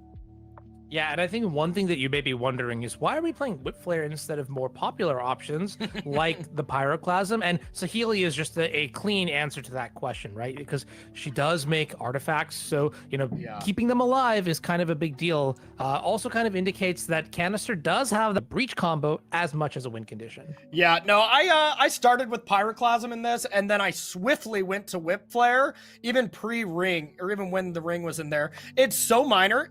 At the end of the day, you don't see any artifact creatures to make it a problem where Whip Flare and Pyroclasm aren't the same, but there have been games where I can lead on turn 1 Haywire Might, or I can make a 2/2 Saga token on end step, and then I can untap and Whip Flare. So it's such a minor thing. It just is saying to me, you know, there's no... Don't exactly have very many interaction pieces. Like we have a very strong curve in Guide of Souls, into Ajani, into Flage. Or I'm shocked to kind of see Andre keep this hand, just given how maybe good the last one was. But maybe it's just a little bit of give and take, right? This hand might just be generically good enough to keep, and Andre says, hey, I have such a high density of interactions that I'm... Hey y'all, is everything back? No audio? Well, the way that Breach operates, also with Legacy surveilling your Archon into the yard on turn 1, it just feels so good that you already get that card you don't want to draw. And I think is better here. Do you just take the stone? You know, we of course have perfect information here, and I think with perfect information, you just Stone Rain because you don't want to walk into Whip Flare. But yeah, really tough, really tough. I think I would tear down the Urza Saga rather than risk getting destroyed with Whip Flare here. As next turn, you can go land 3, play a Johnny, and then if there is a Whip Flare on that turn, then you can Galvanic Discharge your own cat to here. Can So y'all hear once me? again, Can y'all hear me at all? Any audio from me?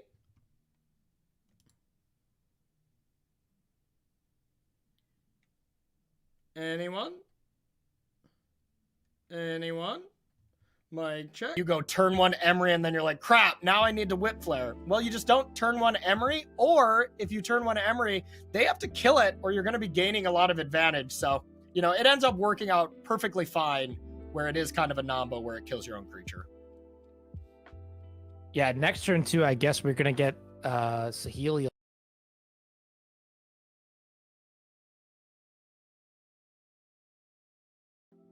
All right, pass the turn, upkeep, firing off the Urza Saga here, and to be honest, like, yeah, it is. Steam Vent Emery because you're very sure you want a Whip Flare. You know, Whip Flare and Emery is kind of a nombo, but you know, I just think it's so worth it because the games don't really look like the fact that you go turn 1 Emery and then you're like, crap, now I need to Whip Flare. Well, you just don't turn 1 Emery, or if you turn 1 Emery, they have to kill it or you're going to be gaining a lot of advantage. So, you know, it ends up working out perfect. S-card Flage and either Seasoned Pyromancer or Ajani, 3 creatures come into play. Then you can send Guide of has just been masterful because it was either, oh, this last turn,